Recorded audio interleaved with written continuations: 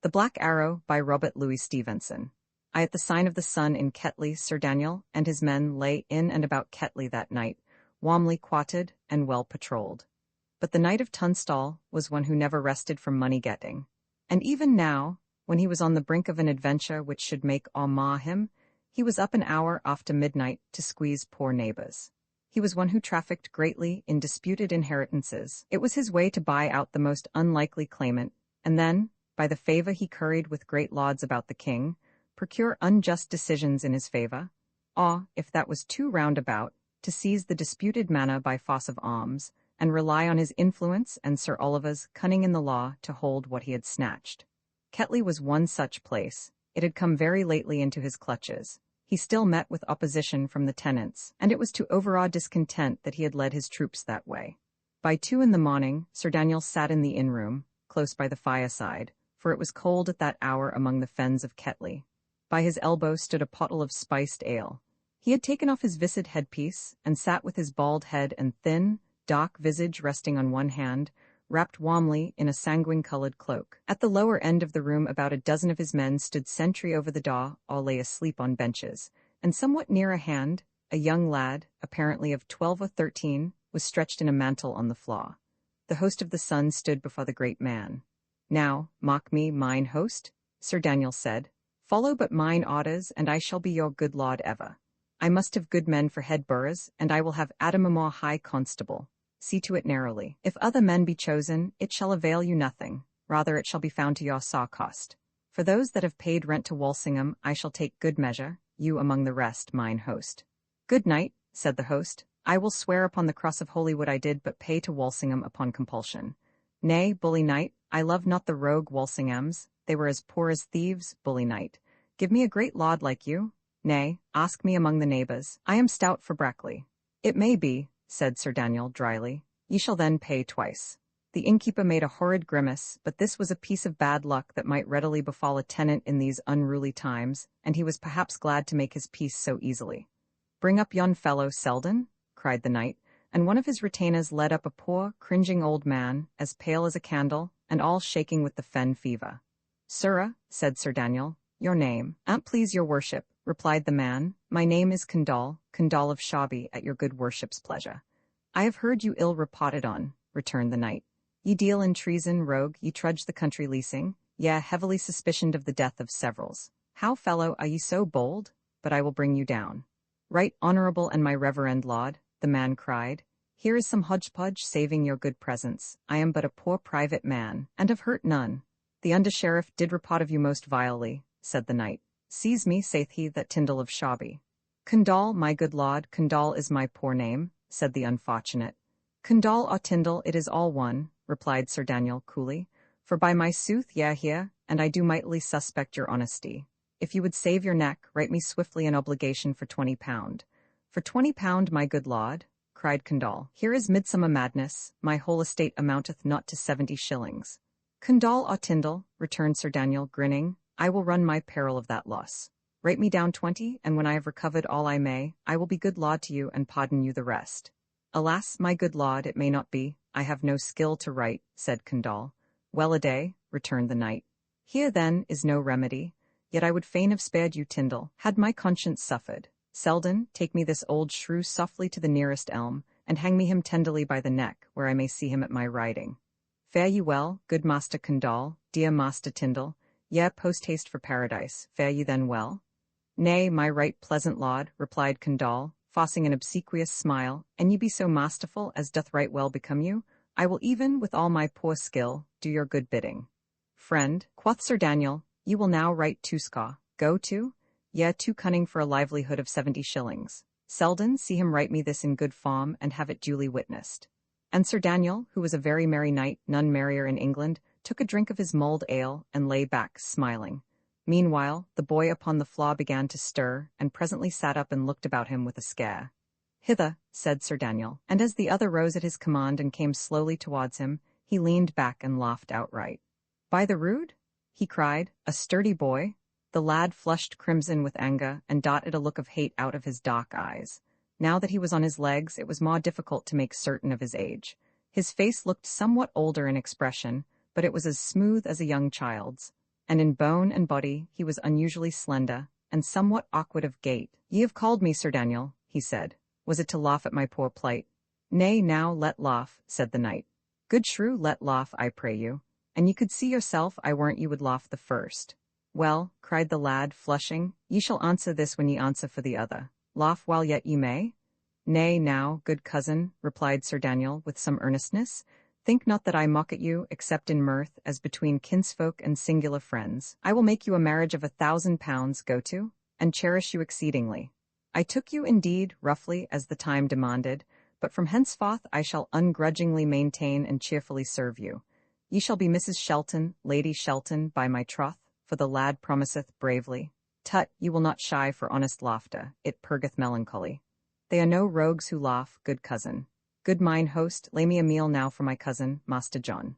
Sit ye down, sweetheart, and eat." "Nay," said Master John, "I will break no bread. Since ye force me to this sin, I will fast for my soul's interest. But good mine host, I pray you of courtesy give me a cup of fair water. I shall be much beholden to your courtesy indeed." "Ye shall have a dispensation, go to," cried the knight. "Shalt be well shriven, by my faith, content you then, and eat." But the lad was obstinate, drank a cup of water, and, once more wrapping himself closely in his mantle, sat in a far corner, brooding. In an hour or two there rose a stir in the village of sentries challenging, and the clatter of arms and horses, and then a troop drew up by the inn door, and Richard Shelton, splashed with mud, presented himself upon the threshold. "Save you, Sir Daniel," he said. "How, Dickie Shelton?" cried the knight, and at the mention of Dick's name the other lad looked curiously across. "What maketh Bennet Hatch? Please you, Sir Knight, to take cognizance of this packet from Sir Oliver, wherein are all things fully stated," answered Richard, presenting the priest's letter.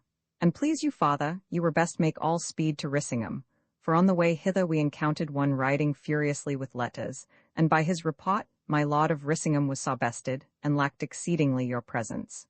"How say you, saw-bested?" returned the knight.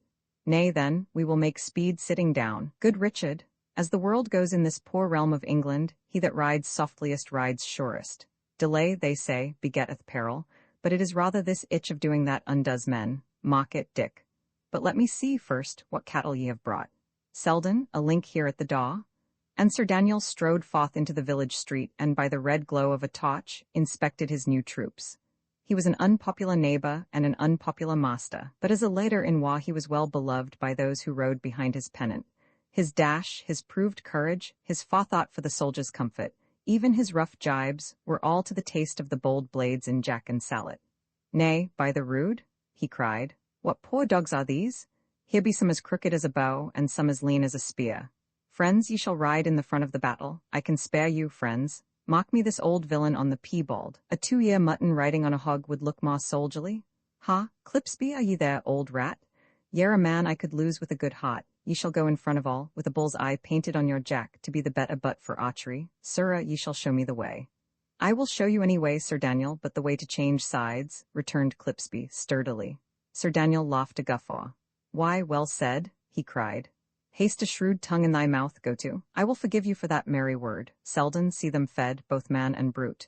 The knight re-entered the inn. "Now, friend Dick," he said, "fall to. Here is good ale and bacon. Eat while that I read." Sir Daniel opened the packet, and as he read his brow darkened. When he had done he sat a little, musing, then he looked sharply at his wad. "Dick," said he, "why have seen this penny rhyme?" The lad replied in the affirmative. "It bears your father's name," continued the knight, "and our poor shrew of a parson is, by some mad soul, accused of slaying him." "He did most eagerly deny it," answered Dick. "He did?" cried the knight very sharply. "Heed him not. He has a loose tongue, he babbles like a jack sparrow. Some day when I may find the leisure, Dick, I will myself more fully inform you of these matters. There was one Duckworth shrewdly blamed for it, but the times were troubled, and there was no justice to be got. It befell at the Moat House." Dick ventured with a beating at his heart. "It befell between the Moat House and Holywood," replied Sir Daniel, calmly, but he shot a covert glance, black with suspicion, at Dick's face. "And now," added the knight, "speed you with your meal. Ye shall return to Tunstall with a line for me." Dick's face fell solely. "Prithee, Sir Daniel," he cried, "send one of the villains. I beseech you let me to the battle. I can strike a stroke, I promise you." "I misdoubt it not," replied Sir Daniel, sitting down to write. "But here, Dick, is no honour to be won. I lie in Ketley till I have sure tidings of the war, and then ride to join me with the conqueror. Cry not on cowardice, it is but wisdom, Dick, for this poor realm so tosseth with rebellion, and the king's name and custody so changeth hands, that no man may be certain of the morrow. Tosspot and Shuttle-wit run in, but my lord good counsel sits o' one side, waiting. With that Sir Daniel, turning his back to Dick, and quite at the farther end of the long table, began to write his letter, with his mouth on one side, for this business of the Black Arrow stuck sorely in his throat. Meanwhile, young Shelton was going on haughtily enough with his breakfast, when he felt a touch upon his arm, and a very soft voice whispering in his ear. "Make not a sign, I do beseech you," said the voice, "but of your charity tell me the straight way to Holywood. Beseech you now, good boy, comfort a poor soul in peril and extreme distress, and set me so far forth upon the way to my repose."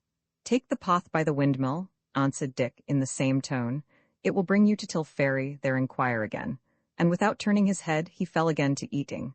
But with the tail of his eye he caught a glimpse of the young lad called Master John stealthily creeping from the room.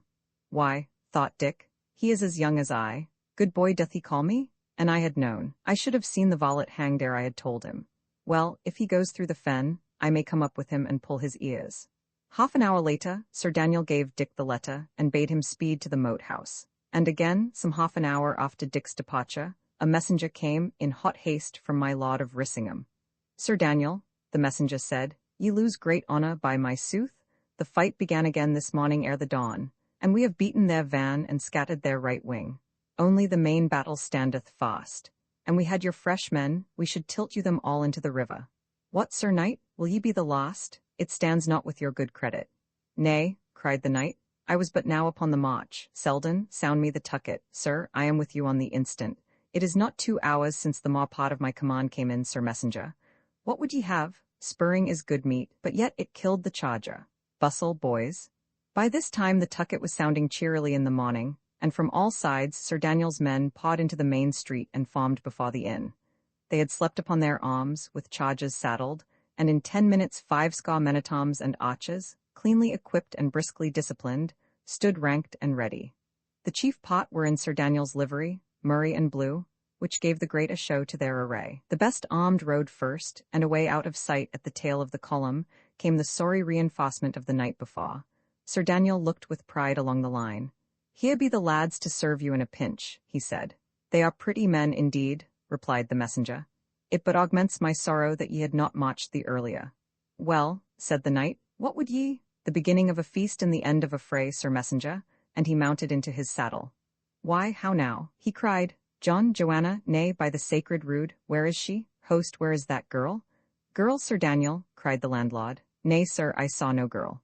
"Boy then, dotard," cried the knight. "Could you not see it was a wench, she in the murrey-coloured mantle, she that broke her fast with Wat a rogue, where is she?" "Nay, the saints bless us, Master John ye called him," said the host. "Well, I thought none evil. He is gone. I saw her in the stable a good hour agone, was saddling a grey hoss." "Now, by the rood?" cried Sir Daniel. "The wench was worth £500 to me in maw." "Sir Knight," observed the messenger with bitterness, "while that ye are here, roaring for £500, the realm of England is elsewhere being lost and won." "It is well said," replied Sir Daniel. "Selden, fall me out with 6 crossbowmen, hunt me her down. I care not what it cost, but at my returning, let me find her at the moat house. Be it upon your head. And now, Sir Messenger, we march." And the troop broke into a good trot, and Selden and his 6 men were left behind upon the street of Ketley, with the staring villages. III. The room over the chapel from the battlements, nothing further was observed.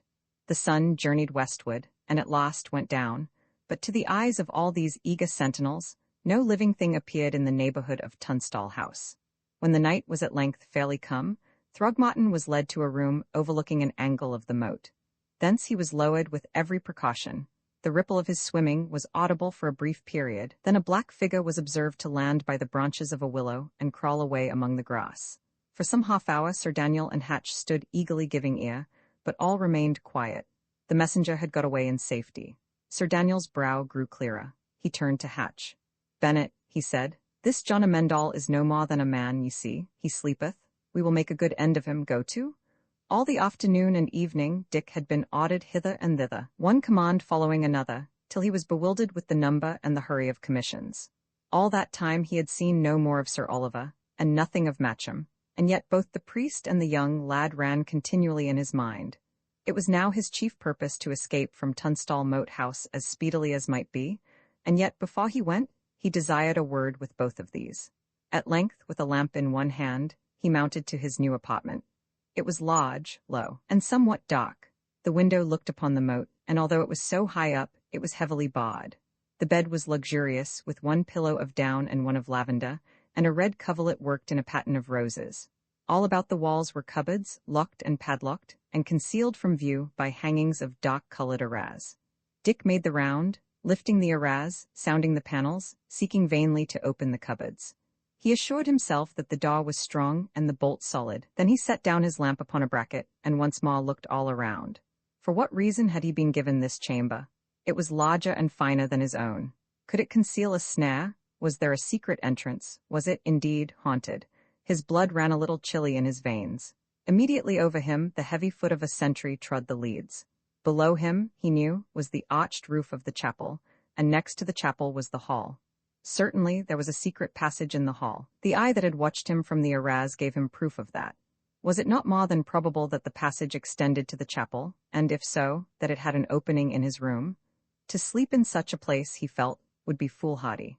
He made his weapons ready, and took his position in a corner of the room behind the door. If ill was intended, he would sell his life dear.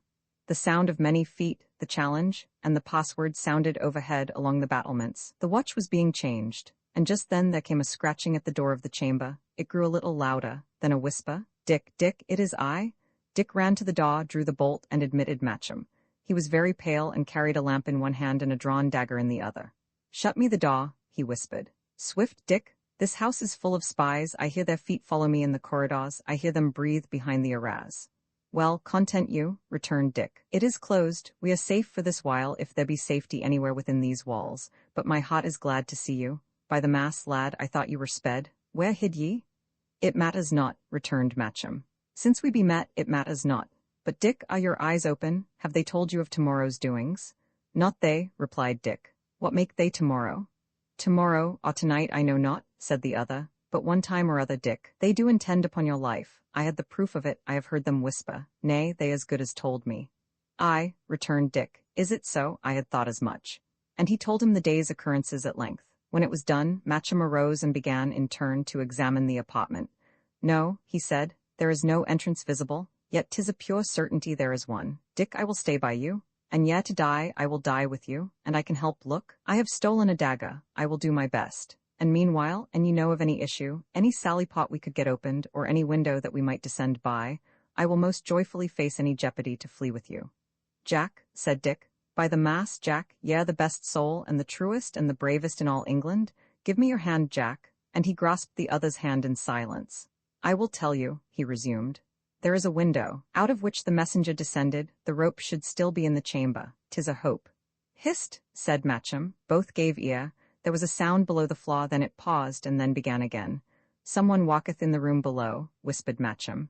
"Nay," returned Dick, "there is no room below, we are above the chapel. It is my murder in the secret passage. Well, let him come, it shall go hard with him," and he ground his teeth. "Blow me the lights out," said the other. "Perchance he will betray himself." They blew out both the lamps and lay still as death.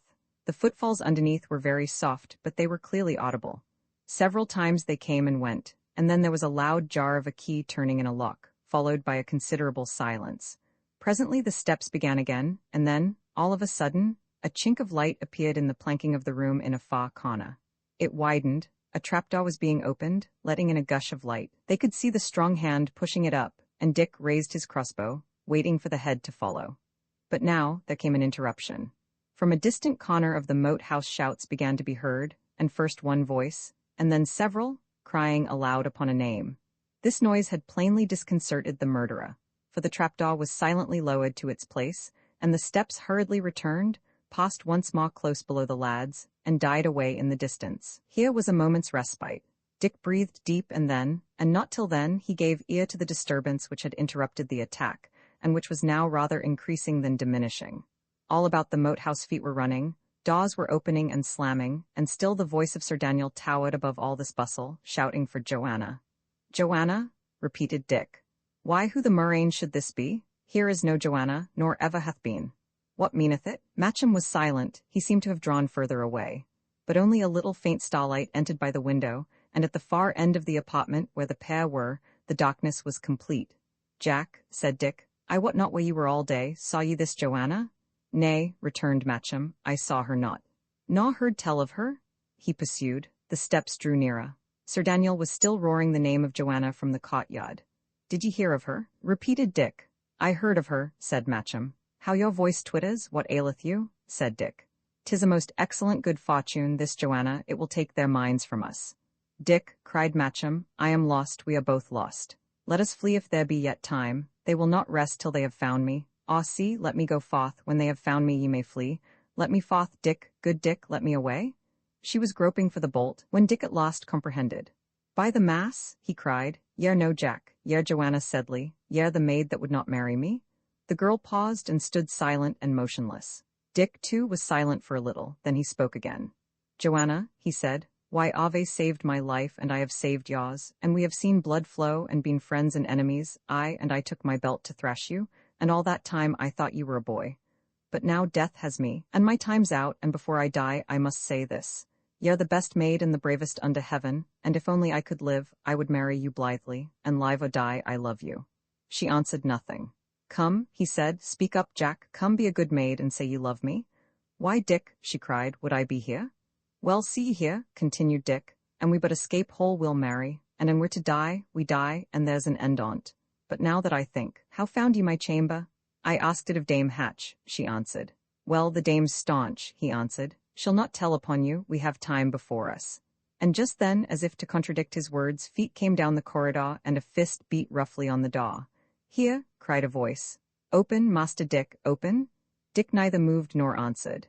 "It is all over," said the girl, and she put her arms about Dick's neck. One after another, men came trooping to the door. Then Sir Daniel arrived himself, and there was a sudden cessation of the noise. "Dick," cried the knight, "be not an ass. The 7 sleepers had been awake ere now. We know she is within there. Open then the door, man." Dick was again silent. "Down with it," said Sir Daniel, and immediately his followers fell savagely upon the door with foot and fist. Solid as it was, and strongly bolted, it would soon have given way, but once more fortune interfered. Over the thunderstorm of blows the cry of a sentinel was heard. It was followed by another. Shouts ran along the battlements, shouts answered out of the wood. In the first moment of alarm, it sounded as if the foresters were carrying the moat house by assault, and Sir Daniel and his men, desisting instantly from their attack upon Dick's chamber, hurried to defend the walls. "Now," cried Dick, "we are saved." He seized the great old bedstead with both hands and bent himself in vain to move it. "Help me, Jack, for your life's sake, help me stoutly," he cried. Between them, with a huge effort, they dragged the big frame of oak across the room and thrust it endwise to the chamber door. "Ye do but make things worse," said Joanna, sadly. "He will then enter by the trap." "Not so," replied Dick. "He durst not tell his secret to so many. It is by the trap that we shall flee. Hark, the attack is over. Nay, it was none. It had indeed been no attack. It was the arrival of another party of stragglers from the defeat of Rissingham that had disturbed Sir Daniel. They had run the gauntlet under cover of the darkness. They had been admitted by the great gate. And now, with a great stamping of hoofs and jingle of accoutrements and arms, they were dismounting in the cot. "He will return anon," said Dick. "To the trap?"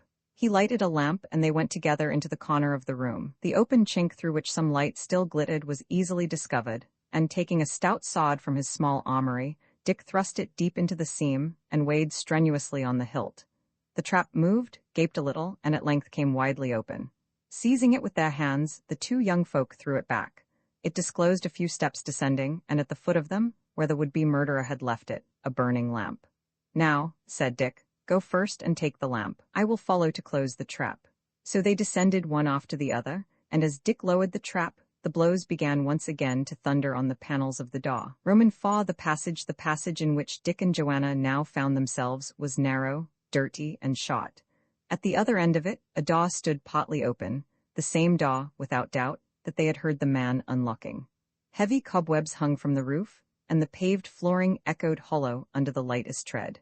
Beyond the door there were 2 branches at right angles. Dick chose one of them at random, and the pair hurried, with echoing footsteps, along the hollow of the chapel roof. The top of the arched ceiling rose like a whale's back in the dim glimmer of the lamp. Here and there were spy-holes, concealed on the other side by the carving of the cornice, and looking down through one of these, Dick saw the paved floor of the chapel, the altar with its burning tapers, and stretched before it on the steps the figure of Sir Oliver praying with uplifted hands. At the other end, they descended a few steps. The passage grew narrower. The wall upon one hand was now of wood. The noise of people talking and a faint flickering of lights came through the interstices, and presently they came to a round hole about the size of a man's eye, and Dick, looking down through it, beheld the interior of the hall, and some 6 men sitting in their jacks about the table, drinking deep and demolishing a venison pie. These were certainly some of the late arrivals. "Here is no help," said Dick. "Let us try back." "Nay," said Joanna, "maybe the passage goeth farther." And she pushed on. But a few yards farther the passage ended at the top of a short flight of steps, and it became plain that, as long as the soldiers occupied the hall, escape was impossible upon that side. They retraced their steps with all imaginable speed, and set forward to explore the other branch. It was exceedingly narrow, scarce wide enough for a large man, and it led them continually up and down by little breakneck stairs, until even Dick had lost all notion of his whereabouts. At length it grew both narrower and lower, the stairs continued to descend, the walls on either hand became damp and slimy to the touch, and far in front of them they heard the squeaking and scuttling of the rats. "We must be in the dungeons," Dick remarked. "And still there is no outlet," added Joanna. "Nay, but an outlet there must be," Dick answered. Presently, sure enough, they came to a sharp angle, and then the passage ended in a flight of steps. On the top of that there was a solid flag of stone by way of trap, and to this they both set their backs. It was immovable. "Someone holdeth it," suggested Joanna. "Not so," said Dick, "for were a man strong as 10, he must still yield a little, but this resisteth like dead rock. There is a weight upon the trap. Here is no issue, and by my sooth, good Jack, we are here as fairly prisoners as though the gyves were on our ankle bones. Sit you then down, and let us talk. After a while we shall return, when perchance they shall be less carefully upon their guard, and who knoweth? We may break out and stand a chance, but in my poor opinion we are as good as shent." "Dick," she cried, "alas the day that ever ye should have seen me, for like a most unhappy and unthankful maid, it is I have led you hither." "What cheer?" returned Dick. "It was all written, and that which is written, willy-nilly, cometh still to pass. But tell me a little what manner of a maid ye are, and how ye came into Sir Daniel's hands. That will do better than to bemoan yourself, whether for your sake or mine." "I am an orphan, like yourself, of father and mother," said Joanna, "and for my great misfortune, Dick, and hitherto for yours, I am a rich marriage. My Lord Foxham had me to ward, yet it appears Sir Daniel bought the marriage of me from the king, and a right dear price he paid for it. So here was I, poor babe, with 2 great and rich men fighting which should marry me, and I still at nurse. Well, then the world changed, and there was a new chancellor, and Sir Daniel bought the warding of me over the Lord Foxham's head. And then the world changed again, and Lord Foxham bought my marriage over Sir Daniel's, and from then to now it went on ill betwixt the 2 of them. But still Lord Foxham kept me in his hands, and was a good lord to me, and at last I was to be married, or sold, if you like it better. £500 Lord Foxham was to get for me. Hamley was the groom's name, and tomorrow, Dick, of all days in the year, was I to be betrothed. Had it not come to Sir Daniel, I had been wedded, sure, and never seen thee, Dick, dear Dick." And here she took his hand and kissed it with the prettiest grace, and Dick drew her hand to him and did the like. "Well," she went on, "Sir Daniel took me unawares in the garden and made me dress in these men's clothes, which is a deadly sin for a woman, and besides they fit me not. He rode with me to Ketley, as you saw, telling me I was to marry you, but I, in my heart, made sure I would marry Hamley in his teeth." "Aye," cried Dick, "and so you loved this Hamley?" "Nay," replied Joanna, "not I. I did but hate Sir Daniel. And then, Dick, ye helped me, and you were right kind and very bold, and my heart turned towards you in mine own despite. And now, if we can in any way compass it, I would marry you with right good will. And if, by cruel destiny, it may not be, still ye'll be dear to me. While my heart beats, it'll be true to you." "And I," said Dick, "that never cared a straw for any manner of woman until now. I took to you when I thought you were a boy. I had a pity to you, and knew not why. When I would have belted you, the hand failed me. But when ye owned you were a maid, Jack, for still I will call you Jack, I made sure you were the maid for me." "Hark," he said, breaking off, "one cometh." And indeed a heavy tread was now audible in the echoing passage, and the rats again fled in armies. Dick reconnoitred his position. The sudden turn gave him a post of vantage. He could thus shoot in safety from the cover of the wall. But it was plain the light was too near him, and running some way forward, he set down the lamp in the middle of the passage, and then returned to watch. Presently, at the far end of the passage, Bennett hove in sight. He seemed to be alone, and he carried in his hand a burning torch, which made him the better mock. "Stand, Bennett!" cried Dick. "Another step, and ye're dead." "So here ye are," returned Hatch, peering forward into the darkness. "I see you not. Aha! Why ave done wisely, Dick? Why ave put your lamp before you? By my sooth, but though it was done to shoot my own knave body, I do rejoice to see ye profit of my lessons. And now, what make ye? What seek ye here? Why would ye shoot upon an old, kind friend, and have ye the young gentlewoman there?" "Nay, Bennett, it is I should question and you answer," replied Dick. "Why am I in this jeopardy of my life? Why do men come privily to slay me in my bed? Why am I now fleeing in mine own guardian's strong house, and from the friends that I have lived among and never injured?" Master Dick," said Bennett, "what told I you? Ye're brave, but the most uncrafty lad that I can think upon." "Well," returned Dick, "I see ye know all, and that I am doomed indeed. It is well. Here where I am I stay. Let Sir Daniel get me out if he be able." Hatch was silent for a space. "Hark ye," he began, "I returned to Sir Daniel to tell him where ye are, and how posted, for in truth it was to that end he sent me. But you, if ye are no fool, had best be gone ere I return." "Be gone?" repeated Dick. "I would be gone already, and I wist how. I cannot move the trap." "Put me your hand into the corner, and see what ye find there," replied Bennett. "Throgmorton's rope is still in the brown chamber. Fare ye well." And Hatch, turning upon his heel, disappeared again into the windings of the passage. Dick instantly returned for his lamp and proceeded to act upon the hint. At one corner of the trap there was a deep cavity in the wall. Pushing his arm into the aperture, Dick found an iron bar, which he thrust vigorously upwards. There followed a snapping noise, and the slab of stone instantly started in its bed. They were free of the passage. A little exercise of strength easily raised the trap, and they came forth into a vaulted chamber, opening on one hand upon the cot, where one or two fellows, with bare arms, were rubbing down the hosses of the lost arrivals. A torch or two, each stuck in an iron ring against the wall, changefully lit up the scene. How Dick changed sides. Dick, blowing out his lamp lest it should attract attention, led the way upstairs and along the corridor. In the brown chamber, the rope had been made fast to the frame of an exceeding heavy and ancient bed. It had not been detached, and Dick, taking the coil to the window, began to lower it slowly and cautiously into the darkness of the night. Joan stood by, but as the rope lengthened, and still Dick continued to pay it out, extreme fear began to conquer her resolution. "Dick," she said, "is it so deep? I may not essay it, I should infallibly fall, good Dick." It was just at the delicate moment of the operations that she spoke. Dick started, the remainder of the coil slipped from his grasp, and the end fell with a splash into the moat. Instantly, from the battlement above, the voice of a sentinel cried, "Who goes?" "A murrain," cried Dick. "We are paid now, down with you, take the rope." "I cannot," she cried, recoiling. "And ye cannot, no more can I," said Shelton. "How can I swim the moat without you? Do you desert me then?" "Dick," she gasped, "I cannot, the strength is gone from me." "By the mass, then, we are all shent," he shouted, stamping with his foot, and then, hearing steps, he ran to the room door and sought to close it. Before he could shoot the bolt, strong arms were thrusting it back upon him from the other side. He struggled for a second, then, feeling himself overpowered, ran back to the window.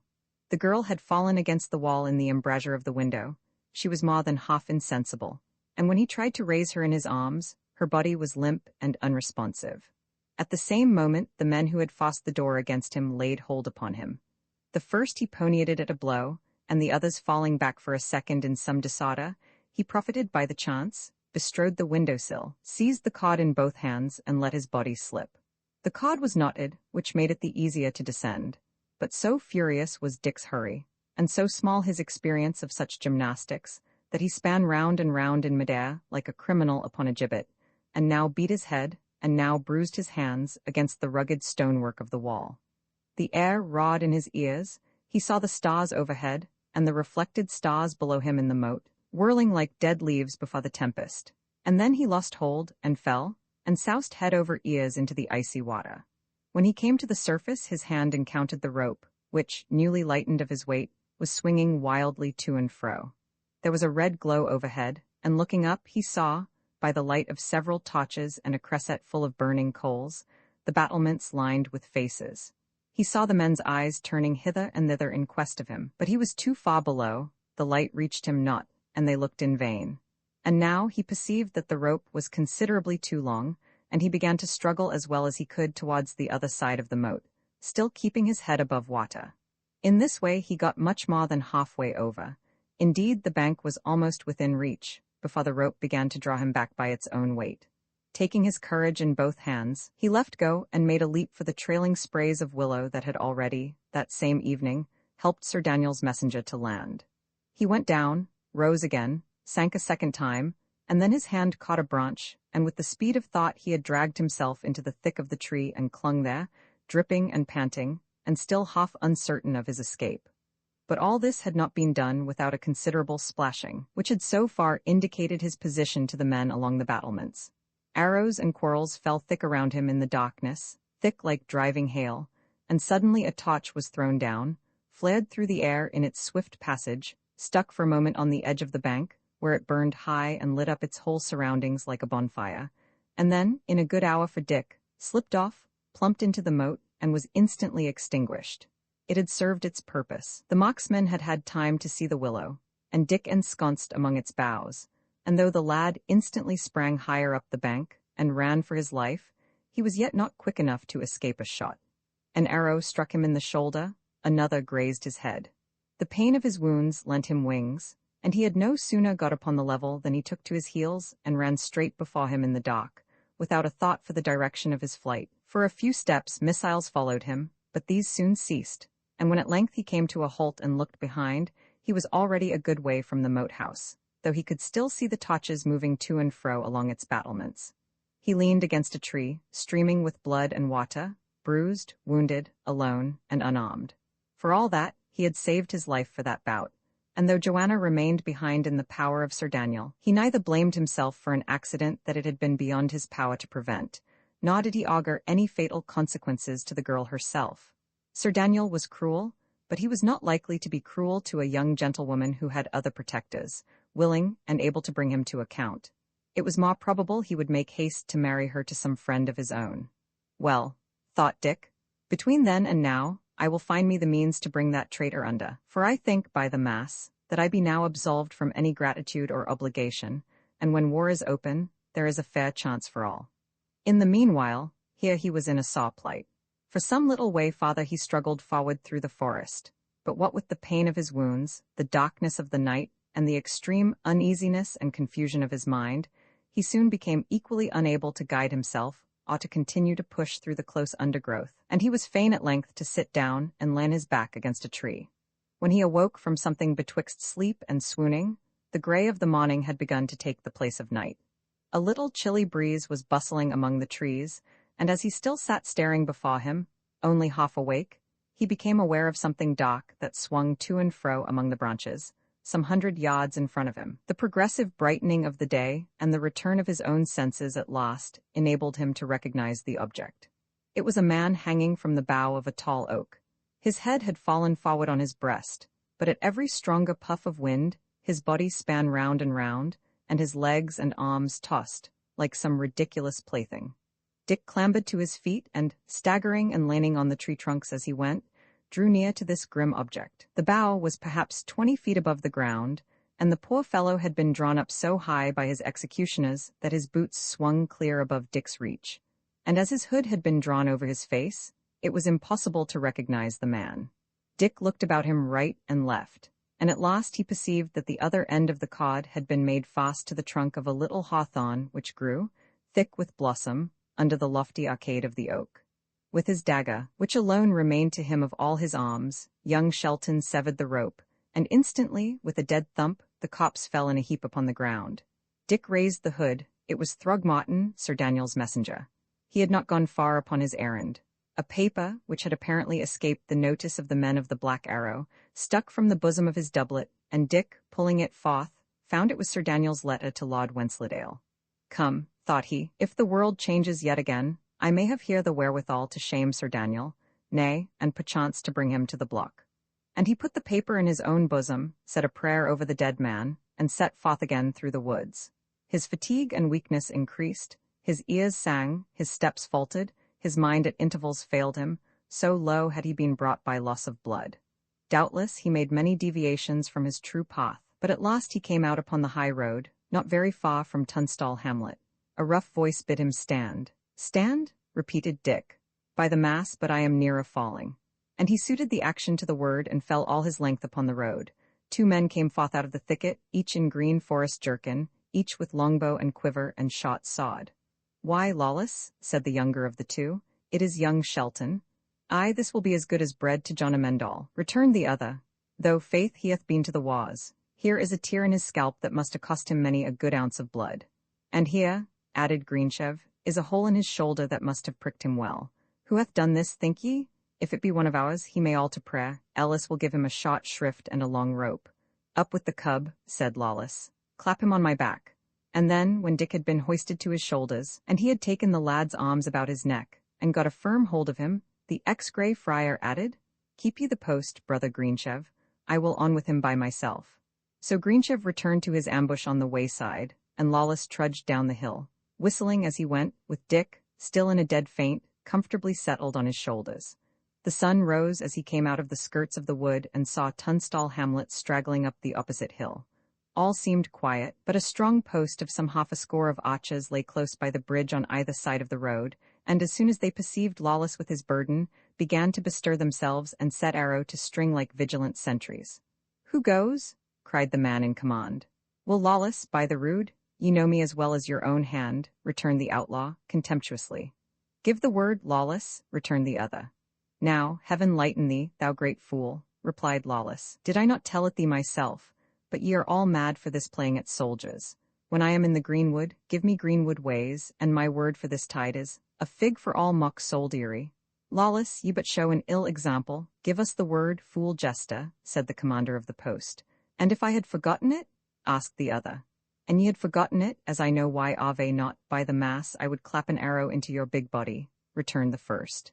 Nay, and yes, so ill a jester, said Lawless, ye shall have your word for me. Duckworth and Shelton is the word, and here to the illustration is Shelton on my shoulders, and to Duckworth do I carry him. Pass, Lawless, said the sentry. And where is John? Asked the grey friar.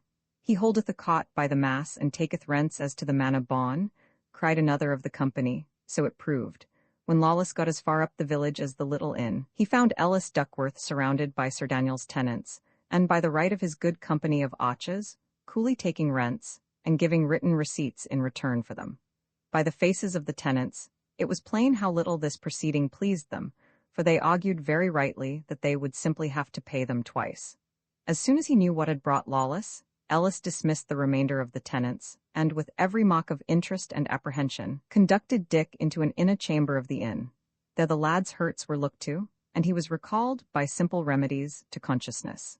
Dear lad, said Ellis, pressing his hand, ye're in a friend's hands that loved your father, and loves you for his sake.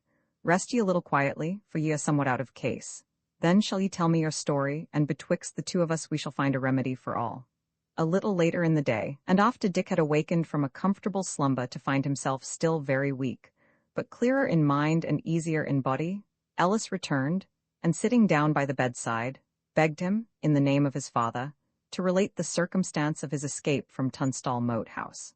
There was something in the strength of Duckworth's frame, in the honesty of his brown face, in the clearness and shrewdness of his eyes, that moved Dick to obey him, and from first to last the lad told him the story of his 2 days' adventures. Well, said Ellis when he had done, see what the kind saints have done for you, Dick Shelton, not alone to save your body in so numerous and deadly perils, but to bring you into my hands that have no dearer wish than to assist your father's son. Be but true to me, and I see ye are true, and betwixt you and me, we shall bring that false hot traitor to the death. Will ye assault the house? Asked Dick. I were mad indeed to think of it, returned Ellis. He hath too much power, his men gather to him, those that gave me the slip last night, and by the mass came in so handily for you, those have made him safe. Nay, Dick, to the contrary, thou and I and my brave bowmen, we must all slip from this forest speedily, and leave Sir Daniel free. My mind misgiveth me for Jack, said the lad. For Jack? Repeated Duckworth. Oh, I see, for the wench. Nay, Dick, I promise you, if there come talk of any marriage, we shall act at once. Till then, or till the time is ripe, we shall all disappear, even like shadows at morning. Sir Daniel shall look east and west and see none enemies. He shall think, by the mass, that he hath dreamed a while, and hath now awakened in his bed. But our 4 eyes, Dick, shall follow him right close, and our 4 hands, so help us all the army of the saints, shall bring that traitor low. 2 days later, Sir Daniel's garrison had grown to such a strength that he ventured on a sally, and at the head of some 20 horsemen, pushed without opposition as far as Tunstall hamlet. Not an arrow flew, not a man stirred in the thicket. The bridge was no longer guarded, but stood open to all comers, and as Sir Daniel crossed it, he saw the villagers looking timidly from their doors. Presently one of them, taking heart of grace, came forward, and with the lowliest salutations, presented a letter to the knight. His face darkened as he read the contents. It ran thus: "To the most untrue and cruel gentleman, Sir Daniel Brackley, knit these. I find ye were untrue and unkind fro the first. Ye have my father's blood upon your hands, let be, it will not wash. Some day ye shall perish by my procurement, so much I let you to wit.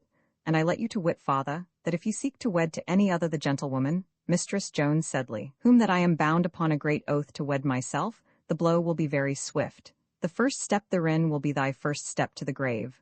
Rick Shelton, the house by the Shaw months had passed away since Richard Shelton made his escape from the hands of his guardian. These months had been eventful for England. The party of Lancaster, which was then in the very article of death, had once more raised its head. The Yorkists defeated and dispersed, their leader butchered on the field, it seemed, for a very brief season in the winter following upon the events already recorded, as if the House of Lancaster had finally triumphed over its foes. The small town of Shawby-on-the-Till was full of the Lancastrian nobles of the neighborhood.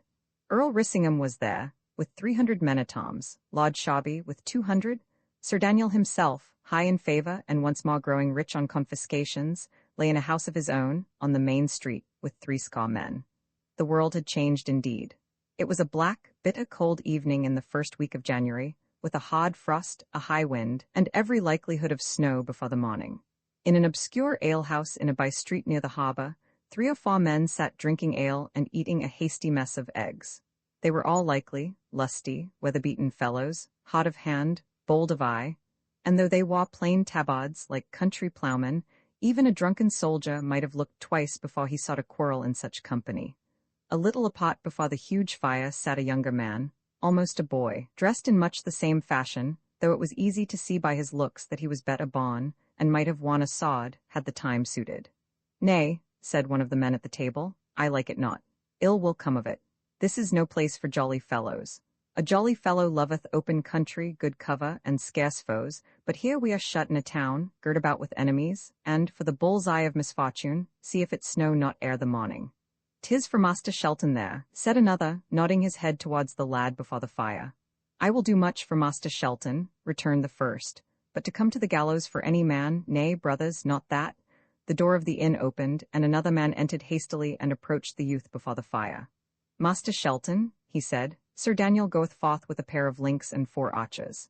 Dick, for this was our young friend, rose instantly to his feet. "Lawless," he said, "you will take John Kappa's watch. Greensheve, follow with me. Kappa, lead forward. We will follow him this time, and he go to York." The next moment they were outside in the dark street, and Kappa, the man who had just come, pointed to where 2 torches flared in the wind at a little distance. The town was already sound asleep. No one moved upon the streets, and there was nothing easier than to follow the party without observation. The 2 link-bearers went first. Next followed a single man, whose long cloak blew about him in the wind, and the rear was brought up by the 4 archers, each with his bow upon his arm. They moved at a brisk walk, threading the intricate lanes and drawing nearer to the Shaw. "He hath gone each night in this direction?" asked Dick, in a whisper. "This is the 3rd night running, Master Shelton," returned Kappa, "and still at the same hour and with the same small following, as though his end were secret." Sir Daniel and his 6 men were now come to the outskirts of the country. Shawby was an open town, and though the Lancastrian lords who lay there kept a strong guard on the main roads, it was still possible to enter or depart unseen by any of the lesser streets or across the open country. The lane which Sir Daniel had been following came to an abrupt end. Before him there was a stretch of rough down, and the noise of the sea surf was audible upon one hand. There were no guards in the neighborhood, nor any light in that quarter of the town. Dick and his 2 outlaws drew a little closer to the object of their chase, and presently, as they came forth from between the houses and could see a little farther upon either hand, they were aware of another torch drawing near from another direction. "Hey," said Dick, "I smell treason." Meanwhile, Sir Daniel had come to a full halt. The torches were stuck into the sand, and the men lay down, as if to await the arrival of the other party. This drew near at a good rate. It consisted of 4 men only, a pair of archers, a varlet with a link, and a cloaked gentleman walking in their midst. "Is it you, my lord?" cried Sir Daniel. "It is I, indeed, and if ever true knight gave proof I am that man," replied the leader of the second troop. "For who would not rather face giants, sorcerers, or pagans than this pinching cold?" "My lord," returned Sir Daniel, "beauty will be the more beholden, misdoubt it not. But shall we forth? For the sooner ye have seen my merchandise, the sooner shall we both get home." "But why keep ye her here, good knight?" inquired the other. "And she be so young, and so fair, and so wealthy, why do ye not bring her forth among her mates? Ye would soon make her a good marriage, and no need to freeze your fingers and risk arrow shots by going abroad at such untimely seasons in the dark." "I have told you, my lord," replied Sir Daniel, "the reason thereof concerneth me only. Neither do I purpose to explain it further. Suffice it, that if ye be weary of your old gossip, Daniel Brackley, publish it abroad that ye are to wed Joanna Sedley, and I give you my word ye will be quit of him right soon. Ye will find him with an arrow in his back." Meantime, the two gentlemen were walking briskly forward over the down, the three torches going before them, stooping against the wind and scattering clouds of smoke and tufts of flame, and the rear brought up by the 6 archers. Close upon the heels of these, Dick followed. He had, of course, heard no word of this conversation, but he had recognized in the second of the speakers old Lord Shawby himself, a man of an infamous reputation, whom even Sir Daniel affected, in public, to condemn. Presently they came close down upon the beach.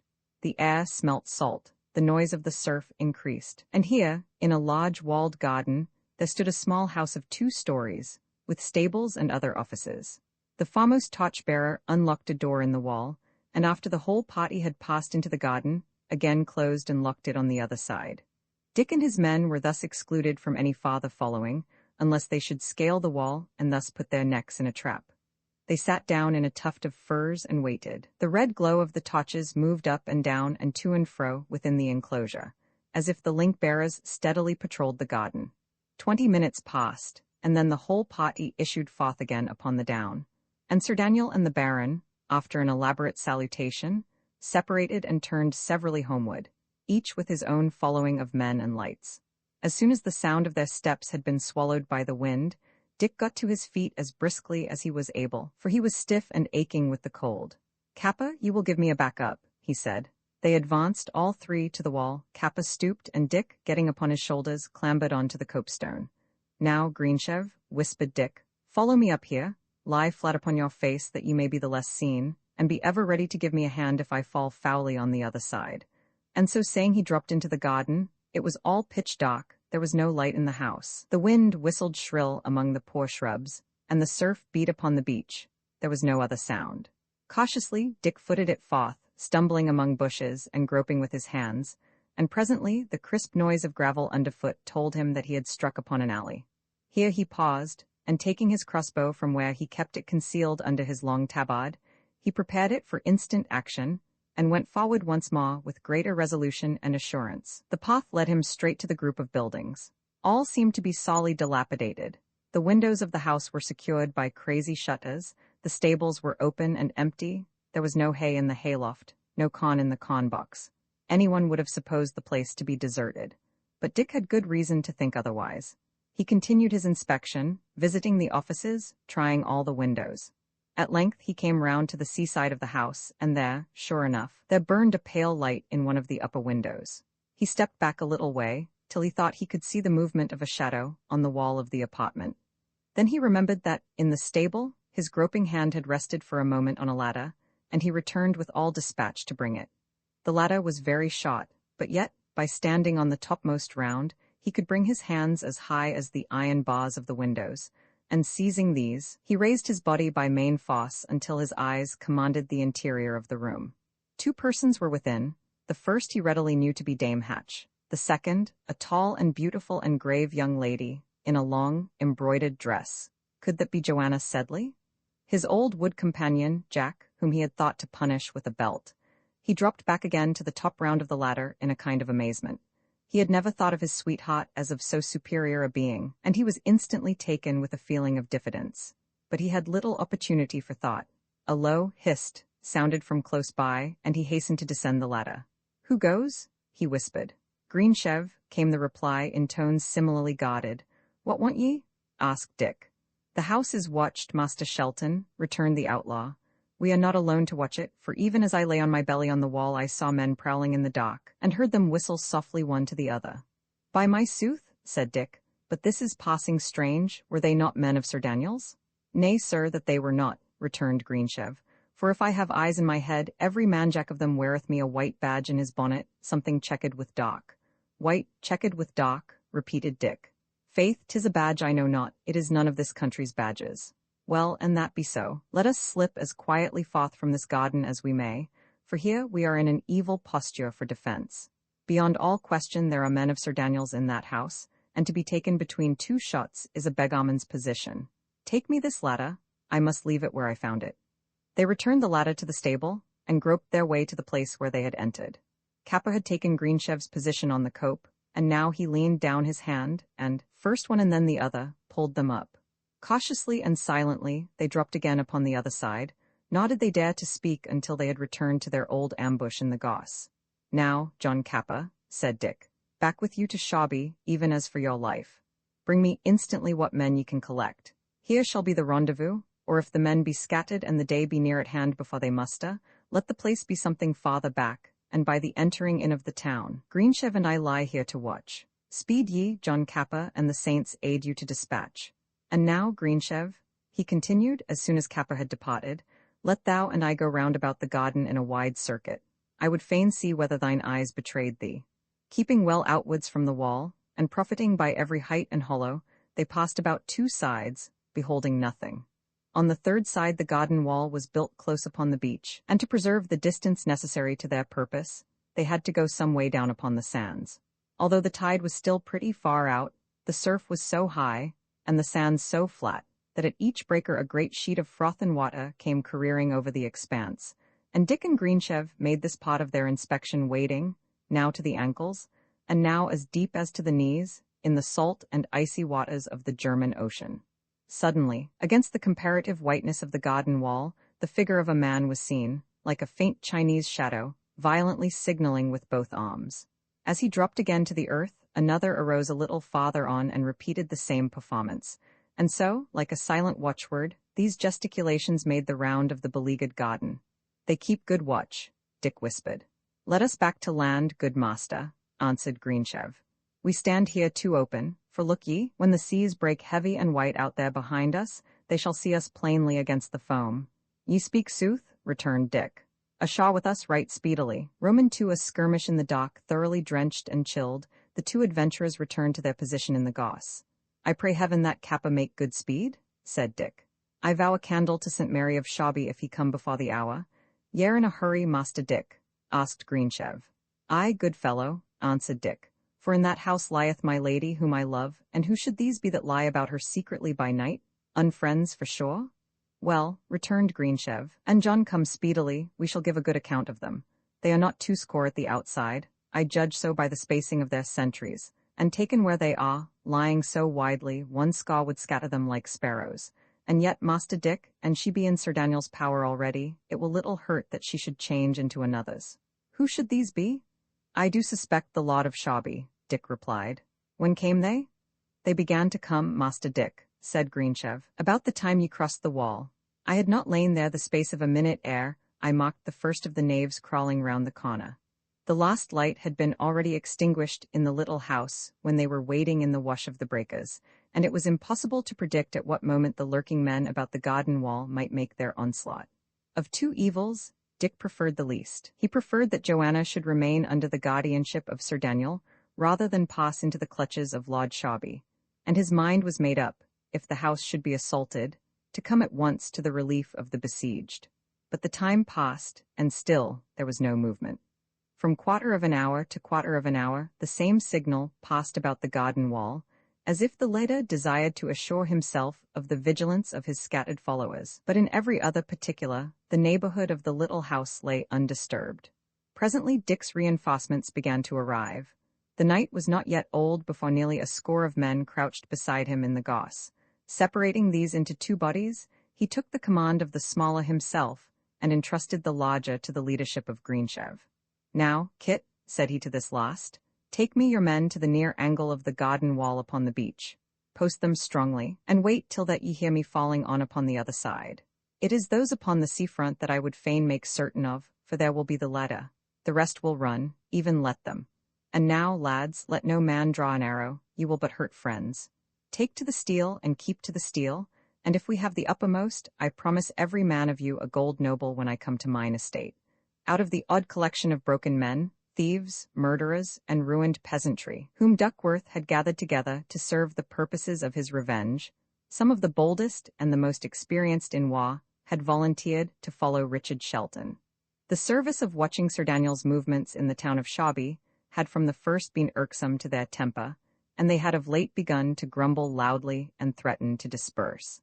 The prospect of a sharp encounter and possible spoils restored them to good humor, and they joyfully prepared for battle. Their long tabards thrown aside, they appeared, some in plain green jerkins and some in stout leathern jacks, under their hoods many war bonnets strengthened by iron plates, and for offensive armor, swords, daggers, a few stout bow-spears, and a dozen of bright bills, put them in a posture to engage even regular feudal troops. The bows, quivers, and tabards were concealed among the goss, and the two bands set resolutely forward. Dick, when he had reached the other side of the house, posted his 6 men in a line, about 20 yards from the garden wall, and took position himself a few paces in front. Then they all shouted with one voice, and closed upon the enemy. These, lying widely scattered, stiff with cold, and taken at unawares, sprang stupidly to their feet, and stood undecided. Before they had time to get their courage about them, or even to form an idea of the number and mettle of their assailants, a similar shout of onslaught sounded in their ears from the far side of the enclosure. Thereupon they gave themselves up for lost and ran. In this way, the 2 small troops of the men of the Black Arrow closed upon the seafront of the garden wall, and took a part of the strangers, as it were, between 2 fires, while the whole of the remainder ran for their lives in different directions, and were soon scattered in the darkness. For all that, the fight was but beginning. Dick's outlaws, although they had the advantage of the surprise, were still considerably outnumbered by the men they had surrounded. The tide had flowed in the meanwhile, the beach was narrowed to a strip, and on this wet field, between the surf and the garden wall, there began, in the darkness, a doubtful, furious, and deadly contest. The strangers were well armed, they fell in silence upon their assailants, and the affray became a series of single combats. Dick, who had come first into the melee, was engaged by 3. The first he cut down at the first blow, but the other 2 coming upon him hotly, he was fain to give ground before their onset. One of these 2 was a huge fellow, almost a giant for stature, and armed with a 2-handed sword, which he brandished like a switch. Against this opponent, with his reach of arm and the length and weight of his weapon, Dick and his Bill were quite defenseless, and had the other continued to join vigorously in the attack, the lad must have indubitably fallen. This second man, however, less in stature and slower in his movements, paused for a moment to peer about him in the darkness, and to give ear to the sounds of the battle. The giant still pursued his advantage, and still Dick fled before him, spying for his chance. Then the huge blade flashed and descended, and the lad, leaping on one side and running in, slashed sideways and upwards with his bill. A roar of agony responded, and, before the wounded man could raise his formidable weapon, Dick, twice repeating his blow, had brought him to the ground. The next moment he was engaged, upon more equal terms, with his second pursuer. Here there was no great difference in size, and though the man, fighting with sword and dagger against a bill, and being wary and quick of fence, had a certain superiority of arms, Dick more than made it up by his greater agility on foot. Neither at first gained any obvious advantage, but the older man was still insensibly profiting by the ardor of the younger to lead him where he would. And presently Dick found that they had crossed the whole width of the beach, and were now fighting above the knees in the spume and bubble of the breakers. Here his own superior activity was rendered useless. He found himself more or less at the discretion of his foe, yet a little, and he had his back turned upon his own men, and saw that this adroit and skilful adversary was bent upon drawing him farther and farther away. Dick ground his teeth. He determined to decide the combat instantly, and when the wash of the next wave had ebbed and left them dry, he rushed in, caught a blow upon his bill, and leaped right at the throat of his opponent. The man went down backwards, with Dick still upon the top of him, and the next wave, speedily succeeding to the last, buried him below a rush of water. While he was still submerged, Dick forced his dagger from his grasp and rose to his feet victorious. "Yield ye," he said, "I give you life." "I yield me," said the other, getting to his knees. "You fight like a young man, ignorantly and foolhardily, but by the array of the saints you fight bravely?" Dick turned to the beach. The combat was still raging doubtfully in the night. Over the hoarse roar of the breakers steel clanged upon steel, and cries of pain and the shout of battle resounded. "Lead me to your captain, youth," said the conquered knight. "It is fit this butchery should cease." "Sir," replied Dick, "so far as these brave fellows have a captain, the poor gentleman who here addresses you is he." "Call off your dogs, then, and I will bid my villains hold," returned the other. There was something noble both in the voice and manner of his late opponent, and Dick instantly dismissed all fears of treachery. "Lay down your arms, men," cried the stranger knight. "I have yielded me upon promise of life." The tone of the stranger was one of absolute command, and almost instantly the din and confusion of the melee ceased. "Lawless," cried Dick, "are you safe?" "Aye," cried Lawless, safe and hearty. "Light me the lantern," said Dick. "Is not Sir Daniel here?" inquired the knight. "Sir Daniel?" echoed Dick. "Now, by the rood, I pray not, it would go ill with me if he were." "Ill with you, fair sir?" inquired the other. "Nay then, if ye be not of Sir Daniel's party, I profess I comprehend no longer. Wherefore then, fell ye upon mine ambush? In what quarrel, my young and very fiery friend? To what earthly purpose? And to make a clear end of questioning, to what good gentleman have I surrendered?" But before Dick could answer, a voice spoke in the darkness from close by. Dick could see the speaker's black and white badge, and the respectful salute which he addressed to his superior. "My lord," said he, "if these gentlemen be unfriends to Sir Daniel, it is pity indeed we should have been at blows with them, but it were tenfold greater that either they or we should linger here. The watches in the house, unless they be all dead or deaf, have heard our hammering this quarter-hour agon. Instantly they will have signalled to the town, and unless we be the livelier in our departure, we are like to be taken, both of us, by a fresh foe." "Hawksley is in the right," added the lord. "How please ye, sir? Whither shall we march?" "Nay, my lord," said Dick, "go where ye will for me. I do begin to suspect we have some ground of friendship, and if, indeed, I began our acquaintance somewhat ruggedly, I would not churlishly continue. Let us, then, separate, my lord, you laying your right hand in mine, and at the hour and place that ye shall name, let us encounter and agree." "Yea, too trustful, boy," said the other, "but this time your trust is not misplaced. I will meet you at the point of day at St. Bride's Cross. Come, lads, follow." The strangers disappeared from the scene with a rapidity that seemed suspicious, and while the outlaws fell to the congenial task of rifling the dead bodies, Dick made once more the circuit of the garden wall to examine the front of the house. In a little upper loophole of the roof he beheld a light set, and as it would certainly be visible in town from the back windows of Sir Daniel's mansion, he doubted not that this was the signal feared by Hawksley, and that ere long the lances of the Knight of Tunstall would arrive upon the scene.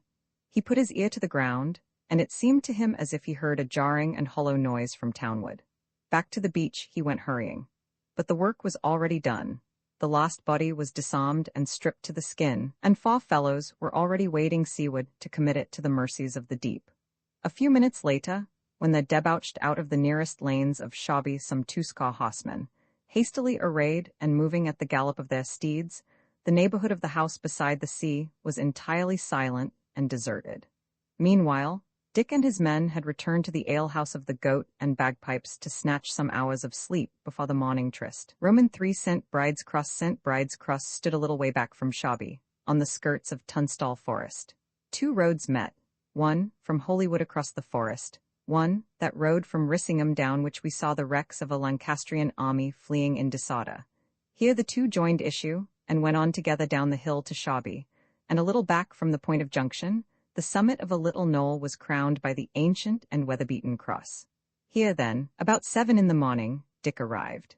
It was as cold as ever, the earth was all grey and silver with the hoarfrost, and the day began to break in the east with many colours of purple and orange. Dick set him down upon the lowest step of the cross, wrapped himself well in his tabard, and looked vigilantly upon all sides. He had not long to wait. Down the road from Holywood a gentleman in very rich and bright armour, and wearing over that a surcoat of the rarest furs, came pacing on a splendid charger. 20 yards behind him followed a clump of lances, but these halted as soon as they came in view of the trysting place, while the gentleman in the fur surcoat continued to advance alone. His visor was raised, and showed a countenance of great command and dignity, answerable to the richness of his attire and arms, and it was with some confusion of manner that Dick arose from the cross and stepped down the bank to meet his prisoner. "I thank you, my lord, for your exactitude," he said, louting very low. "Will it please your lordship to set foot to earth?" "Are ye here alone, young man?" inquired the other. "I was not so simple," answered Dick. "And to be plain with your lordship, the woods upon either hand of this cross lie full of mine honest fellows lying on their weapons." "Why, ave done wisely," said the lord. "It pleaseth me the rather, since last night you fought foolhardily, and more like a savage Saracen lunatic than any Christian warrior. But it becomes not me to complain that had the undermost." "Ye had the undermost indeed, my lord, since ye so fell," returned Dick. "But had the waves not holpen me, it was I that should have had the worst. Ye were pleased to make me yours with several dagger marks, which I still carry. And in fine, my lord, methinks I had all the danger, as well as all the profit, of that little blind man's melee on the beach." "Ye are shrewd enough to make light of it, I see," returned the stranger. "Nay, my lord, not shrewd," replied Dick, "in that I shoot at no advantage to myself. But when, by the light of this new day, I see how stout a knight hath yielded, not to my arms alone, but to fortune, and the darkness, and the surf, and how easily the battle had gone otherwise, with a soldier so untried and rustic as myself, think it not strange, my lord, if I feel confounded with my victory." "Ye speak well," said the stranger. "Your name?" "My name, aunt like you, is Shelton," answered Dick. "Men call me the Lord Foxham," added the other. "Then, my lord, and under your good favour, ye are guardian to the sweetest maid in England," replied Dick. "And for your ransom, and the ransom of such as were taken with you on the beach, there will be no uncertainty of terms. I pray you, my lord, of your good will and charity, yield me the hand of my mistress, Joan Sedley, and take ye, upon the other part, your liberty, the liberty of these your followers, and if ye will have it, my gratitude and service till I die." "But are ye not ward to Sir Daniel? Methought, if ye are Harry Shelton's son, that I had heard it so reported," said Lord Foxham. "Will it please you, my lord, to alight? I would fain tell you fully who I am, how situate, and why so bold in my demands. Beseech you, my lord, take place upon these steps, hear me to a full end, and judge me with allowance." And so saying, Dick lent a hand to Lord Foxham to dismount, led him up the knoll to the cross, installed him in the place where he had himself been sitting, and standing respectfully before his noble prisoner, related the story of his fortunes up to the events of the evening before. Lord Foxham listened gravely, and when Dick had done, "Master Shelton," he said, "ye are a most unfortunate young gentleman, but what fortune why Ave had, that ye have amply merited, and what unfortune ye have no ways deserved. Be of a good cheer, for ye have made a friend who is devoid neither of power nor favour. For yourself, although it fits not for a person of your birth to herd with outlaws, I must own ye are both brave and honourable, very dangerous in battle, right courteous in peace, a youth of excellent disposition and brave bearing. For your estates ye will never see them till the world shall change again. So long as Lancaster hath the strong hand, so long shall Sir Daniel enjoy them for his own. For my ward, it is another matter. I had promised her before to a gentleman a kinsman of my house, one Hamley. The promise is old?" "Ay, my lord, and now Sir Daniel hath promised her to my Lord Shawby," interrupted Dick. "And his promise, for all it is but young, is still the likelier to be made good." "'Tis the plain truth," returned his lordship. "And considering, moreover, that I am your prisoner, upon no better composition than my bare life, and over and above that, that the maiden is unhappily in other hands, I will so far consent. Aid me with your good fellows." "My lord," cried Dick, "they are these same outlaws that ye blame me for consorting with." "Let them be what they will, they can fight," returned Lord Foxham. "Help me then, and if between us we regain the maid, upon my knightly honour, she shall marry you." Dick bent his knee before his prisoner, but he, leaping up lightly from the cross, caught the lad up and embraced him like a son. "Come," he said, "and yet to marry Joan, we must be early friends. Roman fa the good hope an hour thereafter."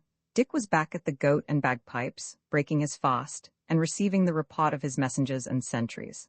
Duckworth was still absent from Shawby, and this was frequently the case, for he played many parts in the world, shared many different interests, and conducted many various affairs. He had founded that fellowship of the Black Arrow, as a ruined man longing for vengeance and money, and yet among those who knew him best, he was thought to be the agent and emissary of the great kingmaker of England, Richard, Earl of Warwick. In his absence, at any rate, it fell upon Richard Shelton to command affairs in Shawby, and as he sat at meat, his mind was full of care, and his face heavy with consideration. It had been determined, between him and the Lord Foxham, to make one bold stroke that evening, and by brute force, to set Joanna free. The obstacles, however, were many, and as one after another of his scouts arrived, each brought him more discomfortable news. Sir Daniel was alarmed by the skirmish of the night before. He had increased the garrison of the house in the garden, but not content with that, he had stationed horsemen in all the neighboring lanes, so that he might have instant word of any movement. Meanwhile, in the cot of his mansion, steeds stood saddled, and the riders, armed at every point, awaited but the signal to ride. The adventure of the night appeared more and more difficult of execution, till suddenly Dick's countenance lightened. "Lawless," he cried, "you that were a shipman, can you steal me a ship?" "Master Dick," replied Lawless, "if you would back me, I would agree to steal York Minster." Presently after, these two set forth and descended to the harbour. It was a considerable basin, lying among sandhills and surrounded with patches of down, ancient ruinous lumber, and tumble-down slums of the town. Many decked ships and many open boats either lay there at anchor, or had been drawn up on the beach. A long duration of bad weather had driven them from the high seas into the shelter of the pot, and the great trooping of black clouds and the cold squalls that followed one another, now with a sprinkling of dry snow, now in a mere swoop of wind, promised no improvement, but rather threatened a more serious storm in the immediate future. The seamen, in view of the cold and the wind, had for the most part slunk ashore, and were now roaring and singing in the shoreside taverns. Many of the ships already rode unguarded at their anchors, and as the day wore on, and the weather offered no appearance of improvement, the number was continually being augmented. It was to these deserted ships, and above all, to those of them that lay far out, that Lawless directed his attention, while Dick, seated upon an anchor that was half embedded in the sand, and giving ear, now to the rude, potent, and boding voices of the gale, and now to the hoarse singing of the shipmen in a neighboring tavern, soon forgot his immediate surroundings and concerns in the agreeable recollection of Lord Foxham's promise. He was disturbed by a touch upon his shoulder.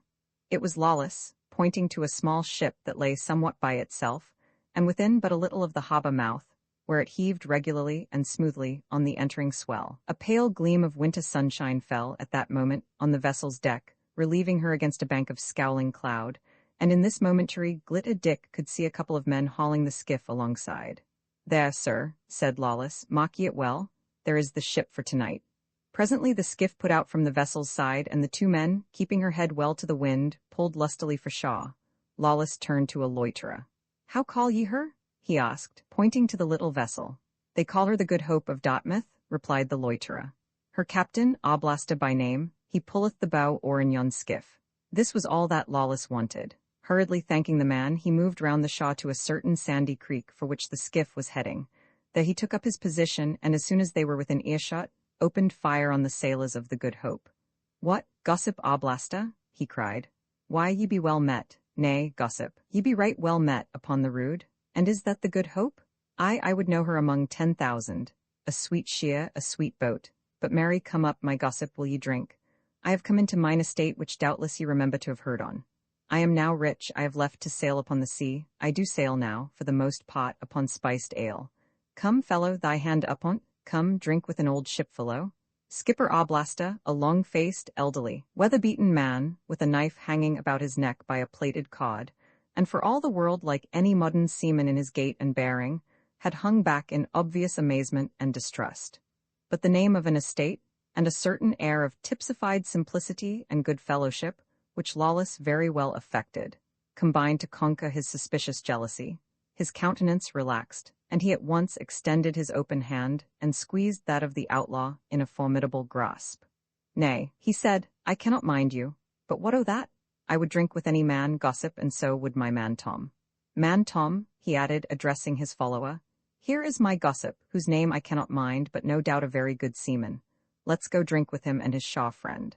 Lawless led the way, and they were soon seated in an alehouse, which, as it was very new, and stood in an exposed and solitary station, was less crowded than those nearer to the centre of the pot. It was but a shed of timber, much like a blockhouse in the backwoods of today, and was costly furnished with a press or two, a number of naked benches, and boards set upon barrels to play the pot of tables. In the middle, and besieged by 100 violent draughts, a fire of wreckwood blazed and vomited thick smoke. "Aye now," said Lawless, "here is a shipman's joy, a good fire and a good stiff cup of shaw, with foul weather without and an off-sea gale snoring in the roof. Here's to the Good Hope, may she ride easy." "Aye," said Skipper Oblasta, "'tis good weather to be ashore in, that is sooth. Man Tom, how say ye to that? Gossip, ye speak well, though I can never think upon your name, but ye speak very well. May the Good Hope ride easy, amen."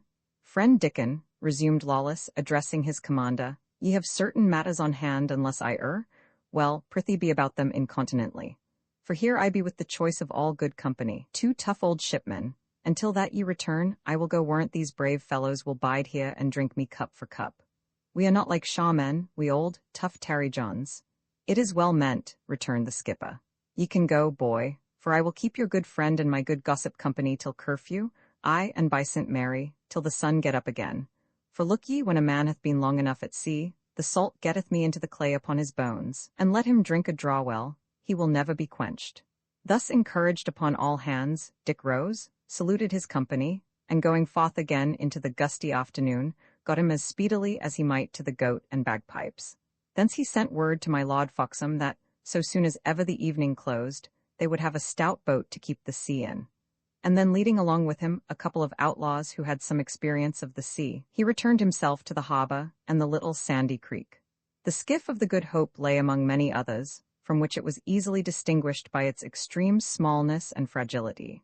Indeed, when Dick and his 2 men had taken their places, and begun to put forth out of the creek into the open harbour, the little cockle dipped into the swell and staggered under every gust of wind, like a thing upon the point of sinking. The Good Hope, as we have said, was anchored far out, where the swell was heaviest. No other vessel lay nearer than several cables' length. Those that were the nearest were themselves entirely deserted, and as the skiff approached, a thick flurry of snow and a sudden darkening of the weather further concealed the movements of the outlaws from all possible espial. In a trice they had leaped upon the heaving deck, and the skiff was dancing at the stern. The Good Hope was captured. She was a good stout boat, decked in the bows and amidships, but open in the stern. She carried 1 mast, and was rigged between a felucca and a lugger. It would seem that Skipper Oblasta had made an excellent venture, for the hold was full of pieces of French wine, and in the little cabin, besides the Virgin Mary in the bulkhead which proved the captain's piety, there were many lock-fast chests and cupboards, which showed him to be rich and careful. A dog, who was the sole occupant of the vessel, furiously barked and bit the heels of the boarders, but he was soon kicked into the cabin, and the door shut upon his just resentment. A lamp was lit and fixed in the shrouds to mark the vessel clearly from the shaw. One of the wine pieces in the hold was broached, and a cup of excellent Gascony emptied to the adventure of the evening.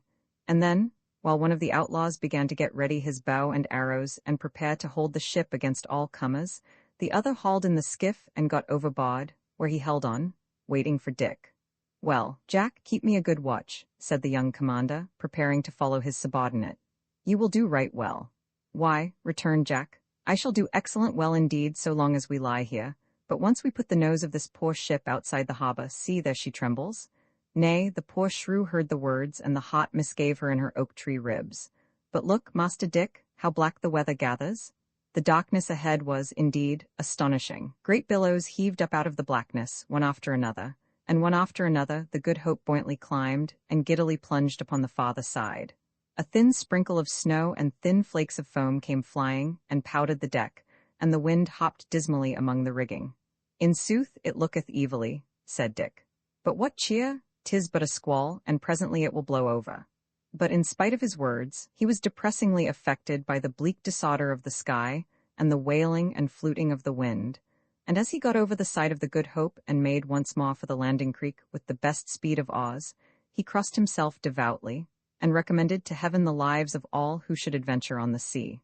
At the landing creek there had already gathered about a dozen of the outlaws. To these the skiff was left, and they were bidden embark without delay. A little farther up the beach Dick found Lord Foxham hurrying in quest of him, his face concealed with a dark hood, and his bright armour covered by a long russet mantle of a poor appearance. "Young Shelton," he said, "are you for sea then, truly?" "My lord," replied Richard, "they lie about the house with horsemen. It may not be reached from the land side without alarm. And Sir Daniel once advertised of our adventure. We can no more carry it to a good end than, saving your presence, we could ride upon the wind. Now, in going round by sea, we do run some peril by the elements, but what much outweighteth all, we have a chance to make good our purpose and bear off the maid." "Well," returned Lord Foxham, "lead on.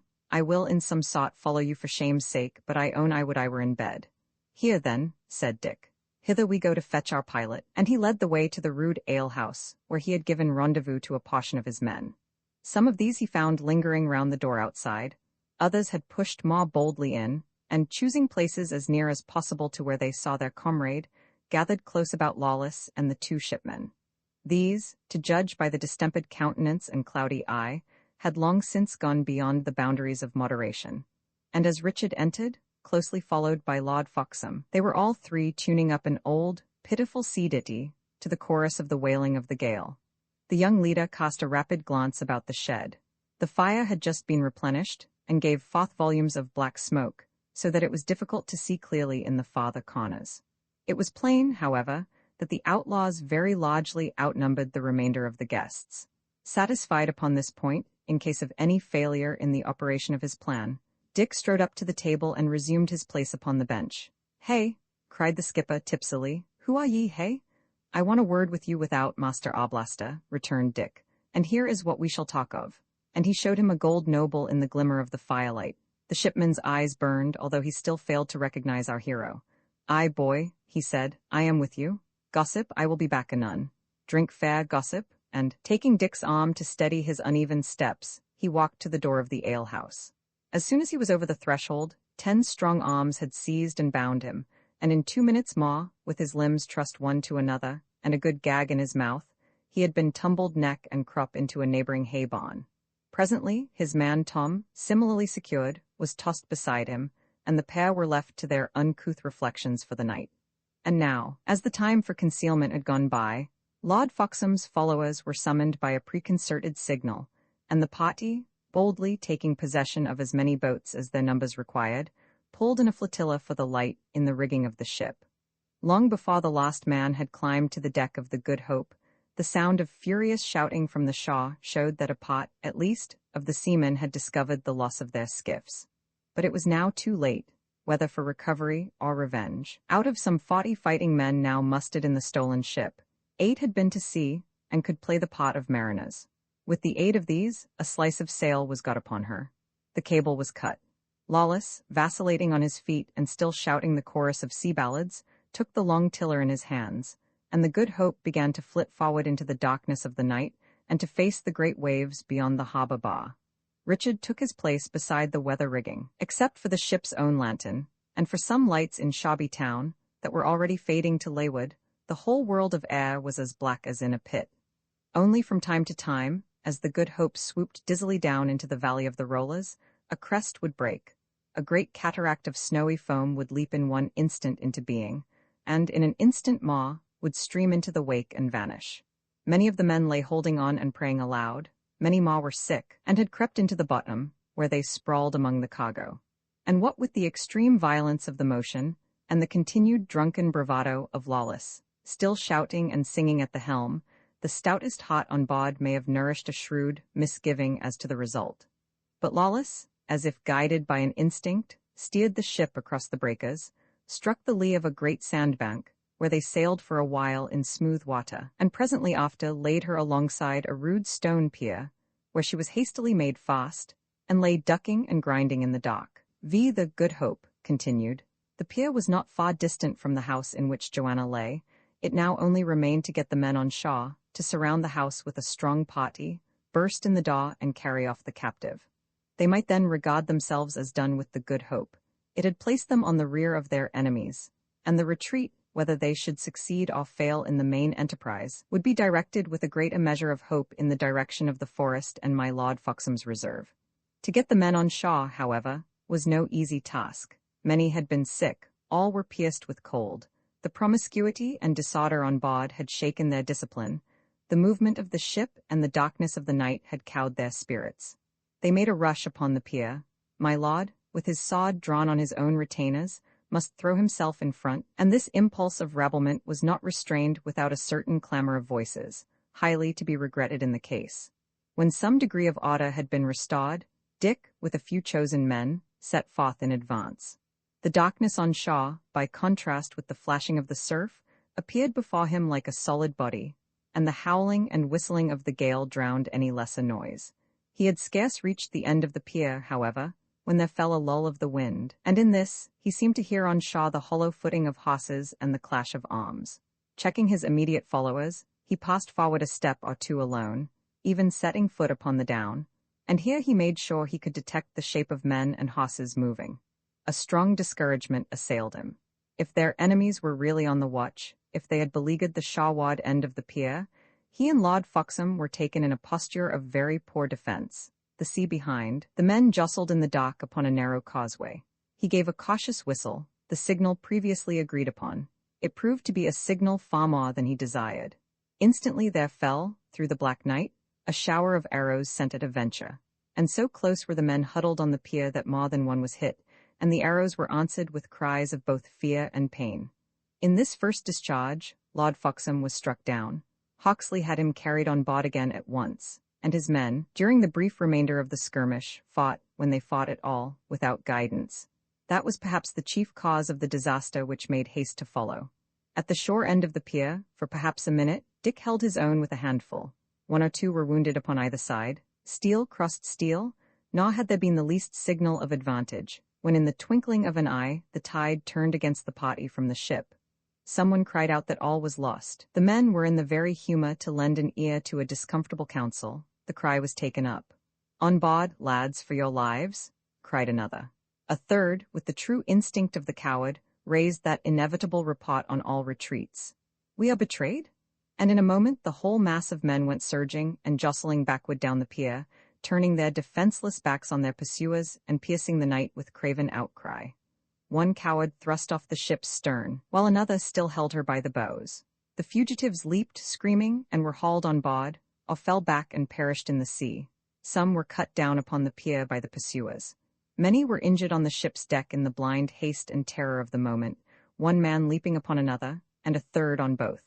At last, and whether by design or accident, the bows of the Good Hope were liberated, and the ever-ready Lawless, who had maintained his place at the helm through all the hurly-burly by sheer strength of body and a liberal use of the cold steel, instantly clapped her on the prop attack. The ship began to move once more forward on the stormy sea, its scuppers running blood, its deck heaped with fallen men, sprawling and struggling in the dock. Thereupon, Lawless sheathed his dagger, and turning to his next neighbor, "I have left my mark on them, gossip," said he, "the yelping, coward hounds." Now, while they were all leaping and struggling for their lives, the men had not appeared to observe the rough shoves and cutting stabs with which Lawless had held his post in the confusion. But perhaps they had already begun to understand somewhat more clearly, or perhaps another ear had overheard the helmsman's speech. Panic-stricken troops recover slowly, and men who have just disgraced themselves by cowardice, as if to wipe out the memory of their fault, will sometimes run straight into the opposite extreme of insubordination. So it was now, and the same men who had thrown away their weapons and been hauled, feet foremost, into the Good Hope, began to cry out upon their letters and demand that someone should be punished. This growing ill-feeling turned upon Lawless. In order to get a proper offing, the old outlaw had put the head of the Good Hope to seaward. "What?" bawled one of the grumblers. "He carrieth us to seaward?" "'Tis sooth," cried another. "Nay, we are betrayed for sure." And they all began to cry out in chorus that they were betrayed, and in shrill tones and with abominable oaths bade Lawless go about ship and bring them speedily ashore. Lawless, grinding his teeth, continued in silence to steer the true course, guiding the Good Hope among the formidable billows. To their empty terrors, as to their dishonorable threats, between drink and dignity he scorned to make reply. The malcontents drew together a little abaft the mast, and it was plain they were like barnyard cocks, crowing for courage. Presently they would be fit for any extremity of injustice or ingratitude. Dick began to mount by the ladder, eager to interpose, but one of the outlaws, who was also something of a seaman, got beforehand. "Lads," he began, "ye right wooden heads, I think. For to get back by the mass we must have an offing, must we not? And this old Lawless," someone struck the speaker on the mouth, and the next moment, as a fire springs among dry straw, he was felled upon the deck, trampled under the feet, and dispatched by the daggers of his cowardly companions. At this the wrath of Lawless rose and broke. "Steer yourselves," he bellowed, with a curse, and, careless of the result, he left the helm. The Good Hope was, at that moment, trembling on the summit of a swell. She subsided, with sickening velocity, upon the farther side. A wave, like a great black bulwark, hove immediately in front of her, and with a staggering blow, she plunged head foremost through that liquid hill. The green water passed right over her from stem to stern, as high as a man's knees. The sprays ran higher than the mast, and she rose again upon the other side, with an appalling, tremulous indecision, like a beast that has been deadly wounded. 6 or 7 of the malcontents had been carried bodily overboard, and as for the remainder, when they found their tongues again, it was to bellow to the saints and wail upon Lawless to come back and take the tiller. Nor did Lawless wait to be twice bidden. The terrible result of his fling of just resentment sobered him completely. He knew, better than anyone on board, how nearly the Good Hope had gone bodily down below their feet, and he could tell, by the laziness with which she met the sea, that the peril was by no means over.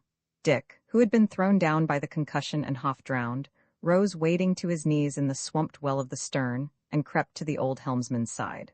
"Lawless," he said, "we do all depend on you. Y'are a brave, steady man, indeed, and crafty in the management of ships. I shall put 3 shore men to watch upon your safety." "Bootless, my master, bootless," said the steersman, peering forward through the dark. "We come every moment somewhat clearer of these sandbanks. With every moment, then, the sea packeth upon us heavier, and for all these whimperers, they will presently be on their backs. For my master, 'tis a right mystery, but true, there never yet was a bad man that was a good shipman. None but the honest and the bold can endure me this tossing of a ship." "Nay, Lawless," said Dick, laughing, "that is a right shipman's byword, and hath no more of sense than the whistle of the wind. But prithee, how go we? Do we lie well? Are we in good case?" "Master Shelton," replied Lawless, "I have been a grey friar, I praise fortune, an archer, a thief, and a shipman. Of all these coats I had the best fancy to die in the Grey Friars, as you may readily conceive, and the least fancy to die in John Shipman's tarry jacket, and that for 2 excellent good reasons. First, that the death might take a man suddenly, and second, for the horror of that great salt smother and welter under my foot here." And Lawless stamped with his foot. "Howbeit," he went on, "and I die not a sailor's death, and that this night I shall owe a tall candle to Our Lady." "Is it so?" asked Dick. "It is right so," replied the outlaw. "Do you not feel how heavy and dull she moves upon the waves? Do you not hear the water washing in her hold? She will scarce mind the rudder even now. Bide till she has settled a bit lower, and she will either go down below your boots like a stone image, or drive ashore here, under our lee, and come all to pieces like a twist of string." "Ye speak with a good courage," returned Dick. "Ye are not then appalled?" "Why, master," answered Lawless, "if ever a man had an ill crew to come to pot with, it is I, a renegade friar, a thief, and all the rest on't. Well, ye may wonder, but I keep a good hope in my wallet, and if that I be to drown, I will drown with a bright eye, Master Shelton, and a steady hand."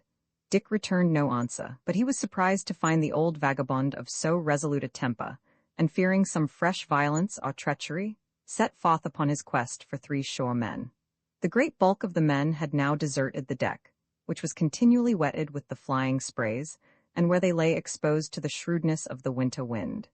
They had gathered, instead, into the hold of the merchandise, among the butts of wine, and lighted by 2 swinging lanterns. Here a few kept up the form of revelry, and toasted each other deep in Oblastas Gascony wine.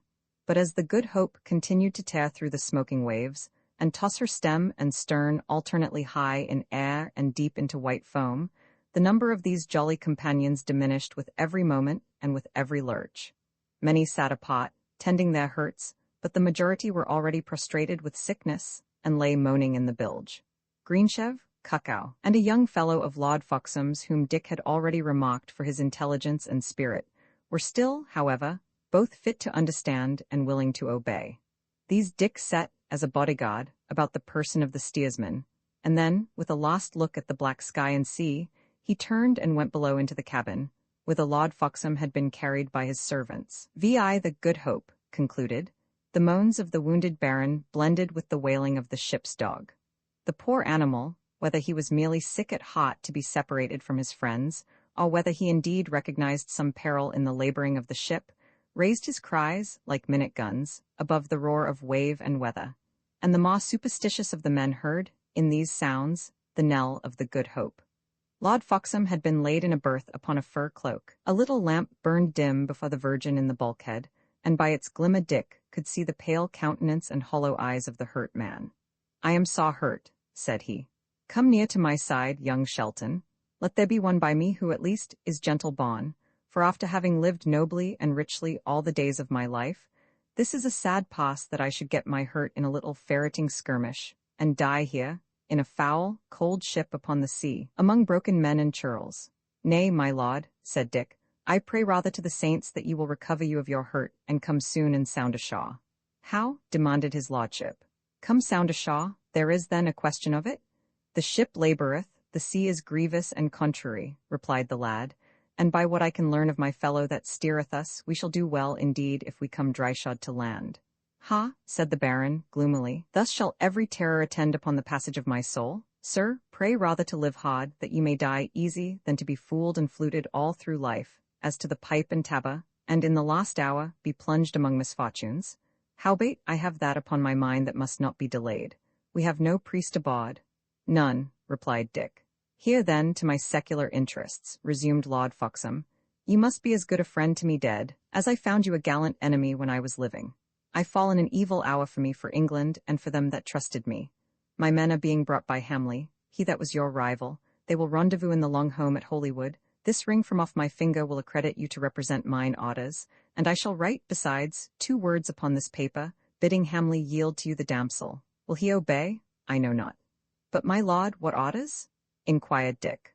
Aye, quoth the Baron, aye, the orders, and he looked upon Dick with hesitation. Are ye Lancaster or York? He asked at length. I shame to say it, answered Dick. I can scarce clearly answer, but so much I think is certain, since I serve with Ellis Duckworth, I serve the house of York. Well, if that be so, I declare for York. It is well, returned the other. It is exceeding well. For truly, had ye said Lancaster, I wot not for the world what I had done. But sith ye are for York, follow me. I came hither but to watch these lords at Shawby, while mine excellent young lord, Richard of Gloucester, one prepareth a sufficient force to fall upon and scatter them. I have made me notes of their strength, what watch they keep, and how they lie, and these I was to deliver to my young lord on Sunday, an hour before noon, at St. Bride's Cross beside the forest. This tryst I am not like to keep, but I pray you of courtesy, to keep it in my stead, and see that not pleasure, nor pain, tempest, wound, nor pestilence withhold you from the hour and place, for the welfare of England lieth upon this cast. I do soberly take this upon me, said Dick. In so far as in me lieth, your purpose shall be done. It is good, said the wounded man. My Lord Duke shall order you further, and if ye obey him with spirit and goodwill, then is your fortune made. Give me the lamp a little nearer to mine eyes, till that I write these words for you. He wrote a note to his worshipful kinsman Sir John Hamley, and then a second, which he left without external superscripture. This is for the Duke, he said. The word is England and Edward, and the counter England and York. And Joanna, my lord? Asked Dick. Nay, ye must get Joanna how ye can, replied the Baron. I have named you for my choice in both these letters, but ye must get her for yourself, boy. I have tried, as ye see here before you, and have lost my life. More could no man do. By this time the wounded man began to be very weary, and Dick, putting the precious papers in his bosom, bade him be of good cheer, and left him to repose. The day was beginning to break, cold and blue, with flying squalls of snow. Close under the lee of the Good Hope, the coast lay in alternate rocky headlands and sandy bays, and farther inland the wooded hilltops of Tunstall showed along the sky. Both the wind and the sea had gone down, but the vessel wallowed deep and scarce rose upon the waves. Lawless was still fixed at the rudder, and by this time nearly all the men had crawled on deck, and were now gazing, with blank faces, upon the inhospitable coast. Are we going ashore? Asked Dick. Aye, said Lawless, unless we get first to the bottom. And just then the ship rose so languidly to meet a sea, and the water welted so loudly in her hold, that Dick involuntarily seized the steersman by the arm. By the mass, cried Dick, as the bows of the Good Hope reappeared above the foam, I thought we had found it indeed. My heart was at my throat. In the waist, Greensheve, Hawksley, and the better men of both companies were busy breaking up the deck to build a raft, and to these Dick joined himself, working the harder to drown the memory of his predicament. But even as he worked, every sea that struck the poor ship, and every one of her dull lurches, as she tumbled wallowing among the waves, recalled him with a horrid pang to the immediate proximity of death. Presently, looking up from his work, he saw that they were close in below a promontory, a piece of ruinous cliff against the base of which the sea broke white and heavy, almost overplumbed the deck, and above that, again, a house appeared, crowning a down. Inside the bay the seas ran gaily, raised the Good Hope upon their foam-flecked shoulders, carried her beyond the control of the steersman, and in a moment dropped her, with a great concussion, on the sand, and began to break over her half-mast high, and roll her to and fro. Another great wave followed, raised her again, and carried her yet farther in, and then a third succeeded and left her far inshore of the more dangerous breakers, wedged upon a bank. "Now, boys," cried Lawless, "the saints have had a care of us indeed. The tide ebbs, let us but sit down and drink a cup of wine, and before half an hour ye may all march me ashore as safe as on a bridge." A barrel was broached, and sitting in what shelter they could find from the flying snow and spray, the shipwrecked company handed the cup around, and sought to warm their bodies and restore their spirits. Dick, meanwhile, returned to Lord Foxham, who lay in great perplexity and fear, the floor of his cabin washing knee-deep in water, and the lamp, which had been his only light, broken and extinguished by the violence of the blow. "My lord," said young Shelton, "fear not at all, the saints are plainly for us. The seas have cast us high upon a shoal, and as soon as the tide hath somewhat ebbed, we may walk ashore upon our feet." It was nearly an hour before the vessel was sufficiently deserted by the ebbing sea, and they could set forth for the land, which appeared dimly before them through a veil of driving snow. Upon a hillock on one side of their way, a party of men lay huddled together, suspiciously observing the movements of the new arrivals. "They might draw near and offer us some comfort," Dick remarked. "Well, and they come not to us, let us even turn aside to them," said Hawksley. "The sooner we come to a good fire and a dry bed the better for my poor lord." But they had not moved far in the direction of the hillock, before the men, with one consent, rose suddenly to their feet, and poured a flight of well-directed arrows on the shipwrecked company. "Back, back!" cried his lordship. "Beware, in heaven's name, that ye reply not." "Nay," cried Greensheve, pulling an arrow from his leather jack. "We are in no posture to fight, it is certain, being drenching wet, dog-weary, and 3 parts frozen, but for the love of old England, what aileth them to shoot thus cruelly on their poor country people in distress?" "They take us to be French pirates," answered Lord Foxham. "In these most troublesome and degenerate days, we cannot keep our own shores of England. But our old enemies, whom we once chased on sea and land, do now range at pleasure, robbing and slaughtering and burning. It is the pity and reproach of this poor land." The men upon the hillock lay, closely observing them, while they trailed upward from the beach and wound inland among desolate sandhills. For a mile or so they even hung upon the rear of the march, ready, at a sign, to pour another volley on the weary and dispirited fugitives. And it was only when, striking at length upon a firm high road, Dick began to call his men to some more martial order, that these jealous guardians of the coast of England silently disappeared among the snow. They had done what they desired. They had protected their own homes and farms, their own families and cattle, and their private interest being thus secured, it mattered not the weight of a straw to any one of them, although the Frenchmen should carry blood and fire to every other parish in the realm of England. The place where Dick had struck the line of a high road, was not far from Holywood, and within 9 or 10 miles of Shobby-on-the-Till. And here, after making sure that they were pursued no longer, the two bodies separated. Lord Foxham's followers departed, carrying their wounded master towards the comfort and security of the great abbey, and Dick, as he saw them wind away and disappear in the thick curtain of the falling snow, was left alone with near upon a dozen outlaws, the last remainder of his troop of volunteers. Some were wounded. One and all were furious at their ill success and long exposure, and though they were now too cold and hungry to do more, they grumbled and cast sullen looks upon their leaders. Dick emptied his purse among them, leaving himself nothing, thanked them for the courage they had displayed, though he could have found it more readily in his heart to rate them for poltroonery, and having thus somewhat softened the effect of his prolonged misfortune, dispatched them to find their way, either severally or in pairs, to Shobby and the Goat and Bagpipes. For his own part, influenced by what he had seen on board of the Good Hope, he chose Lawless to be his companion on the walk. The snow was falling, without pause or variation, in one even, blinding cloud. The wind had been strangled, and now blew no longer, and the whole world was blotted out and sheeted down below that silent inundation. There was great danger of wandering by the way and perishing in drifts, and Lawless, keeping half a step in front of his companion, and holding his head forward like a hunting dog upon the scent, inquired his way of every tree, and studied out their path, as though he were conning a ship among dangers. About a mile into the forest, they came to a place where several ways met, under a grove of lofty and contorted oaks. Even in the narrow horizon of the falling snow, it was a spot that could not fail to be recognized, and Lawless evidently recognized it with particular delight.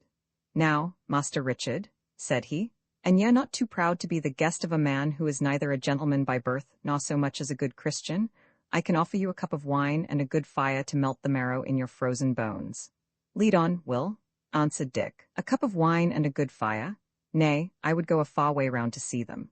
Lawless turned aside under the bare branches of the grove, and walking resolutely forward for some time, came to a steepish hollow or den that had now drifted a quart full of snow. On the verge, a great beech tree hung, precariously rooted, and here the old outlaw, pulling aside some bushy underwood, bodily disappeared into the earth. The beech had, in some violent gale, been half uprooted, and had torn up a considerable stretch of turf, and it was under this that old Lawless had dug out his forest hiding-place. The roots served him for rafters, the turf was his thatch, for walls and floor he had his mother the earth.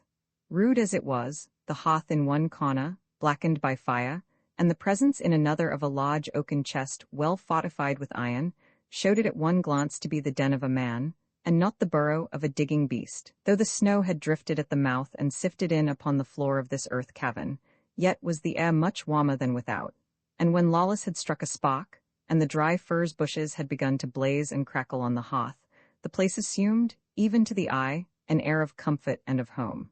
With a sigh of great contentment, Lawless spread his broad hands before the fire, and seemed to breathe the smoke. Here, then, he said, is this old Lawless's rabbit-hole. Pray heaven there come no terrier. Far I have rolled hither and thither, and here and about, since that I was 14 years of mine age and first ran away from mine abbey, with the sacrist's gold chain, and a mass-book that I sold for 4 marks. I have been in England and France and Burgundy, and in Spain, too, on a pilgrimage for my poor soul, and upon the sea, which is no man's country. But here is my place, Master Shelton. This is my native land, this burrow in the earth, come rain or wind, and whether it's April, and the birds all sing, and the blossoms fall about my bed, or whether it's winter, and I sit alone with my good gossip the fire, and Robin Redbreast twitters in the woods, here is my church and market, and my wife and child. It's here I come back to, and it's here, so please the saints, that I would like to die. 'Tis a warm corner, to be sure, replied Dick, and a pleasant and a well hid. It had need to be, returned Lawless, for an they found it, Master Shelton, it would break my heart. But here, he added, burrowing with his stout fingers in the sandy floor, here is my wine cellar, and ye shall have a flask of excellent strong stingo. Sure enough, after but a little digging, he produced a big leathern bottle of about 1 gallon, nearly 3 pots full of a very heady and sweet wine, and when they had drunk to each other comradely, and the fire had been replenished and blazed up again, the pair lay at full length, thawing and steaming and divinely warm. Master Shelton, observed the outlaw, why Ave had 2 mischances this last while, and ye like to lose the maid, do I take it aright? Aright? Returned Dick, nodding his head. Well now, continued Lawless, here an old fool that hath been nigh-hand everything and seen nigh-hand all. Ye go too much on other people's errands, Master Dick. Ye go on Ellis's, but he desireth rather the death of Sir Daniel. Ye go on Lord Foxham's, well, the saints preserve him. Doubtless he meaneth well, but go ye upon your own, good Dick.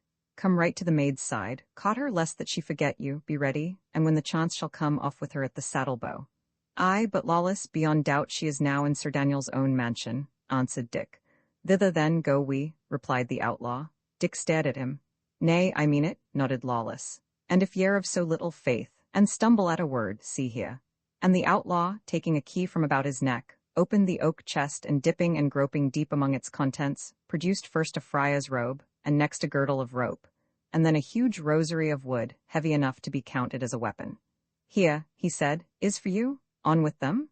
And then, when Dick had clothed himself in this clerical disguise, Lawless produced some colours and a pencil, and proceeded, with the greatest cunning, to disguise his face. The eyebrows he thickened and produced. To the moustache, which was yet hardly visible, he rendered a little service, while by a few lines around the eye, he changed the expression and increased the apparent age of this young monk. Now, he resumed, when I have done the like, we shall make as bonny a pair of friars as the eye could wish. Boldly to Sir Daniel's we shall go, and there be hospitably welcome for the love of Mother Church. And how, dear Lawless, cried the lad, shall I repay you? Tut, brother, replied the outlaw, I do not but for my pleasure. Mind not for me, I am one, by the mass, that mindeth for himself. When that I lack, I have a long tongue and a voice like the monastery bell. I do ask, my son, and where asking faileth, I do most usually take.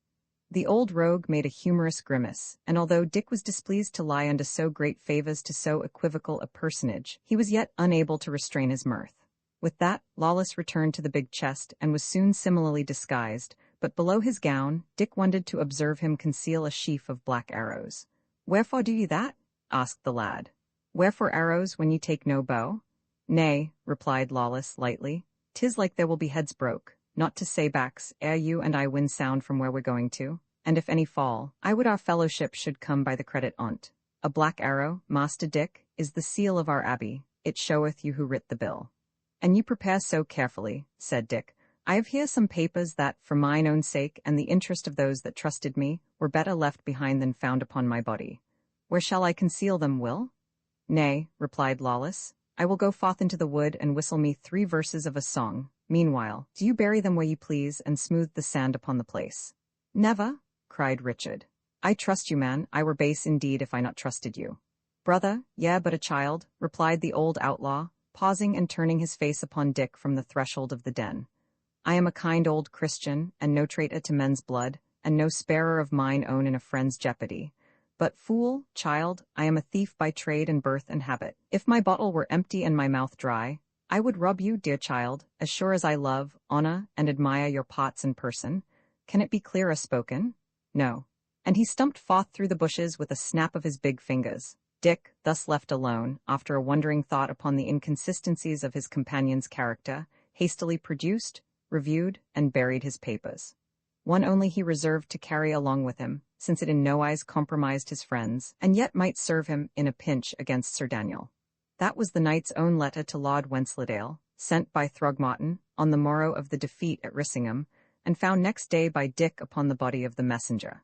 Then, treading down the embers of the fire, Dick left the den, and rejoined the old outlaw, who stood awaiting him under the leafless oaks, and was already beginning to be powdered by the falling snow. Each looked upon the other, and each laughed, so thorough and so droll was the disguise. "Yet I would it were but summer and a clear day," grumbled the outlaw, "that I might see myself in the mirror of a pool. There be many of Sir Daniel's men that know me, and if we fell to be recognized, there might be 2 words for you, brother, but as for me, in a paternoster while, I should be kicking in a rope's end." Thus they set forth together along the road to Shawby, which, in this part of its course, kept near along the margin of the forest, coming forth from time to time in the open country, and passing beside poor folks' houses and small farms. Presently at sight of one of these, Lawless pulled up. "Brother Martin," he said, in a voice capitally disguised and suited to his monkish robe, "let us enter and seek alms from these poor sinners. Pax vobiscum, I," he added in his own voice. "'Tis as I feared. I have somewhat lost the wine of it, and by your leave, good Master Shelton, ye must suffer me to practice in these country places, before that I risk my fat neck by entering Sir Daniel's. But look ye a little, what an excellent thing it is to be a jack of all trades.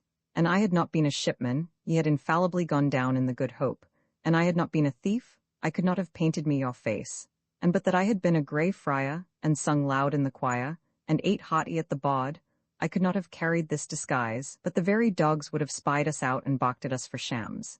He was by this time close to the window of the farm, and he rose on his tiptoes and peeped in. "Nay," he cried, "better and better. We shall here try our false faces with a vengeance and have a merry jest on Brother Kappa to boot." And so saying, he opened the door and led the way into the house. 3 of their own company sat at the table, greedily eating. Their daggers, stuck beside them in the baud, and the black and menacing looks which they continued to shower upon the people of the house, proved that they owed their entertainment rather to force than favor. On the 2 monks, who now, with a sort of humble dignity, entered the kitchen of the farm, they seemed to turn with a particular resentment, and one, it was John Capper in person, who seemed to play the leading part, instantly and rudely ordered them away. "We want no beggars here," he cried, but another, although he was as far from recognizing Dick and Lawless, inclined to more moderate counsels. "Not so," he cried. "We be strong men and take, these be weak and crave, but in the latter end these shall be uppermost and we below. Mind him not, my father, but come, drink of my cup and give me a benediction." "Ye men of a light mind, Connell, and accursed," said the monk. "Now, may the saints forbid that ever I should drink with such companions. But here, for the pity I bear to sinners, here I do leave you a blessed relic, the which, for your soul's interest, I bid you kiss and cherish." So far Lawless thundered upon them like a preaching friar, But with these words he drew from under his robe a black arrow, tossed it on the bod in front of the 3 startled outlaws, turned in the same instant, and, taking Dick along with him, was out of the room and out of sight among the falling snow before they had time to utter a word or move a finger. "So," he said, "we have proved our false faces, Master Shelton. I will now adventure my poor carcase where you please." "Good," returned Richard. "It irks me to be doing. Set we on for Shawby." Roman 2 in the fen. It was near 6 in the May morning when Dick began to ride down into the fen upon his homeward way. The sky was all blue, the jolly wind blew loud and steady, the windmill sails were spinning, and the willows over all the fen rippling and whitening like a field of corn. He had been all night in the saddle, but his heart was good and his body sound, and he rode right merrily. The path went down and down into the marsh, till he lost sight of all the neighboring landmarks but Ketley windmill on the knoll behind him, and the extreme top of Tunstall Forest far before. On either hand there were great fields of blowing reeds and willows, pools of water shaking in the wind, and treacherous bogs as green as emerald, to tempt and to betray the traveller. The path lay almost straight through the morass. It was already very ancient. Its foundation had been laid by Roman soldiery. In the lapse of ages much of it had sunk, and every here and there, for a few hundred yards, it lay submerged below the stagnant waters of the fen. About a mile from Ketley, Dick came to one such break in the plain line of causeway, where the reeds and willows grew dispersedly like little islands and confused the eye. The gap, besides, was more than usually long. It was a place where any stranger might come readily to mischief, and Dick bethought him, with something like a pang, of the lad whom he had so imperfectly directed. As for himself, one look backward to where the windmill sails were turning black against the blue of heaven, one look forward to the high ground of Tunstall Forest, and he was sufficiently directed and held straight on, the water washing to his horse's knees, as safe as on a highway. Halfway across, and when he had already sighted the path rising high and dry upon the farther side, he was aware of a great splashing on his right, and saw a grey horse sunk to its belly in the mud and still spasmodically struggling. Instantly, as though it had divined the neighborhood of help, the poor beast began to neigh most piercingly. It rolled, meanwhile, a bloodshot eye, insane with terror, and as it sprawled wallowing in the quag, clouds of stinging insects rose and buzzed about it in the air.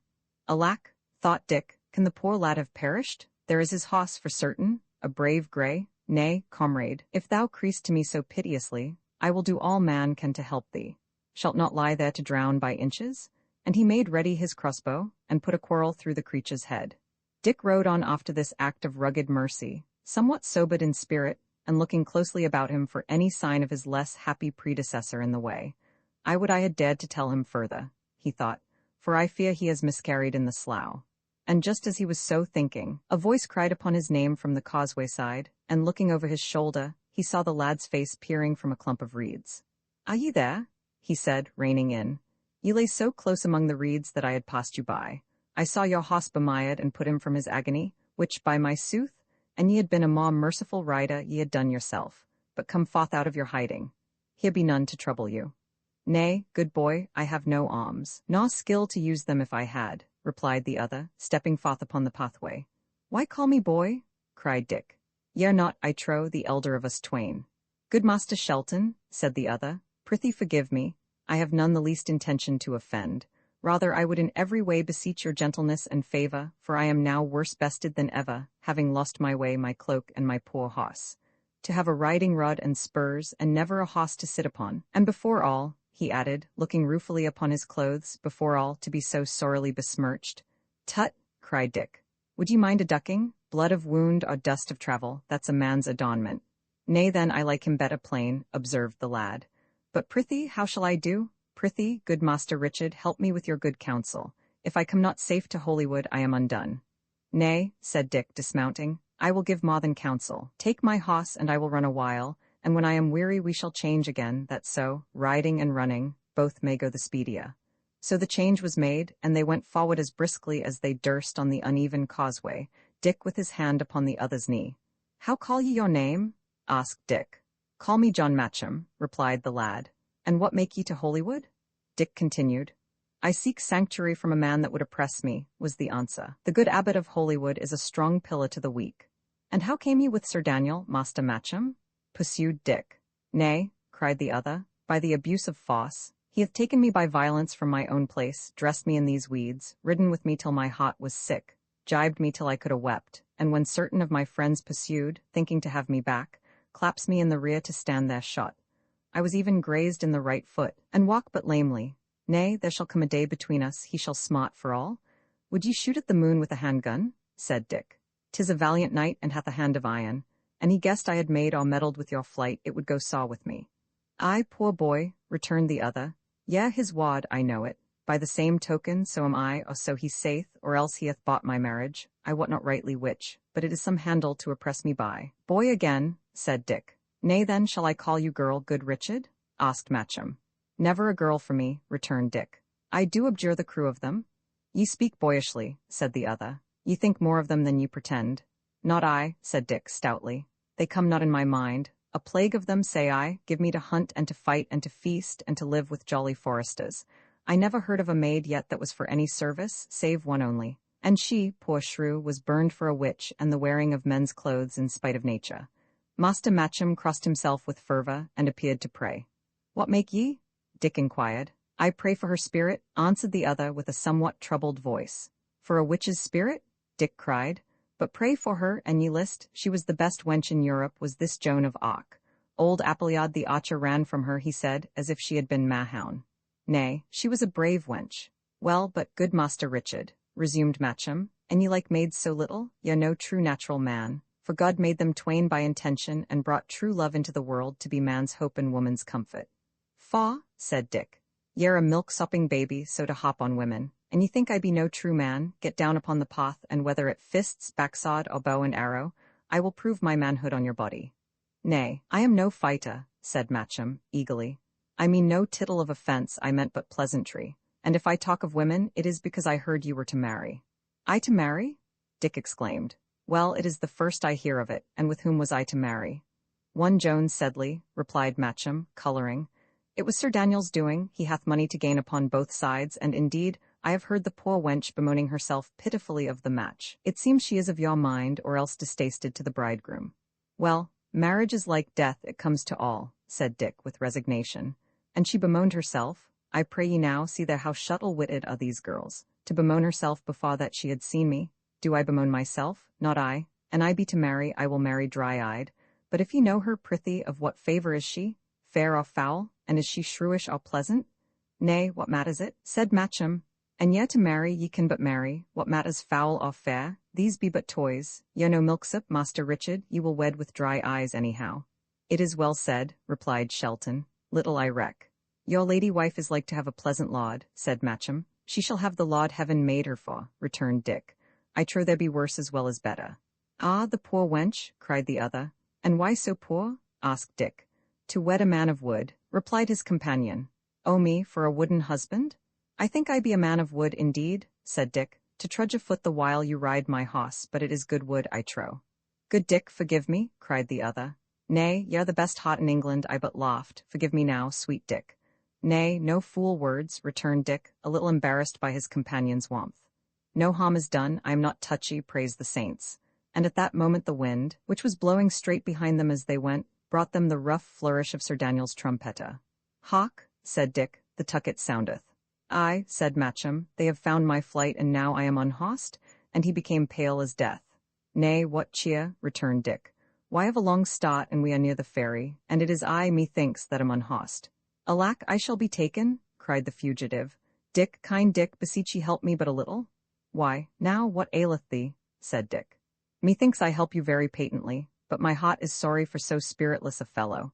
And see here, John Matcham, sith John Matcham is your name, I, Richard Shelton, tide what betideth, come what may, will see you safe in Holywood. The saints so do to me again if I default you. Come, pick me up a good hot, Sir Whiteface. The way bet is here, spur me the hoss. Go faster, faster? Nay, mind not for me. I can run like a deer.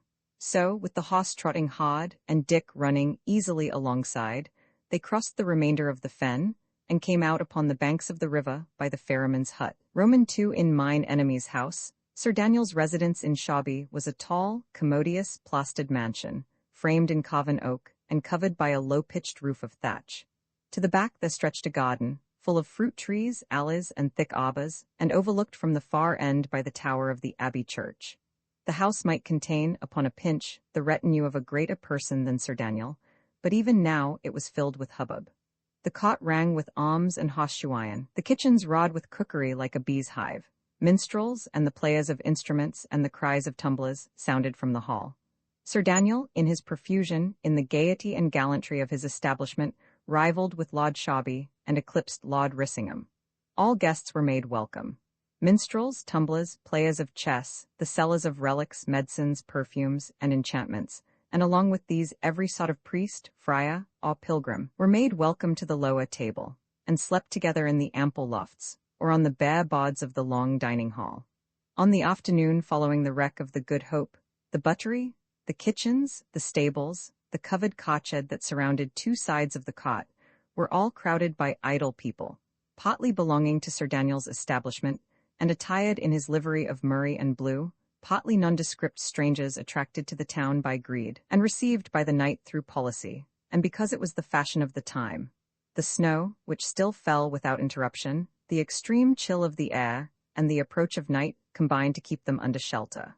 Wine, ale, and money were all plentiful. Many sprawled gambling in the straw of the barn, many were still drunken from the noontide meal. To the eye of a modern, it would have looked like the sack of a city. To the eye of a contemporary, it was like any other rich and noble household at a festive season. 2 monks, a young and an old, had arrived late and were now warming themselves at a bonfire in a corner of the shed. A mixed crowd surrounded them, jugglers, mountebanks, and soldiers, and with these the elder of the two had soon engaged so brisk a conversation, and exchanged so many loud guffaws and country witticisms, that the group momentarily increased in number. The younger companion, in whom the reader has already recognized Dick Shelton, sat from the first somewhat backward, and gradually drew himself away. He listened, indeed, closely, but he opened not his mouth, and by the grave expression of his countenance, he made but little account of his companion's pleasantries. At last his eye, which travelled continually to and fro, and kept a guard upon all the entrances of the house, lit upon a little procession entering by the main gate and crossing the cot in an oblique direction. 2 ladies, muffled in thick furs, led the way, and were followed by a pair of waiting women and 4 stout men-at-arms. The next moment they had disappeared within the house, and Dick, slipping through the crowd of loiterers in the shed, was already giving hot pursuit. The taller of these twain was Lady Brackley, he thought, and where Lady Brackley is, Joan will not be far. At the door of the house the 4 men-at-arms had ceased to follow, and the ladies were now mounting the stairway of polished oak, under no better escort than that of the 2 waiting women. Dick followed close behind. It was already the dusk of the day, and in the house the darkness of the night had almost come. On the stair landings, torches flared in iron holders, down the long, tapestried corridors, a lamp burned by every door. And where the door stood open, Dick could look in upon arras-covered walls and rush-bescattered floors, glowing in the light of the wood fires. 2 floors were passed, and at every landing the younger and shorter of the 2 ladies had looked back keenly at the monk. He, keeping his eyes lowered, and affecting the demure manners that suited his disguise, had but seen her once, and was unaware that he had attracted her attention. And now, on the 3rd floor, the party separated, the younger lady continuing to ascend alone, the other, followed by the waiting maids, descending the corridor to the right. Dick mounted with a swift foot and holding to the corner, thrust forth his head and followed the 3 women with his eyes. Without turning or looking behind them, they continued to descend the corridor. It is right well, thought Dick. Let me but know my Lady Brackley's chamber, and it will go hard and I find not Dame Hatch upon an errand. And just then a hand was laid upon his shoulder, and, with a bound and a choked cry, he turned to grapple his assailant. He was somewhat abashed to find in the person whom he had so roughly seized, the short young lady in the furs. She, on her part, was shocked and terrified beyond expression, and hung trembling in his grasp. "Madam," said Dick, releasing her, "I cry you 1,000 pardons, but I have no eyes behind, and by the mass, I could not tell you were a maid." The girl continued to look at him, but by this time, terror began to be succeeded by surprise, and surprise by suspicion. Dick, who could read these changes on her face, became alarmed for his own safety in that hostile house. "Fair maid," he said, affecting easiness, "suffer me to kiss your hand, in token you forgive my roughness, and I will even go." "You're a strange monk, young sir," returned the young lady, looking him both boldly and shrewdly in the face. "And now that my first astonishment hath somewhat passed away, I can spy the layman in each word you utter. What are ye here? Why are ye thus sacrilegiously tricked out? Come ye in peace or war? And why spy ye after Lady Brackley like a thief? Madam, quoth Dick, of one thing I pray you to be very sure, I am no thief. And even if I come here in war, as in some degree I do, I make no war upon fair maids, and I hereby entreat them to copy me so far, and to leave me be.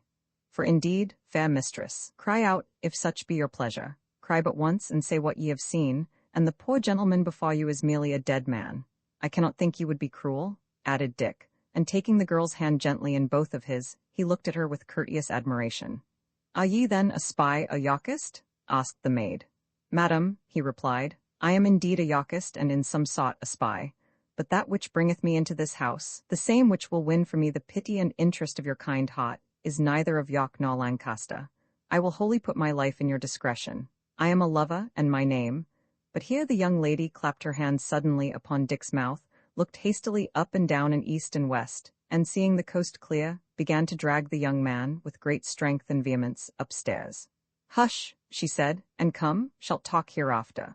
Somewhat bewildered, Dick suffered himself to be pulled upstairs, bustled along a corridor, and thrust suddenly into a chamber, lit, like so many of the others, by a blazing log upon the hearth. Now, said the young lady, forcing him down upon a stool, sit ye there and attend my sovereign good pleasure. I have life and death over you, and I will not scruple to abuse my power. Look to yourself, why Ave cruelly mauled my arm. He knew not I was a maid, quoth he? Had he known I was a maid, he had ta'en his belt to me, forsooth. And with these words she whipped out of the room and left Dick gaping with wonder, and not very sure if he were dreaming or awake. Ta'en my belt to her, he repeated. Ta'en my belt to her. And the recollection of that evening in the forest flowed back upon his mind, and he once more saw Matcham's wincing body and beseeching eyes.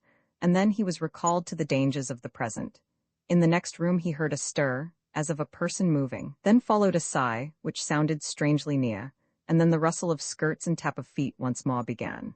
As he stood hearkening, he saw the arras wave along the wall. There was the sound of a door being opened, the hangings divided, and, lamp in hand, Joanna Sedley entered the apartment. She was attired in costly stuffs of deep and warm colors, such as befit the winter and the snow. Upon her head, her hair had been gathered together and became her as a crown. And she, who had seemed so little and so awkward in the attire of Matcham, was now tall like a young willow, and swam across the floor as though she scorned the drudgery of walking. Without a start, without a tremor, she raised her lamp and looked at the young monk. "What make ye here, good brother?" she inquired. "Ye are doubtless ill-directed. Whom do ye require?" And she set her lamp upon the bracket. "Joanna," said Dick, and then his voice failed him. "Joanna," he began again, "ye said ye loved me, and the more fool I, but I believed it." "Dick," she cried, "Dick." And then, to the wonder of the lad, this beautiful and tall young lady made but one step of it and threw her arms about his neck and gave him 100 kisses all in one. "Oh, the fool fellow," she cried. "Oh, dear Dick. Oh, if ye could see yourself, alack," she added, pausing. "I have spoilt you, Dick. I have knocked some of the paint off, but that can be mended. What cannot be mended, Dick, or I much fear it cannot, is my marriage with Lord Shawby." "Is it decided, then?" asked the lad. "Tomorrow, before noon, Dick, in the Abbey Church," she answered. "John Matcham and Joanna Sedley both shall come to a right miserable end. There is no help in tears, or I could weep mine eyes out. I have not spared myself to pray, but heaven frowns on my petition. And dear Dick, good Dick, but that ye can get me forth of this house before the morning, we must even kiss and say good-bye." "Nay," said Dick, "not I will never say that word. 'Tis like despair, but while there's life, Joanna, there is hope. Yet will I hope. I, by the mass and triumph. Look ye now, when you were but a name to me, did I not follow? Did I not rouse good men? Did I not stake my life upon the quarrel? And now that I have seen you for what ye are, the fairest maid and stateliest of England, think ye I would turn? If the deep sea were there, I would straight through it. If the way were full of lions, I would scatter them like mice." "Aye," she said dryly, "ye make a great ado about a sky-blue robe." "Nay, Joan," protested Dick. "'Tis not alone the robe, but loss ye were disguised. Here am I disguised, and to the proof do I not cut a figure of fun, a right fool's figure?" "Aye, Dick, and that ye do," she answered, smiling. "Well then," he returned triumphant, "so was it with you, poor Matcham, in the forest. In sooth, you were a wench to laugh at.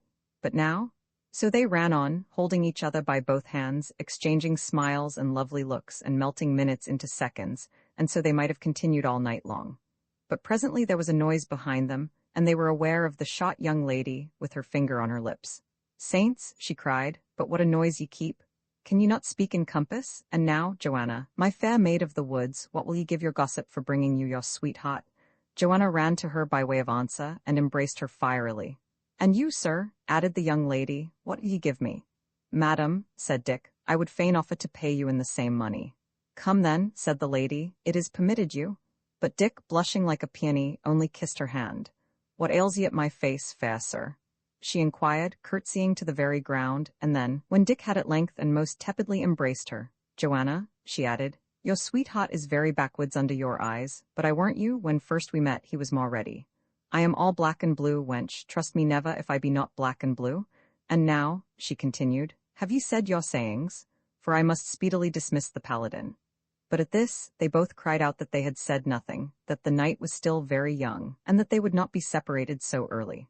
And supper? Asked the young lady. Must we not go down to supper? Nay, to be sure, cried Joan, I had forgotten. Hide me then, said Dick. Put me behind the arras, shut me in a chest, or what you will, so that I may be here on your return. Indeed, fair lady, he added, bear this in mind that we are sawbested, and may never look upon each other's face from this night forward till we die. At this the young lady melted, and when, a little after, the bell summoned Sir Daniel's household to the bod, Dick was planted very stiffly against the wall, at a place where a division in the tapestry permitted him to breathe the more freely, and even to see into the room. He had not been long in this position, when he was somewhat strangely disturbed. The silence in that upper story of the house was only broken by the flickering of the flames and the hissing of a green log in the chimney. But presently, to Dick's strained hearing, there came the sound of someone walking with extreme precaution, and soon after the door opened, and a little black-faced, dwarfish fellow, in Lord Shawby's colours, pushed first his head, and then his crooked body, into the chamber. His mouth was open as though to hear the better, and his eyes, which were very bright, flitted restlessly and swiftly to and fro. He went round and round the room, striking here and there upon the hangings, but Dick, by a miracle, escaped his notice. Then he looked below the furniture and examined the lamp, and at last, with an air of cruel disappointment, was preparing to go away as silently as he had come, when down he dropped upon his knees, picked up something from among the rushes on the floor, examined it, and with every signal of delight, concealed it in the wallet at his belt. Dick's heart sank, for the object in question was a tassel from his own girdle, and it was plain to him that this dwarfish spy, who took a malign delight in his employment, would lose no time in bearing it to his master, the Baron. He was half tempted to throw aside the arras, fall upon the scoundrel, and, at the risk of his life, remove the telltale token. And while he was still hesitating, a new cause of concern was added. A voice, hoarse and broken by drink, began to be audible from the stair, and presently after, uneven, wandering, and heavy footsteps sounded without along the passage. What make ye here, my merry men, among the greenwood shaws? Sang the voice. What make ye here? Hey, sots, what make ye here? It added, with a rattle of drunken laughter, and then, once more breaking into song, if ye should drink the clary wine, fat Friar John, ye friend o' mine, if I should eat, and ye should drink, who shall sing the mass, d'ye think? Lawless, alas, rolling drunk, was wandering the house, seeking for a corner wherein to slumber off the effect of his potations. Dick inwardly raged. The spy, at first terrified, had grown reassured as he found he had to deal with an intoxicated man, and now, with a movement of cat-like rapidity, slipped from the chamber, and was gone from Richard's eyes. What was to be done? If he lost touch of Lawless for the night, he was left impotent, whether to plan or carry forth Joanna's rescue. If, on the other hand, he dared to address the drunken outlaw, the spy might still be lingering within sight, and the most fatal consequences ensue. It was, nevertheless, upon this last hazard that Dick decided.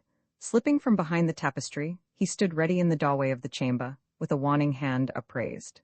Lawless, flushed crimson, with his eyes injected, vacillating on his feet, drew still unsteadily nearer. At last he hazily caught sight of his commander, and, in despite of Dick's imperious signals, hailed him instantly and loudly by his name. Dick leaped upon and shook the drunkard furiously. "Beast," he hissed, "beast and no man, it is worse than treachery to be so witless. We may all be shent for thy sotting." But Lawless only laughed and staggered, and tried to clap young Shelton on the back. And just then Dick's quick ear caught a rapid brushing in the arras. He leaped towards the sound, and the next moment a piece of the wall hanging had been torn down, and Dick and the spy were sprawling together in its folds. Over and over they rolled, grappling for each other's throat, and still baffled by the arras, and still silent in their deadly fury. But Dick was by much the stronger, and soon the spy lay prostrate under his knee, and with a single stroke of the long poniard, ceased to breathe. Roman 3 The dead spy. Throughout this furious and rapid passage, Lawless had looked on helplessly, and even when all was over, and Dick, already rearisen to his feet, was listening with the most passionate attention to the distant bustle in the lower stories of the house, the old outlaw was still wavering on his legs like a shrub in a breeze of wind, and still stupidly staring on the face of the dead man. "It is well," said Dick at length. "They have not heard us, praise the saints. But now, what shall I do with this poor spy? At least I will take my tassel from his wallet." So saying, Dick opened the wallet. Within he found a few pieces of money, the tassel, and a letter addressed to Lord Wensleydale, and sealed with my Lord Shawby's seal. The name awoke Dick's recollection, and he instantly broke the wax and read the contents of the letter. It was short, but to Dick's delight, it gave evident proof that Lord Shawby was treacherously corresponding with the House of York. The young fellow usually carried his inkhorn and implements about him, and so now, bending a knee beside the body of the dead spy, he was able to write these words upon a corner of the paper: "My Lord of Shawby, ye that writ the letter, what you why your man is dead. But let me reday you, marry not. John Amendall." He laid this paper on the breast of the copse, and the Lawless, who had been looking on upon these last maneuvers with some flickering returns of intelligence, suddenly drew a black arrow from below his robe, and therewith pinned the paper in its place. The sight of this disrespect, as it almost seemed, cruelty to the dead, drew a cry of horror from young Shelton, but the old outlaw only laughed. "Nay, I will have the credit for mine order," he hiccuped. "My jolly boys must have the credit on't, the credit, brother." And then, shutting his eyes tight and opening his mouth like a precentor, he began to thunder, in a formidable voice, "If ye should drink the clary wine, peace sot," cried Dick, and thrust him hard against the wall. "In 2 words, if so be that such a man can understand me who hath more wine than wit in him, in 2 words, and a Mary's name, begone out of this house, where, if ye continue to abide, ye will not only hang yourself, but me also. Faith then, up foot, be ye, by the mass, I may forget that I am in some sort your captain and in some your debtor. Go." The sham monk was now, in some degree, recovering the use of his intelligence, and the ring in Dick's voice and the glitter in Dick's eye stamped home the meaning of his words. "By the mass," cried Lawless, "and I be not wanted, I can go," and he turned tipsily along the corridor and proceeded to flounder downstairs, lurching against the wall. So soon as he was out of sight, Dick returned to his hiding place, resolutely fixed to see the matter out. Wisdom, indeed, moved him to be gone, but love and curiosity were stronger. Time passed slowly for the young man, bolt upright behind the arras. The fire in the room began to die down, and the lamp to burn low and to smoke. And still there was no word of the return of anyone to these upper quarters of the house. Still the faint hum and clatter of the supper potty sounded from far below, and still, under the thick fall of the snow, Shawby town lay silent upon every side. At length, however, feet and voices began to draw near upon the stair, and presently after several of Sir Daniel's guests arrived upon the landing, and, turning down the corridor, beheld the torn arras and the body of the spy. Some ran forward and some back, and all together began to cry aloud. At the sound of their cries, guests, men-at-arms, ladies, servants, and, in a word, all the inhabitants of that great house, came flying from every direction, and began to join their voices to the tumult. Soon a way was cleared, and Sir Daniel came forth in person, followed by the bridegroom of the morrow, my Lord Shawby. "My lord," said Sir Daniel, "have I not told you of this knave Black Arrow? To the proof, behold it. There it stands, and by the rood my gossip in a man of yours, or one that stole your colours." "In good sooth, it was a man of mine," replied Lord Shawby, hanging back. "I would I had more such. He was keen as a beagle and secret as a mole." "Aye, gossip, truly?" asked Sir Daniel keenly. "And what came he smelling up so many stairs in my poor mansion? But he will smell no more." "An't please you, Sir Daniel," said one, "here is a paper written upon with some matter, pinned upon his breast." "Give it me, arrow and all," said the knight, and when he had taken into his hand the shaft, he continued for some time to gaze upon it in a sullen musing. "Aye," he said, addressing Lord Shawby, "here is a hate that followeth hard and close upon my heels. This black stick, or its just likeness, shall yet bring me down. And gossip, suffer a plain knight to counsel you, and if these hounds begin to wind you, flee. 'Tis like a sickness, it still hangeth upon the limbs, but let us see what they have written. It is as I thought, my lord, yea, marked like an old oak by the woodman. Tomorrow or next day by will come the axe. But what wrote ye in a letter?" Lord Shawby snatched the paper from the arrow. "Read it," crumpled it between his hands, and overcoming the reluctance which had hitherto withheld him from approaching, threw himself on his knees beside the body and eagerly groped in the wallet. He rose to his feet with a somewhat unsettled countenance. "Gossip," he said, "I have indeed lost a letter here that much imparted, and could I lay my hand upon the knave that took it, he should incontinently grace a halter. But let us, first of all, secure the issues of the house. Here is enough harm already, by St. George." Sentinels were posted close around the house and garden, a sentinel on every landing of the stair, a whole troop in the main entrance hall, and yet another about the bonfire in the shed. Sir Daniel's followers were supplemented by Lord Sharby's. There was thus no lack of men or weapons to make the house secure, or to entrap a lurking enemy, should one be there. Meanwhile, the body of the spy was carried out through the falling snow and deposited in the Abbey church. It was not until these dispositions had been taken, and all had returned to a decorous silence, that the two girls drew Richard Shelton from his place of concealment, and made a full report to him of what had passed. He, upon his side, recounted the visit of the spy, his dangerous discovery, and speedy end. Joanna leaned back very faint against the curtained wall. "It will avail but little," she said. "I shall be wed tomorrow in the morning after all." "What?" cried her friend. "And here is our paladin that driveth lions like mice? Ye have little faith of a surety. But come, friend lion driver, give us some comfort, speak, and let us hear bold counsels." Dick was confounded to be thus outfaced with his own exaggerated words, but though he colored, he still spoke stoutly. "Truly," said he, "we are in straits, yet, could I but win out of this house for half an hour, I do honestly tell myself that all might still go well, and for the marriage it should be prevented. And for the lions, mimicked the girl, they shall be driven." "I crave your excuse," said Dick. "I speak not now in any boasting humor, but rather as one inquiring after help or counsel, for if I get not forth of this house and through these sentinels, I can do less than naught. Take me, I pray you, rightly. Why said ye he was rustic, Joan?" The girl inquired. "I warrant he hath a tongue in his head, ready, soft, and bold is his speech at pleasure. What would ye more?" "Nay," sighed Joanna with a smile, "they have changed me my friend Dick, 'tis sure enough. When I beheld him he was rough indeed. But it matters little, there is no help for my hard case, and I must still be Lady Sharby." "Nay, then," said Dick, "I will even make the adventure. A friar is not much regarded, and if I found a good fairy to lead me up, I may find another belike to carry me down. How call they the name of this spy?" "Rutta," said the young lady, "and an excellent good name to call him by. But how mean ye, lion driver? What is in your mind to do?" "To offer boldly to go forth," returned Dick. "And if any stop me, to keep an unchanged countenance and say I go to pray for Rutta. They will be praying over his poor clay even now." "The device is somewhat simple," replied the girl, "yet it may hold." "Nay," said young Shelton, "it is no device but mere boldness, which serveth often better in great straits." "Ye say true," she said. "Well, go, a Mary's name, and may heaven speed you. Ye leave here a poor maid that loves you entirely, and another that is most heartily your friend. Be wary, for their sakes, and make not shipwreck of your safety." "Aye," added Joanna, "go, Dick. Ye run no more peril whether ye go or stay. Go, ye take my heart with you, the saints defend you." Dick passed the first sentry with so assured a countenance that the fellow merely fidgeted and stared, but at the second landing the man carried his spear across and bade him name his business. "Pax vobiscum," answered Dick. "I go to pray over the body of this poor Rutta."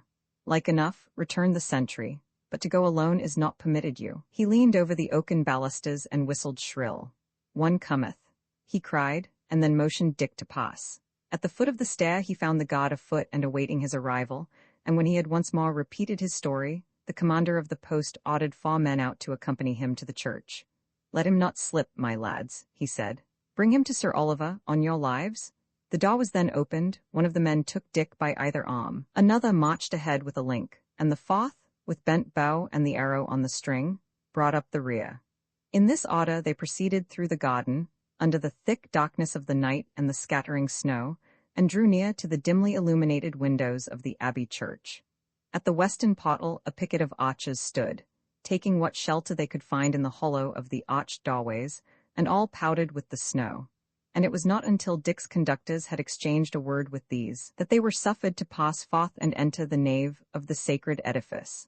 The church was doubtfully lighted by the tapers upon the great altar, and by a lamp or two that swung from the arched roof before the private chapels of illustrious families. In the midst of the choir the dead spy lay, his limbs piously composed, upon a bier. A hurried mutter of prayer sounded along the arches. Cowled figures knelt in the stalls of the choir, and on the steps of the high altar, a priest in pontifical vestments celebrated Mass. Upon this fresh entrance, one of the cowled figures arose, and coming down the steps which elevated the level of the choir above that of the nave, demanded from the leader of the foremen what business brought him to the church. Out of respect for the service and the dead, they spoke in guarded tones, but the echoes of that huge, empty building caught up their words, and hollowly repeated and repeated them along the aisles. "A monk," returned Sir Oliver, for he it was, when he had heard the report of the archer. "My brother, I looked not for your coming," he added, turning to young Shelton. "In all civility, who are ye, and at whose instance do ye join your supplications to ours?" Dick, keeping his cowl about his face, signed to Sir Oliver to move a pace or two aside from the arches, and so soon as the priest had done so, "I cannot hope to deceive you, sir," he said. "My life is in your hands." Sir Oliver violently started, his stout cheeks grew pale, and for a space he was silent. "Richard," he said, "what brings you here, I know not, but I much misdoubt it to be evil. Nevertheless, for the kindness that was, I would not willingly deliver you to harm. Ye shall sit all night beside me in the stalls. Ye shall sit there till my lord of Shawby be married, and the party gone safe home, and if all goeth well, and ye have planned no evil, in the end ye shall go whither ye will. But if your purpose be bloody, it shall return upon your head. Amen." And the priest devoutly crossed himself, and turned and louted to the altar. With that he spoke a few words more to the soldiers, and taking Dick by the hand, led him up to the choir, and placed him in the stall beside his own, where, for mere decency, the lad had instantly to kneel and appear to be busy with his devotions. His mind and his eyes, however, were continually wandering. 3 of the soldiers, he observed, instead of returning to the house, had got them quietly into a point of vantage in the aisle, and he could not doubt that they had done so by Sir Oliver's command. Here, then, he was trapped. Here he must spend the night in the ghostly glimmer and shadow of the church, and looking on the pale face of him he slew. And here, in the morning, he must see his sweetheart married to another man before his eyes.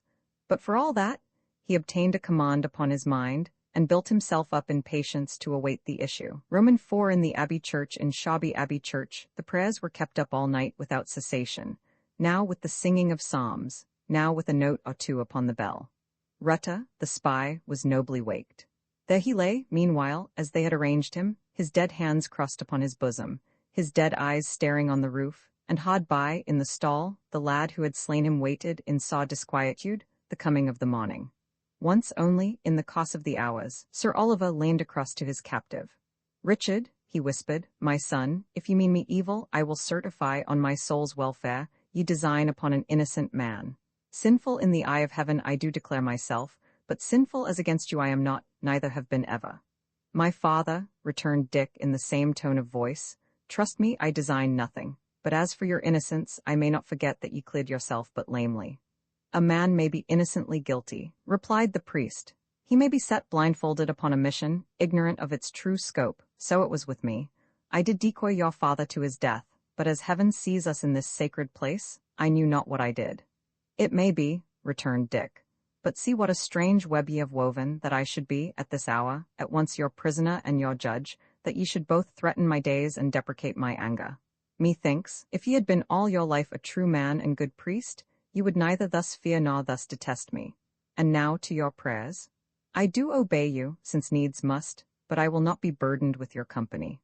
The priest uttered a sigh so heavy that it had almost touched the lad into some sentiment of pity, and he bowed his head upon his hands like a man borne down below a weight of care. He joined no longer in the psalms, but Dick could hear the beads rattle through his fingers and the prayers a-pattering between his teeth. Yet a little, and the grey of the morning began to struggle through the painted casements of the church, and to put to shame the glimmer of the tapers. The light slowly broadened and brightened, and presently through the southeastern clerestories, a flush of rosy sunlight flickered on the walls. The storm was over. The great clouds had disburdened their snow and fled farther on, and the new day was breaking on a merry winter landscape sheathed in white. A bustle of church officers followed. The bier was carried forth to the dead house, and the stains of blood were cleansed from off the tiles, that no such ill-omened spectacle should disgrace the marriage of Lord Shawby. At the same time, the very ecclesiastics who had been so dismally engaged all night began to put on mourning faces, to do honor to the Maria ceremony, which was about to follow. And further to announce the coming of the day, the pious of the town began to assemble and fall to prayer before their favorite shrines, await their turn at the confessionals. Favored by this stir, it was of course easily possible for any man to avoid the vigilance of Sir Daniel's sentries at the door, and presently Dick, looking about him wearily, caught the eye of no less a person than Will Lawless, still in his monk's habit. The outlaw, at the same moment, recognized his leader, and privily signed to him with hand and eye. Now, Dick was far from having forgiven the old rogue his most untimely drunkenness, but he had no desire to involve him in his own predicament, and he signaled back to him, as plain as he was able to begone. Lawless, as though he had understood, disappeared at once behind a pillar, and Dick breathed again. What, then, was his dismay to feel himself plucked by the sleeve, and to find the old robber installed beside him, upon the next seat, and to all appearance plunged in his devotions. Instantly Sir Oliver arose from his place, and, gliding behind the stalls, made for the soldiers in the aisle. If the priest's suspicions had been so lightly wakened, the harm was already done, and Lawless a prisoner in the church. "Move not," whispered Dick. "We are in the plagiest pass, thanks, before all things, to thy swinishness of yestereven. When you saw me here, so strangely seated where I have neither right nor interest, what a murrain, could you not smell harm and get ye gone from evil?" "Nay," returned Lawless, "I thought ye had heard from Ellis and were here on duty." "Ellis?" echoed Dick. "Is Ellis, then, returned?" "For sure," replied the outlaw. "He came last night and belted me saw for being in wine, so there ye are avenged, my master. A furious man is Ellis Duckworth. He hath ridden me hotspur from Craven to prevent this marriage. And Master Dick, ye know the way of him, do so he will?" "Nay, then," returned Dick with composure, "you and I, my poor brother, are dead men, for I sit here a prisoner upon suspicion, and my neck was to answer for this very marriage that he purposed to mar. I had a fair choice by the rood, to lose my sweetheart or else lose my life. Well, the cast is thrown, it is to be my life." "By the mass," cried Lawless, half arising, "I am gone," but Dick had his hand at once upon his shoulder. "Friend Lawless, sit ye still," he said. "An ye have eyes, look yonder at the corner by the chancel arch, see ye not that, even upon the motion of your rising, yon armed men are up and ready to intercept you? Yield ye, friend, ye were bold aboard ship when ye thought to die a sea death. Be bold again, now that ye are to die presently upon the gallows." "Master Dick," gasped Lawless, "the thing hath come upon me somewhat of the suddenest, but give me a moment till I fetch my breath again, and by the mass I will be as stout-hearted as yourself." "Here is my bold fellow," returned Dick. "And yet, Lawless, it goes hard against the grain with me to die, but where whining mendeth nothing, wherefore whine?" "Nay, that indeed," chimed Lawless. "And a fig for death, at worst. It has to be done, my master, soon or late, and hanging in a good quarrel is an easy death, they say, though I could never hear of any that came back to say so." And so saying, the stout old rascal leaned back in his stall, folded his arms, and began to look about him with the greatest air of insolence and unconcern. "And for the matter of that," Dick added, "it is yet our best chance to keep quiet. We wot not yet what Duckworth purposes, and when all is said, and if the worst befall, we may yet clear our feet of it." Now that they ceased talking, they were aware of a very distant and thin strain of mirthful music, which steadily drew nearer, louder, and merrier. The bells in the tower began to break forth into a doubling peal, and a greater and greater concourse of people to crowd into the church, shuffling the snow from off their feet, and clapping and blowing in their hands. The western door was flung wide open, showing a glimpse of sunlit, snowy street, and admitting in a great gust the shrewd air of the morning. And in short, it became plain by every sign that Lord Shawby desired to be married very early in the day, and that the wedding train was drawing near. Some of Lord Shawby's men now cleared a passage down the middle aisle, forcing the people back with lance stocks. And just then, outside the pottle, the secular musicians could be descried drawing near over the frozen snow, the fifers and trumpeters scarlet in the face with lusty blowing, the drummers and the cymbalists beating as for a wager. These, as they drew near the door of the sacred building, filed off on either side, and, marking time to their own vigorous music, stood stamping in the snow.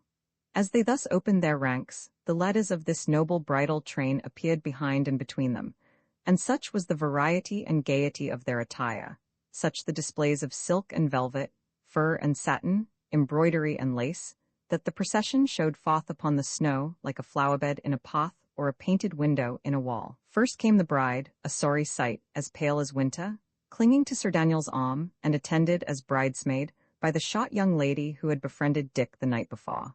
Close behind, in the most radiant toilet, followed the bridegroom, halting on a gouty foot, and as he passed the threshold of the sacred building and doffed his hat, his bald head was seen to be rosy with emotion.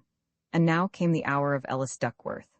Dick, who sat stunned among contrary emotions, grasping the desk in front of him, beheld a movement in the crowd, people jostling backward, and eyes and arms uplifted. Following these signs, he beheld 3 or 4 men with bent bows, leaning from the clerestory gallery. At the same instant they delivered their discharge, and before the clamor and cries of the astounded populace had time to swell fully upon the ear, they had flitted from their perch and disappeared. The nave was full of swaying heads and voices screaming. The ecclesiastics thronged in terror from their places. The music ceased, and though the bells overhead continued for some seconds to clang upon the air, some wind of the disaster seemed to find its way at last, even to the chamber where the ringers were leaping on their ropes, and they also desisted from their merry labors. Right in the midst of the nave the bridegroom lay stone dead, pierced by 2 black arrows. The bride had fainted. Sir Daniel stood, towering above the crowd in his surprise and anger, a cloth-yard shaft quivering in his left forearm, and his face streaming blood from another, which had grazed his brow. Long before any search could be made for them, the authors of this tragic interruption had clattered down a turnpike stair and decamped by a postern door. But Dick and Lawless still remained in pawn. They had, indeed, arisen on the first alarm, and pushed manfully to gain the door. But what with the narrowness of the stalls and the crowding of terrified priests and choristers, the attempt had been in vain, and they had stoically resumed their places. And now, pale with horror, Sir Oliver rose to his feet and called upon Sir Daniel, pointing with one hand to Dick. "Here," he cried, "is Richard Shelton, alas the hour. Blood guilty, seize him, bid him be seized, for all our lives' sakes, take him and bind him surely. He hath sworn our fall." Sir Daniel was blinded by anger, blinded by the hot blood that still streamed across his face. "Where?" he bellowed. "Hale him forth, by the cross of Holywood, but he shall rue this hour." The crowd fell back, and a party of archers invaded the choir, laid rough hands on Dick, dragged him head foremost from the stall, and thrust him by the shoulders down the chancel steps. Lawless, on his part, sat as still as a mouse. Sir Daniel, brushing the blood out of his eyes, stared blinkingly upon his captive. "Aye," he said, "treacherous and insolent I have thee fast, and by all potent oaths, for every drop of blood that now trickles in mine eyes, I will wring a groan out of thy carcase. Away with him," he added. "Here is no place, off with him to my house. I will number every joint of thy body with a torture." But Dick, putting off his captives, uplifted his voice. "Sanctuary," he shouted. "Sanctuary? Ho there, my fathers. They would drag me from the church." "From the church thou hast defiled with murder, boy," added a tall man, magnificently dressed. "On what probation?" cried Dick. "They do accuse me indeed of some complicity, but have not proved one tittle. I was in truth a suitor for this damsel's hand, and she, I will be bold to say it, repaid my suit with favor. But what then? To love a maid is no offense, I trow, nay, not to gain her love. In all else, I stand here free from guiltiness." There was a murmur of approval among the bystanders, so boldly Dick declared his innocence. But at the same time, a throng of accusers arose upon the other side, crying how he had been found last night in Sir Daniel's house, how he wore a sacrilegious disguise. And in the midst of the babel, Sir Oliver indicated Lawless, both by voice and gesture, as accomplice to the fact. He, in his turn, was dragged from his seat and set beside his leader. The feelings of the crowd rose high on either side, and while some dragged the prisoners to and fro to favor their escape, others cursed and struck them with their fists. Dick's ears rang and his brain swam dizzily, like a man struggling in the eddies of a furious river. But the tall man who had already answered Dick, by a prodigious exercise of voice, restored silence and order in the mob. "Search them," he said. "For alms, we may so judge of their intentions." Upon Dick they found no weapon but his poniard, and this told in his favor, until one man officiously drew it from its sheath, and found it still uncleansed of the blood of Rutta. At this there was a great shout among Sir Daniel's followers, which the tall man suppressed by a gesture and an imperious glance. But when it came to the turn of Lawless, there was found under his gown a sheaf of arrows identical with those that had been shot. "How say ye now?" asked the tall man, frowningly, of Dick. "Sir," replied Dick, "I am here in sanctuary, is it not so?" "Well, sir, I see by your bearing that ye are high in station, and I read in your countenance the marks of piety and justice. To you, then, I will yield me prisoner, and that blithely, foregoing the advantage of this holy place, but rather than to be yielded into the discretion of that man, whom I do here accuse with a loud voice to be the murderer of my natural father, and the unjust retainer of my lands and revenues, rather than that, I would beseech you, under favour, with your own gentle hand, to dispatch me on the spot. Your own ears have heard him, how before that I was proven guilty, he did threaten me with torments. It standeth not with your own honour to deliver me to my swan enemy and old oppressor, but to try me fairly by the way of law, and if that I be guilty indeed, to slay me mercifully. My lord, cried Sir Daniel, you will not hearken to this wolf. His bloody dagger reeks him the lie into his face. Nay, but suffer me, good knight, returned the tall stranger. Your own vehemence doth somewhat tell against yourself. And here the bride, who had come to herself some minutes past and looked wildly on upon this scene, broke loose from those that held her, and fell upon her knees before the last speaker. My lord of Rissingham, she cried, hear me in justice. I am here in this man's custody by mere force, reft from mine own people. Since that day I had never pity, countenance, nor comfort from the face of man, but from him only, Richard Shelton, whom they now accuse and labour to undo. My lord, if he was yesternight in Sir Daniel's mansion, it was I that brought him there. He came but at my prayer, and thought to do no hurt. While yet Sir Daniel was a good lord to him, he fought with them of the Black Arrow loyally. But when his foul guardian sought his life by practices, and he fled by night, for his soul's sake, out of that bloody house, whither was he to turn, he, helpless and penniless? Or if he be fallen among ill company, whom should you blame, the lad that was unjustly handled, or the guardian that did abuse his trust? And then the shot young lady fell on her knees by Joanna's side. And I, my good lord and natural uncle, she added, I can bear testimony on my conscience and before the face of all, that what this maiden saith is true. It was I, unworthy, that did lead the young man in. Earl Rissingham had heard in silence, and when the voices ceased, he still stood silent for a space. Then he gave Joanna his hand to arise, though it was to be observed that he did not offer the like courtesy to her who had called herself his niece. Sir Daniel, he said, here is a right intricate affair, the which, with your good leave, it shall be mine to examine and adjust. Content ye then, your business is in careful hands, justice shall be done you, and in the meanwhile, get ye incontinently home, and have your hurts attended. The air is shrewd, and I would not ye took cold upon these scratches. He made a sign with his hand. It was passed down the nave by obsequious servants, who waited there upon his smallest gesture. Instantly, without the church, a tucket sounded shrill, and through the open pottle arches and men at arms, uniformly arrayed in the colours and wearing the badge of Lord Rissingham, began to file into the church, took Dick and Lawless from those who still detained them, and closing their files about the prisoners, marched forth again and disappeared. As they were passing, Joanna held both her hands to Dick and cried him her farewell, and the bridesmaid, nothing downcast by her uncle's evident displeasure, blew him a kiss with a "keep your heart up, lion driver," that for the first time since the accident called up a smile to the faces of the crowd. Earl Rissingham, although by far the most important person then in Shawby, was poorly lodged in the house of a private gentleman upon the extreme outskirts of the town. Nothing but the armed men at the doors, and the mounted messengers that kept arriving and departing, announced the temporary residence of a great lord. Thus it was that, from lack of space, Dick and Lawless were clapped into the same apartment. Well spoken, Master Richard, said the outlaw. It was excellently well spoken, and for my part, I thank you cordially. Here we are in good hands, we shall be justly tried, and sometime this evening, decently hanged on the same tree. Indeed, my poor friend, I do believe it, answered Dick. Yet have we a string to our bow, returned Lawless. Ellis Duckworth is a man out of 10,000, he holdeth you right near his heart, both for your own and for your father's sake, and knowing you guiltless of this fact, he will stir earth and heaven to bear you clear. It may not be, said Dick. What can he do? He hath but a handful. Alack, if it were but tomorrow, could I but keep a certain tryst an hour before noon tomorrow, all were, I think, otherwise. But now there is no help. Well, concluded Lawless, and you will stand to it for my innocence, I will stand to it for yours, and that stoutly. It shall not avail us, but an I be to hang, it shall not be for lack of swearing. And then, while Dick gave himself over to his reflections, the old rogue curled himself down into a corner, pulled his monkish hood about his face, and composed himself to sleep. Soon he was loudly snoring, so utterly had his long life of hardship and adventure blunted the sense of apprehension.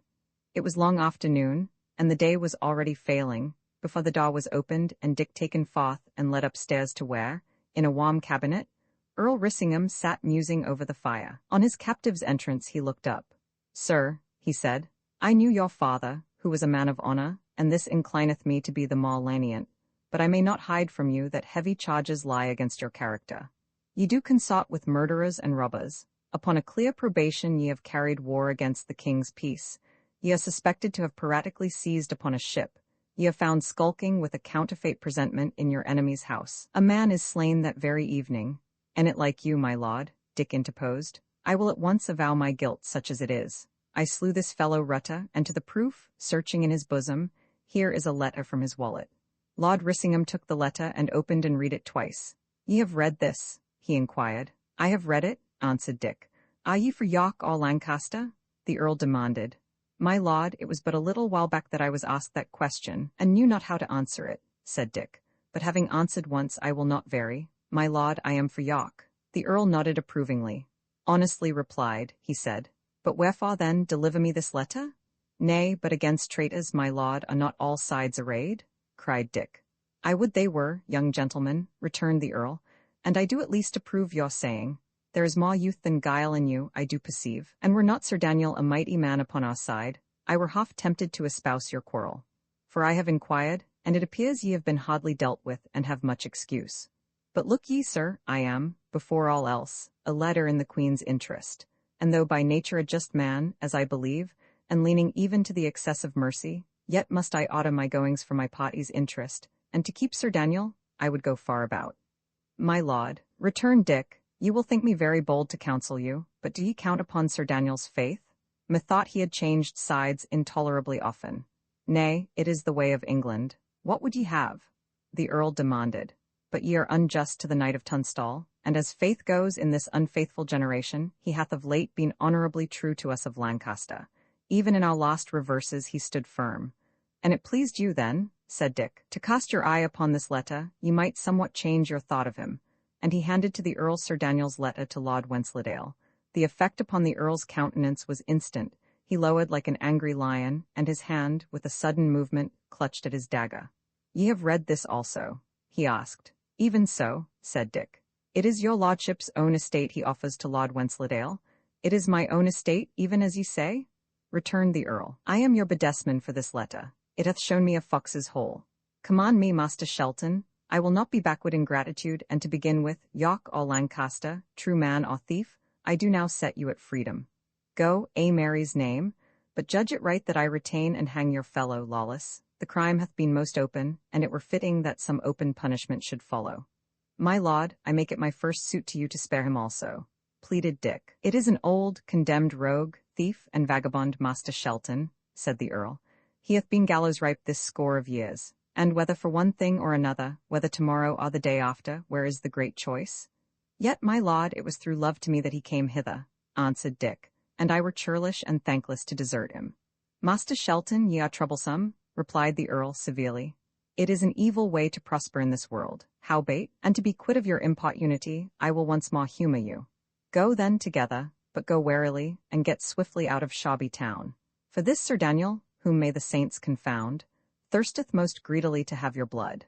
My lord, I do now offer you in words my gratitude, trusting at some brief date to pay you some of it in service," replied Dick, as he turned from the apartment. Vi Obluster again, when Dick and Lawless were suffered to steal, by a back way, out of the house where Lord Rissingham held his garrison, the evening had already come. They paused in shelter of the garden wall to consult on their best course. The danger was extreme. If one of Sir Daniel's men caught sight of them and raised the view-hallow, they would be run down and butchered instantly. And not only was the town of Shawby a mere net of peril for their lives, but to make for the open country was to run the risk of the patrols. A little way off, upon some open ground, they spied a windmill standing, and hard by that, a very large granary with open doors. "How if we lay there until the night fall?" Dick proposed, and Lawless having no better suggestion to offer, they made a straight push for the granary at a run, and concealed themselves behind the door among some straw. The daylight rapidly departed, and presently the moon was silvering the frozen snow. Now or never was there opportunity to gain the goat and bagpipes unobserved and change their telltale garments. Yet even then, it was advisable to go round by the outskirts, and not run the gauntlet of the marketplace, where, in the concourse of people, they stood the more imminent peril to be recognized and slain. This course was a long one. It took them not far from the house by the beach, now lying dark and silent, and brought them forth at last by the margin of the harbor. Many of the ships, as they could see by the clear moonshine, had weighed anchor, and, profiting by the calm sky, proceeded for more distant parts. Answerably to this, the rude alehouses along the beach, although, in defiance of the curfew law, they still shone with fire and candle, were no longer thronged with customers, and no longer echoed to the chorus of sea-songs. Hastily, half-running, with their monkish raiment kilted to the knee, they plunged through the deep snow and threaded the labyrinth of marine lumber, and they were already more than halfway round the harbor when, as they were passing close before an alehouse, the door suddenly opened and let out a gush of light upon their fleeting figures. Instantly they stopped, and made believe to be engaged in earnest conversation. 3 men, one after another, came out of the alehouse, and the last closed the door behind him.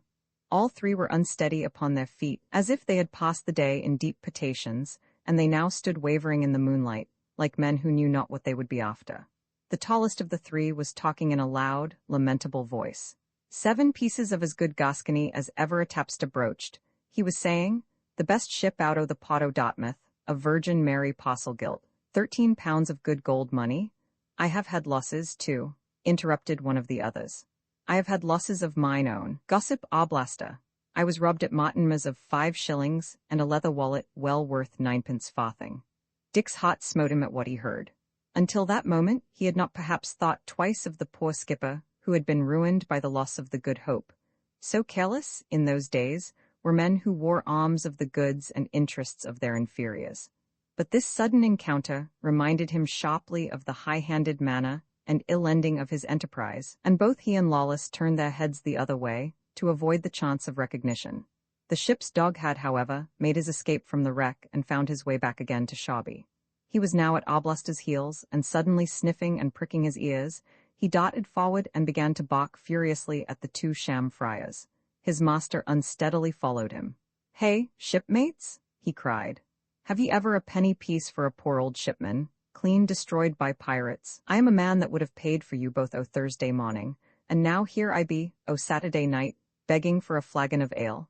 Ask my man Tom if ye misdoubt me. 7 pieces of good Gascon wine, a ship that was mine own, and was my father's before me, a blessed Mary of plane tree wood and parcel gilt, and 13 pounds in gold and silver. Hey, what say ye? A man that fought the French, too, for I have fought the French. I have cut more French throats upon the high seas than ever a man that sails out of Dartmouth. Come, a penny piece."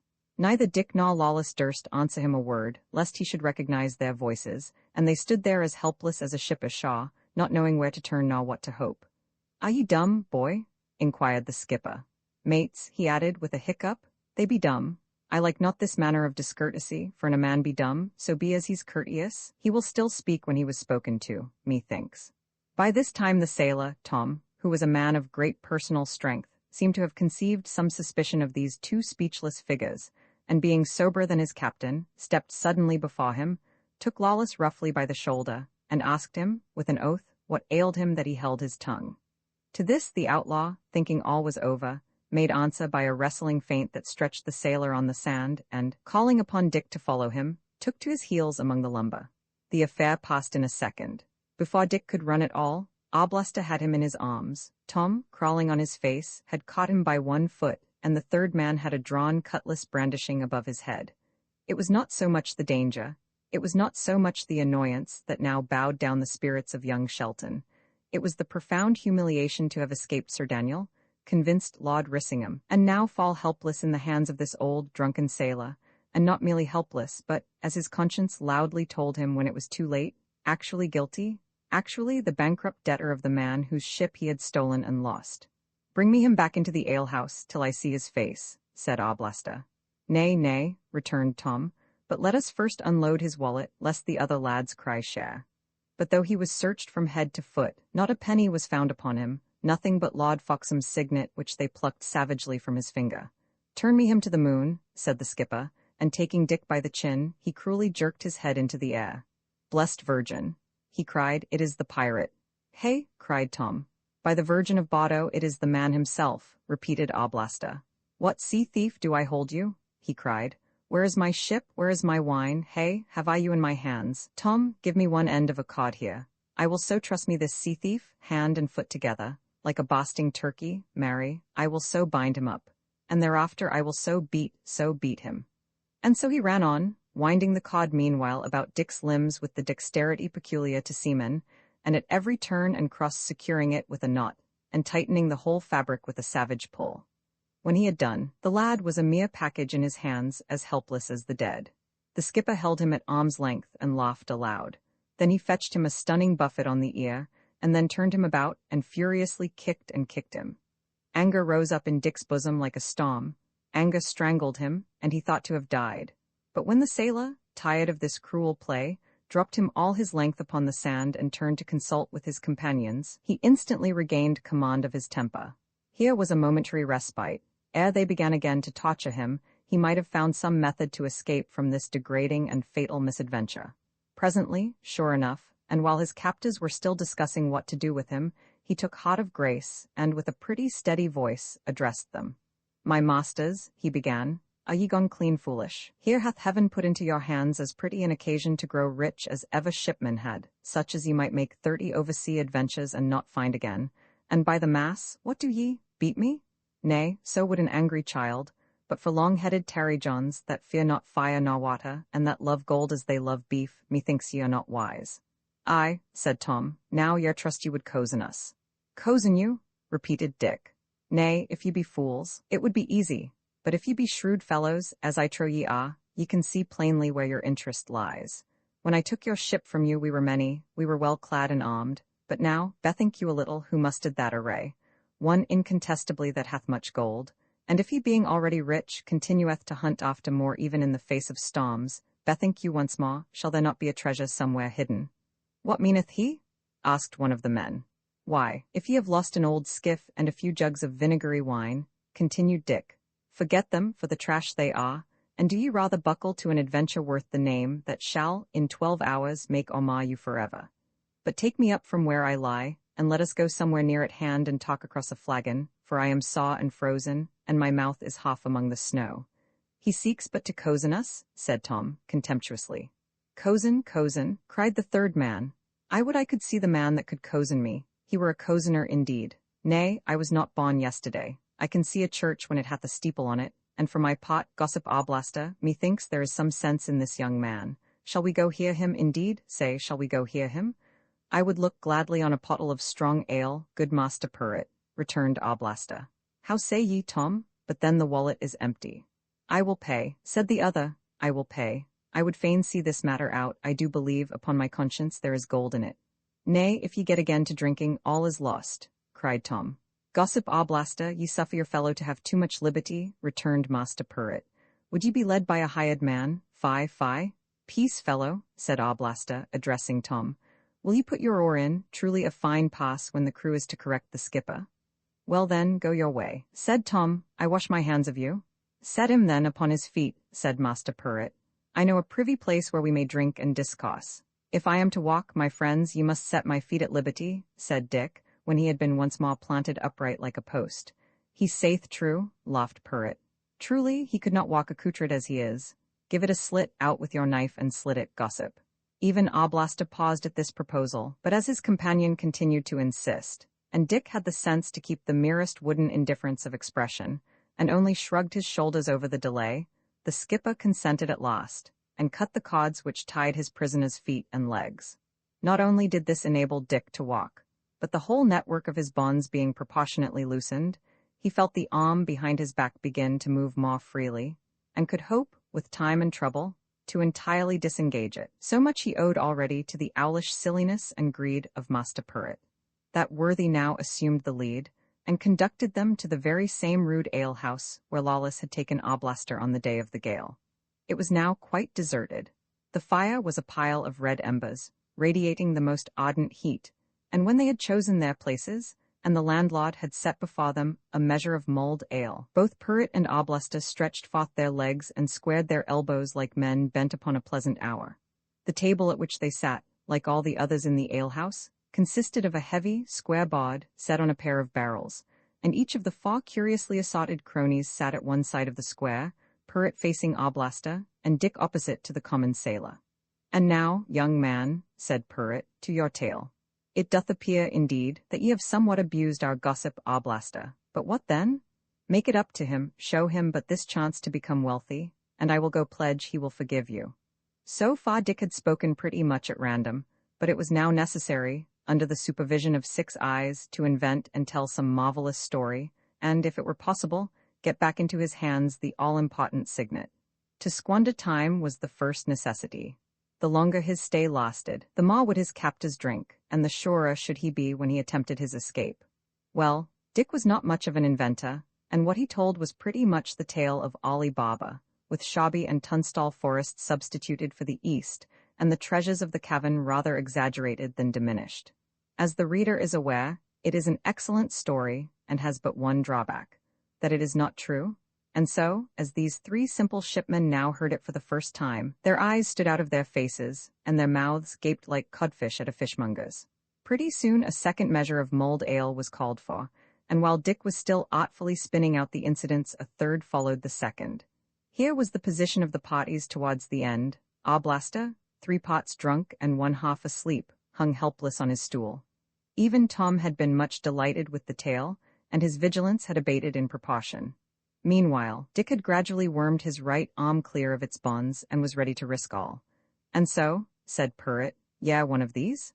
"I was made so," replied Dick, "against my will, but an I could but get a sack or 2 of gold coin to my share, I should be a fool indeed to continue dwelling in a filthy cave, and standing shot and buffet like a soldier.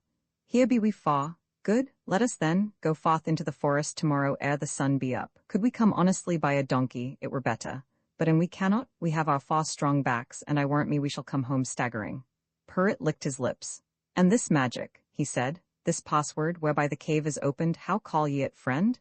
"Nay, none know the word but the 3 chiefs," returned Dick. "But here is your great good fortune, that on this very evening I should be the bearer of a spell to open it. It is a thing not trusted twice a year beyond the captain's wallet." "A spell?" said Oblasta, half awakening and squinting upon Dick with one eye. "Aroint thee, no spells, I be a good Christian, ask my man Tom else." "Nay, but this is white magic," said Dick. "It doth not with the devil, only the powers of numbers, herbs, and planets." Aye, said Purrit, "'tis but white magic, gossip, there is no sin therein, I do assure you, but proceed, good youth. This spell, in what should it consist?" "Nay, that I will incontinently show you," answered Dick. "Have ye there the ring ye took from my finger? Good, now hold it forth before you by the extreme finger ends at the arm's length and over against the shining of these embers. 'Tis so exactly. Thus, then, is the spell." With a haggard glance, Dick saw the coast was clear between him and the daw. He put up an internal prayer. Then whipping forth his arm, he made but one snatch of the ring, and at the same instant, levering up the table, he sent it bodily over upon the seaman Tom. He, poor soul, went down bawling under the ruins, and before Oblasta understood that anything was wrong, or Purrit could collect his dazzled wits, Dick had run to the daw and escaped into the moonlit night. The moon, which now rode in the mid-heavens, and the extreme whiteness of the snow, made the open ground about the harbour bright as day, and young Shelton leaping, with kilted robe, among the lumber, was a conspicuous figure from afar. Tom and Purrit followed him with shouts. From every drinking shop they were joined by others whom their cries aroused, and presently a whole fleet of sailors was in full pursuit. But Jackashaw was a bad runner, even in the 15th century, and Dick, besides, had a start, which he rapidly improved, until, as he drew near the entrance of a narrow lane, he even paused and looked laughingly behind him. Upon the white floor of snow, all the shipmen of Shabi came clustering in an Inkai mass, and tailing out rearward in isolated clumps. Every man was shouting or screaming, every man was gesticulating with both arms in air, someone was continually falling, and to complete the picture, when one fell, a dozen would fall upon the top of him. The confused mass of sound which they rolled up as high as to the moon was partly comical and partly terrifying to the fugitive whom they were hunting. In itself, it was impotent, for he made sure no seaman in the pot could run him down. But the mere volume of noise, in so far as it must awake all the sleepers in Shabi and bring all the skulking sentries to the street, did really threaten him with danger in the front. So, spying a dark doorway at a corner, he whipped briskly into it, and let the uncouth hunt go by him, still shouting and gesticulating, and all red with hurry and white with tumbles in the snow. It was a long while, indeed, before this great invasion of the town by the harbour came to an end, and it was long before silence was restored. For long, lost sailors were still to be heard pounding and shouting through the streets in all directions and in every quarter of the town. Quarrels followed, sometimes among themselves, sometimes with the men of the patrols. Knives were drawn, blows given and received, and more than one dead body remained behind upon the snow. When, a full hour later, the lost seaman returned grumblingly to the harbour side and his particular tavern, it may fairly be questioned if he had ever known what manner of man he was pursuing, but it was absolutely sure that he had now forgotten. By next morning there were many strange stories flying, and a little while after, the legend of the devil's nocturnal visit was an article of faith with all the lads of Shawby. But the return of the lost seaman did not, even yet, set free young Shelton from his cold imprisonment in the doorway.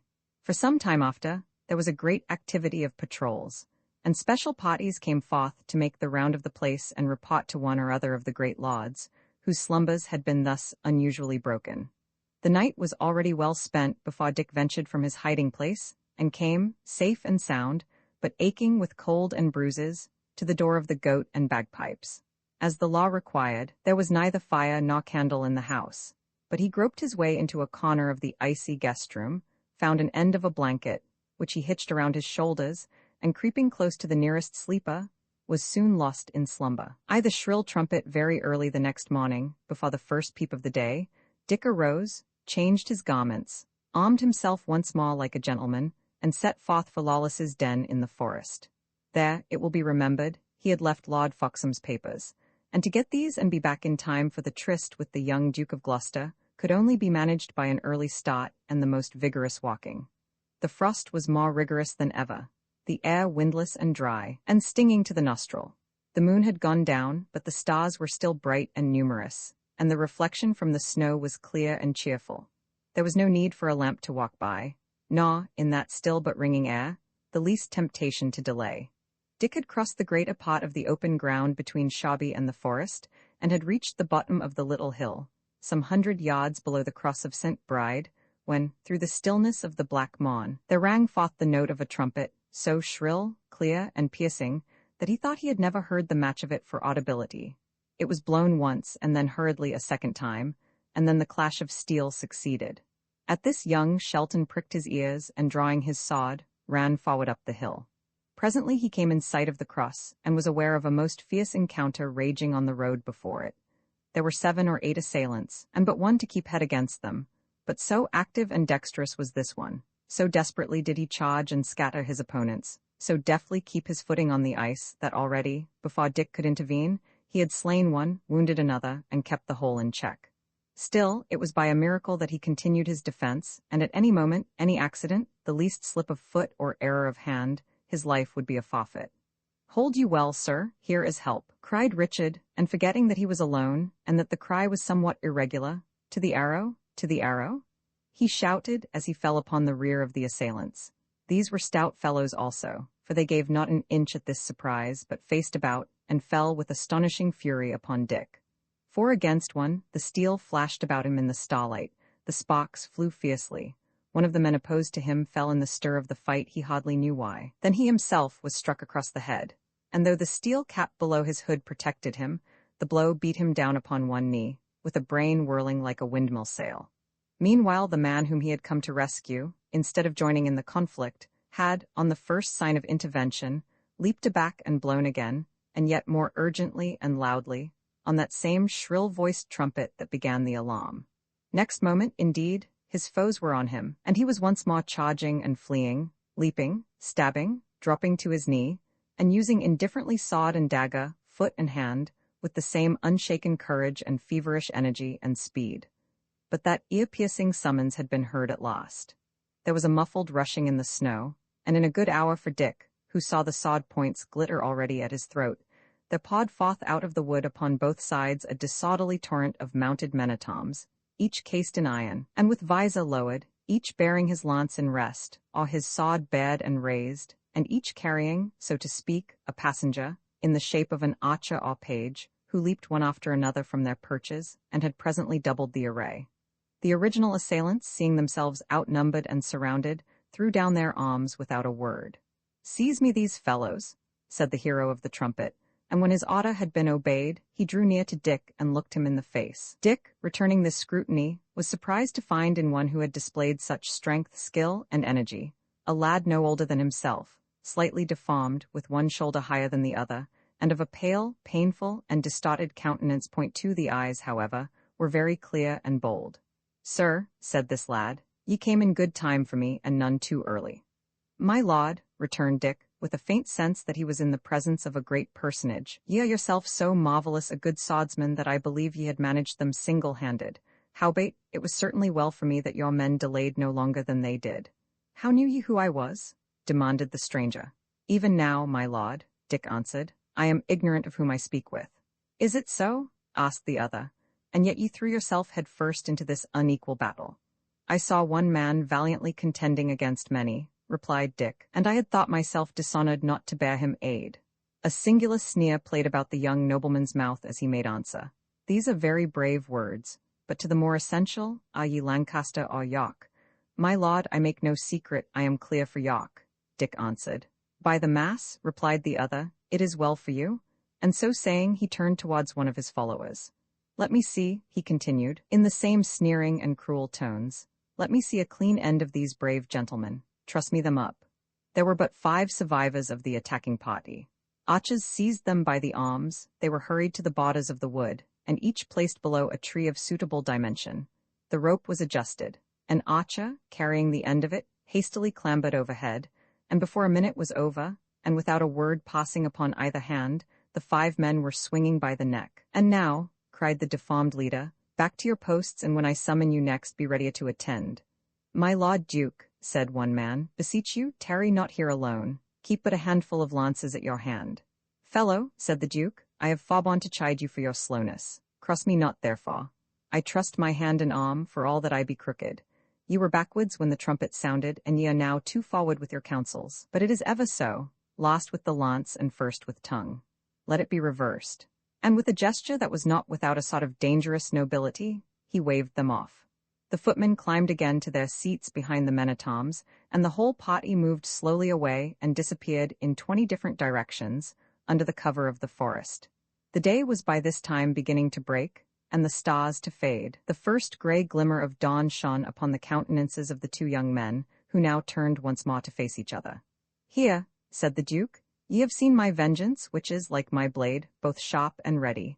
But I would not have you, for all Christendom, suppose me thankless.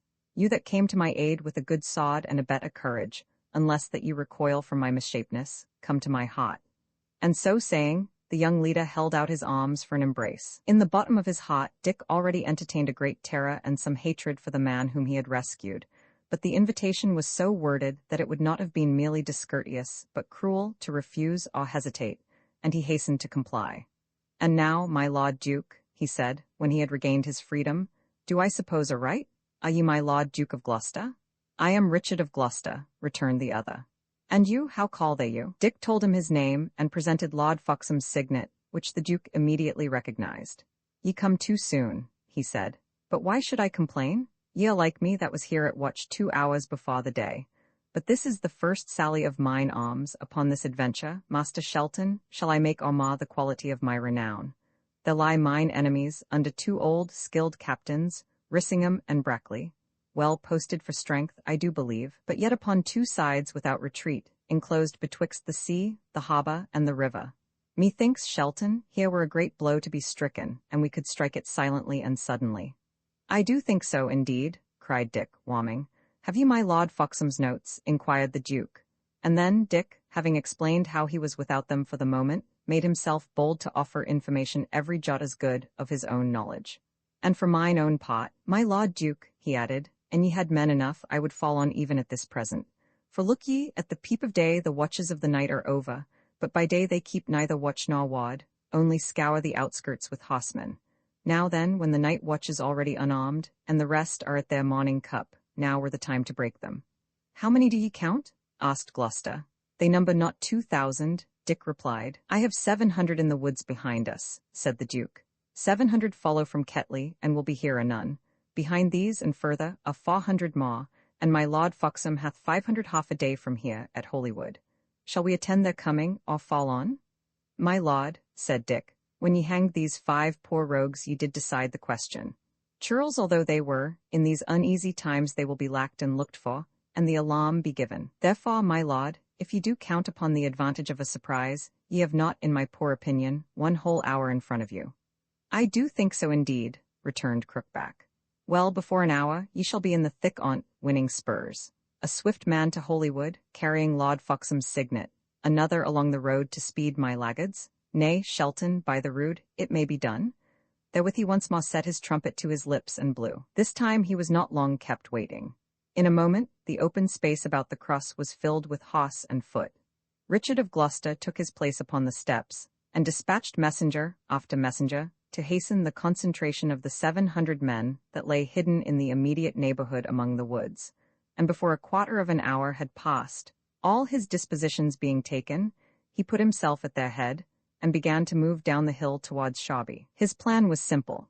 He was to seize a quarter of the town of Shawby lying on the right hand of the high road and make his position good there in the narrow lanes until his reinforcements followed. If Lord Rissingham chose to retreat, Richard would follow upon his rear and take him between 2 fires, or, if he preferred to hold the town, he would be shut in a trap, there to be gradually overwhelmed by force of numbers. There was but one danger, but that was imminent and great. Gloucester's 700 might be rolled up and cut to pieces in the first encounter, and to avoid this, it was needful to make the surprise of their arrival as complete as possible. The footmen, therefore, were all once more taken up behind the riders, and Dick had the signal honour meted out to him of mounting behind Gloucester himself. For as far as there was any cover, the troops moved slowly, and when they came near the end of the trees that lined the highway, stopped to breathe and reconnoitre. The sun was now well up, shining with a frosty brightness out of a yellow halo, and right over against the luminary, Shawby, a field of snowy roofs and ruddy gables, was rolling up its columns of morning smoke. Gloucester turned round to Dick. In that poor place, he said, where people are cooking breakfast, either you shall gain your spurs, and I begin a life of mighty honour and glory in the world's eye, or both of us, as I conceive it, shall fall dead and be unheard of. 2 Richards are we. Well then, Richard Shelton, they shall be heard about, these 2? Their swords shall not ring more loudly on men's helmets than their names shall ring in people's ears. Dick was astonished at so great a hunger after fame, expressed with so great vehemence of voice and language, and he answered very sensibly and quietly, that, for his part, he promised he would do his duty, and doubted not of victory if everyone did the like. By this time the horses were well breathed, and the leader holding up his sword and giving rein, the whole troop of chargers broke into the gallop and thundered, with their double load of fighting men, down the remainder of the hill, and across the snow-covered plain that still divided them from Shawby. II, the Battle of Shawby, the whole distance to be crossed was not above a quarter of a mile. But they had no sooner debouched beyond the cover of the trees than they were aware of people fleeing and screaming in the snowy meadows upon either hand. Almost at the same moment, a great rumour began to arise, and spread and grow continually louder in the town, and they were not yet halfway to the nearest house before the bells began to ring backwards from the steeple. The young Duke ground his teeth together. By these so early signals of alarm, he feared to find his enemies prepared, and if he failed to gain a footing in the town, he knew that his small party would soon be broken and exterminated in the open. In the town, however, the Lancastrians were far from being in so good a posture. It was as Dick had said. The night guard had already doffed their harness, the rest were still hanging, unlatched, unbraced, all unprepared for battle, about their quarters, and in the whole of Shawby there were not, perhaps, 50 men full armed, or 50 chargers ready to be mounted. The beating of the bells, the terrifying summons of men who ran about the streets crying and beating upon the doors, aroused in an incredibly short space at least 200 out of that 50. These got speedily to horse, and, the alarm still flying wild and contrary, galloped in different directions. Thus it befell that, when Richard of Gloucester reached the first house of Shawby, he was met in the mouth of the street by a mere handful of lances, whom he swept before his onset as the storm chases the bach. 100 paces into the town, Dick Shelton touched the Duke's arm. The Duke, in answer, gathered his reins, put the shrill trumpet to his mouth, and blowing a concerted point, turned to the right hand out of the direct advance. Swerving like a single rider, his whole command turned off to him, and still at the full gallop of the charges, swept up the narrow by-street. Only the lost score of riders drew rein and faced about in the entrance. The footmen, whom they carried behind them, leapt at the same instant to the earth, and began, some to bend their bows, and others to break into and secure the houses upon either hand. Surprised at this sudden change of direction, and daunted by the firm front of the rearguard, the few Lancastrians, after a momentary consultation, turned and rode farther into town to seek for reinforcements. The quarter of the town upon which, by the advice of Dick, Richard of Gloucester had now seized, consisted of 5 small streets of poor and ill-inhabited houses, occupying a very gentle eminence, and lying open towards the back. The 5 streets being each secured by a good guard, the reserve would thus occupy the centre, out of shot, and yet ready to carry aid wherever it was needed. Such was the poorness of the neighbourhood that none of the Lancastrian lords, and but few of their retainers, had been lodged therein, and the inhabitants, with one accord, deserted their houses and fled, squalling, along the streets or over garden walls. In the centre, where the 5 ways all met, a somewhat ill-favoured alehouse displayed the sign of the Chequers, and here the Duke of Gloucester chose his headquarters for the day. To Dick he assigned the guard of one of the 5 streets. "Go," he said, "win your spurs, win glory for me, one Richard for another. I tell you, if I rise, ye shall rise by the same ladder. Go," he added, shaking him by the hand, but as soon as Dick was gone, he turned to a little shabby archer at his elbow. "Go, Dutton, and that right speedily," he added. "Follow that lad. If you find him faithful, ye answer for his safety, a head for a head. Woe unto you if ye return without him. But if he be faithless, for one instant, ye misdoubt him, stab him from behind." In the meanwhile, Dick hastened to secure his post. The street he had to guard was very narrow, and closely lined with houses, which projected and overhung the roadway. But narrow and dark as it was, since it opened upon the marketplace of the town, the main issue of the battle would probably fall to be decided on that spot. The marketplace was full of townspeople fleeing in disorder, but there was as yet no sign of any foeman ready to attack, and Dick judged he had some time before him to make ready his defense. The 2 houses at the end stood deserted, with open doors, as the inhabitants had left them in their flight, and from these he had the furniture hastily tossed forth and piled into a barrier in the entry of the lane. 100 men were placed at his disposal, and of these he threw the maw pot into the houses, where they might lie in shelter and deliver their arrows from the windows. With the rest, under his own immediate eye, he lined the barricade. Meanwhile, the utmost uproar and confusion had continued to prevail throughout the town, and what with the hurried clashing of bells, the sounding of trumpets, the swift movement of bodies of horse, the cries of the commanders, and the shrieks of women, the noise was almost deafening to the ear. Presently, little by little, the tumult began to subside, and soon after, files of men in armor and bodies of archers began to assemble and form in line of battle in the marketplace. A large portion of this body were in murrey and blue, and in the mounted knight who ordered their array Dick recognized Sir Daniel Brackley. Then there befell a long pause, which was followed by the almost simultaneous sounding of 4 trumpets from 4 different quarters of the town. A 5th rang in answer from the marketplace, and at the same moment the files began to move, and a shower of arrows rattled about the barricade, and sounded like blows upon the walls of the 2 flanking houses. The attack had begun, by a common signal, on all the 5 issues of the quarter. Gloucester was beleaguered upon every side, and Dick judged, if he would make good his post, he must rely entirely on the 100 men of his command. 7 volleys of arrows followed one upon the other, and in the very thick of the discharges Dick was touched from behind upon the arm, and found a page holding out to him a leathern jack, strengthened with bright plates of mail. "It is from my lord of Gloucester," said the page. "He hath observed, Sir Richard, that you went unarmed." Dick, with a glow at his heart at being so addressed, got to his feet and, with the assistance of the page, donned the defensive coat. Even as he did so, 2 arrows rattled harmlessly upon the plates, and a 3rd struck down the page, mortally wounded, at his feet. Meantime the whole body of the enemy had been steadily drawing nearer across the marketplace, and by this time were so close at hand that Dick gave the order to return their shot. Immediately, from behind the barrier, and from the windows of the houses, a counterblast of arrows sped, carrying death. But the Lancastrians, as if they had but waited for a signal, shouted loudly in answer, and began to close at a run upon the barrier, the horsemen still hanging back, with visors lowered. Then followed an obstinate and deadly struggle, hand to hand. The assailants, wielding their falchions with one hand, strove with the other to drag down the structure of the barricade. On the other side, the pots were reversed, and the defenders exposed themselves like madmen to protect their rampart. So for some minutes the contest raged almost in silence, friend and foe falling one upon another. But it is always the easier to destroy, and when a single note upon the tucket recalled the attacking party from this desperate service, much of the barricade had been removed piecemeal, and the whole fabric had sunk to half its height, and tottered to a general fall. And now the footmen in the marketplace fell back at a run on every side. The horsemen, who had been standing in a line too deep, wheeled suddenly and made their flank into their front, and as swift as a striking adder, the long, steel-clad column was launched upon the ruinous barricade.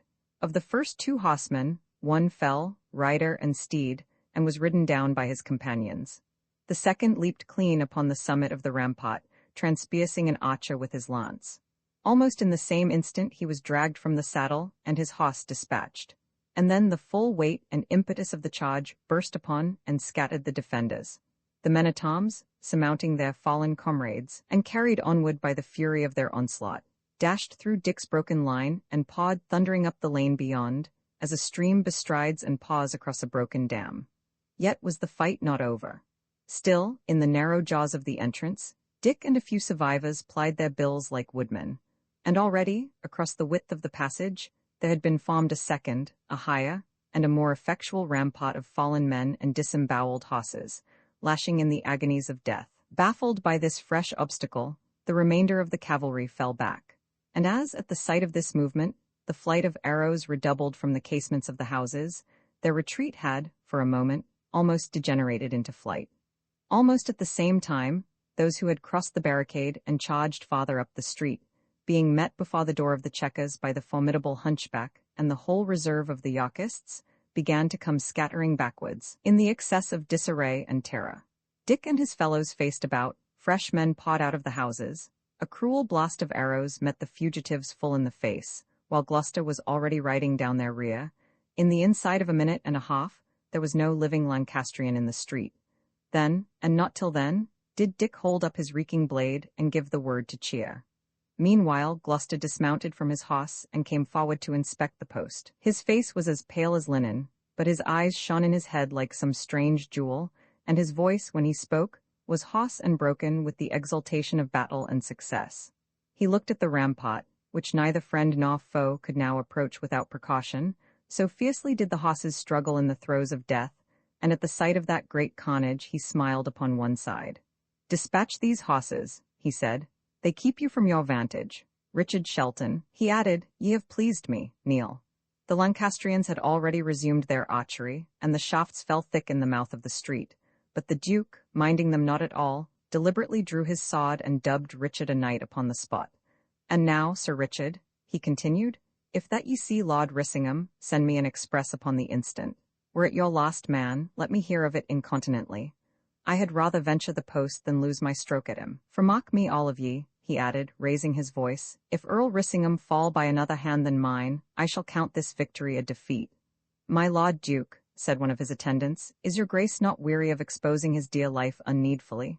Why tarry we here?" "Catesby," returned the Duke, "here is the battle, not elsewhere. The rest are but feigned onslaughts. Here must we vanquish. And for the exposure, if you were an ugly hunchback, and the children gecked at you upon the street, you would count your body cheaper, and an hour of glory worth a life. Howbeit, if you will, let us ride on and visit the other posts. Sir Richard here, my namesake, he shall still hold this entry, where he wadeth to the ankles in hot blood. Him can we trust. But mark it, Sir Richard, ye are not yet done. The worst is yet to ward. Sleep not." He came right up to young Shelton, looking him hard in the eyes, and taking his hand in both of his, gave it so extreme a squeeze that the blood had nearly spurted. Dick quailed before his eyes. The insane excitement, the courage, and the cruelty that he read therein filled him with dismay about the future. This young Duke's was indeed a gallant spirit, to ride foremost in the ranks of war, but after the battle, in the days of peace and in the circle of his trusted friends, that mind, it was to be dreaded, would continue to bring forth the fruits of death. Roman 3, the Battle of Shawby concluded. Dick, once more left to his own counsels, began to look about him. The arrow shot had somewhat slackened. On all sides the enemy were falling back, and the greater part of the marketplace was now left empty, the snow here trampled into orange mud, there splashed with gaw, scattered all over with dead men and horses, and bristling thick with feathered arrows. On his own side, the loss had been cruel. The jaws of the little street and the ruins of the barricade were heaped with the dead and dying, and out of the 100 men with whom he had begun the battle, there were not 70 left who could still stand to arms. At the same time, the day was passing. The first reinforcements might be looked for to arrive at any moment, and the Lancastrians, already shaken by the result of their desperate but unsuccessful onslaught, were in an ill temper to support a fresh invader. There was a dial in the wall of one of the 2 flanking houses, and this, in the frosty winter sunshine, indicated 10 of the forenoon.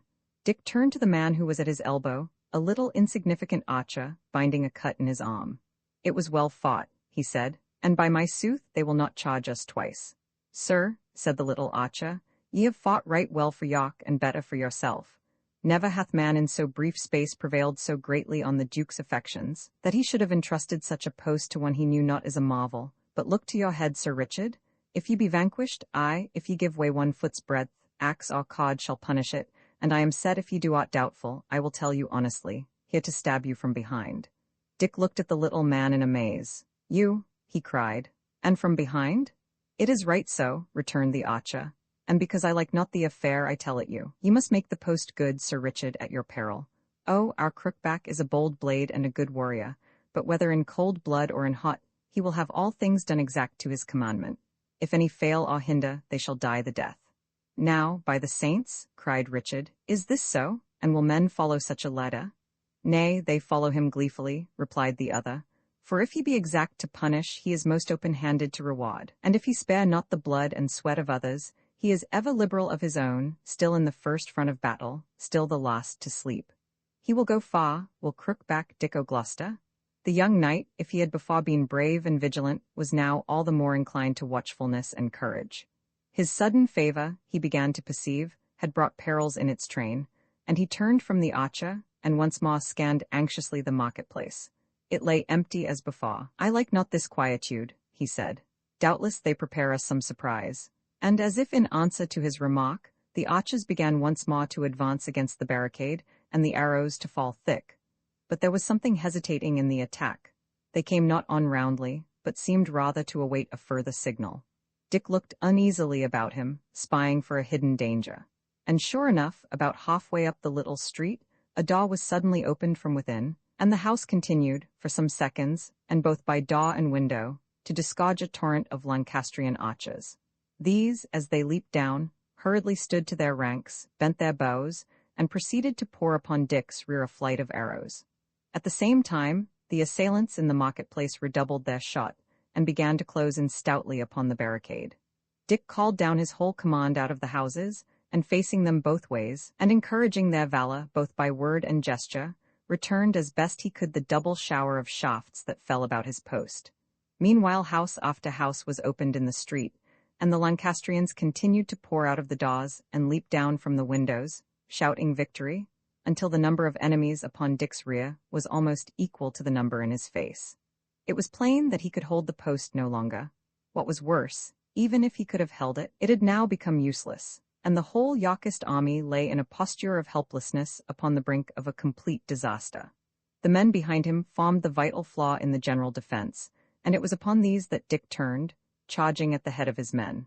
So vigorous was the attack that the Lancastrian archers gave ground and staggered, and at last, breaking their ranks, began to crowd back into the houses from which they had so recently and so vaingloriously sallied. Meanwhile, the men from the marketplace had swarmed across the undefended barricade and fell on hotly upon the other side, and Dick must once again face about and proceed to drive them back.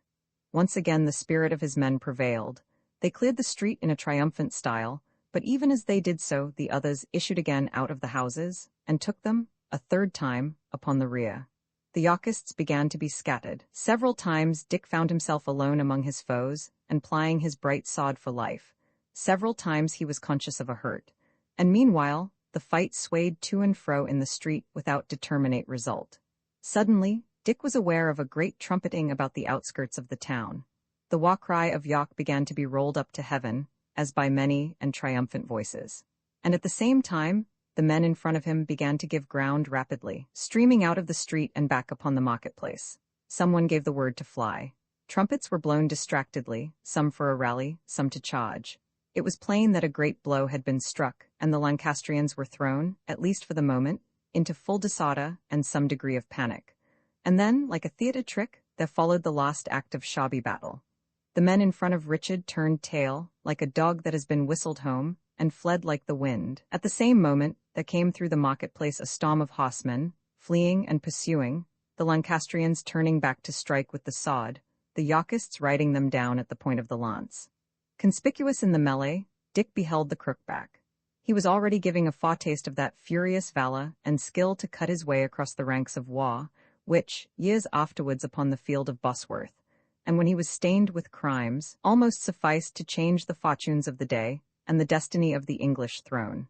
Evading, striking, riding down, he so fought and so maneuvered his strong horse, so aptly defended himself, and so liberally scattered death to his opponents, that he was now far ahead of the foremost of his knights, hewing his way, with the truncheon of a bloody sword, to where Lord Rissingham was rallying the bravest.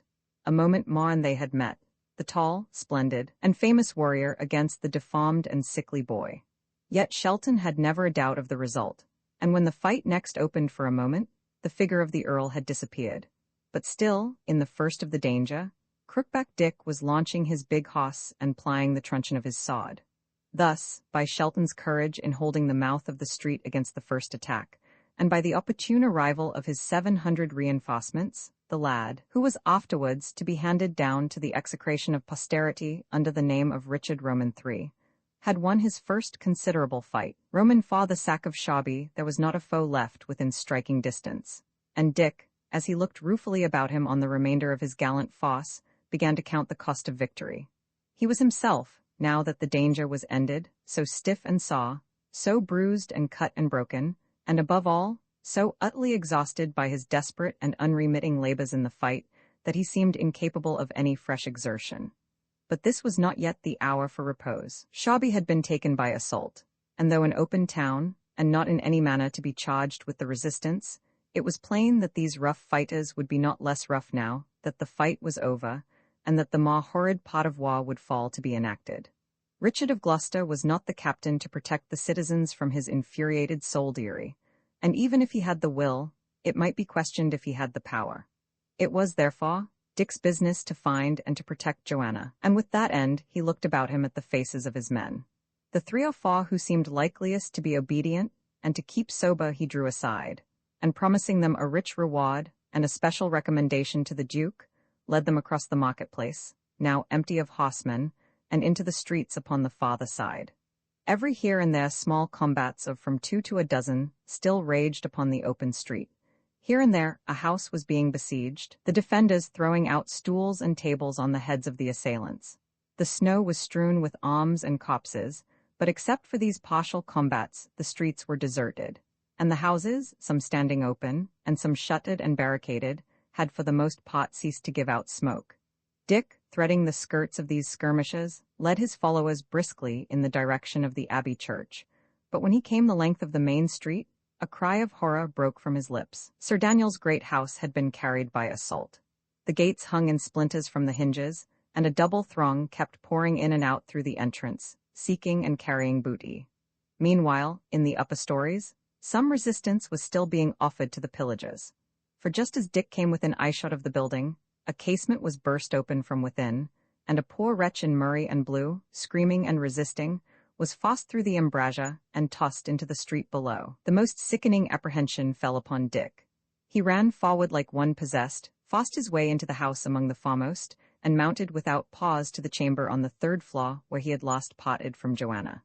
It was a mere wreck. The furniture had been overthrown, the cupboards broken open, and in one place a trailing corner of the arras lay smouldering on the embers of the fire. Dick, almost without thinking, trod out the incipient conflagration, and then stood bewildered. Sir Daniel, Sir Oliver, Joanna, all were gone, but whether butchered in the rout or safe escaped from Shabby, who should say? He caught a passing archer by the tabard. "Fellow," he asked, "were ye here when this house was taken?" "Let be," said the archer. "A murrain let be, or I strike." "Hark ye," returned Richard, "two can play at that. Stand and be plain." But the man, flushed with drink and battle, struck Dick upon the shoulder with one hand, while with the other he twitched away his garment. Thereupon the full wrath of the young leader burst from his control. He seized the fellow in his strong embrace and crushed him on the plates of his mailed bosom like a child. Then, holding him at arm's length, he bid him speak as he valued life. "I pray you mercy?" gasped the archer. "And I had thought you were so angry, I would have been charier of crossing you. I was here indeed." "Know ye Sir Daniel?" pursued Dick. "Well do I know him," returned the man. "Was he in the mansion?" "Aye, sir, he was," answered the archer, "but even as we entered by the yard gate he rode forth by the garden." "Alone?" cried Dick. "He may have had a score of lances with him," said the man. "Lances? No women, then?" asked Shelton.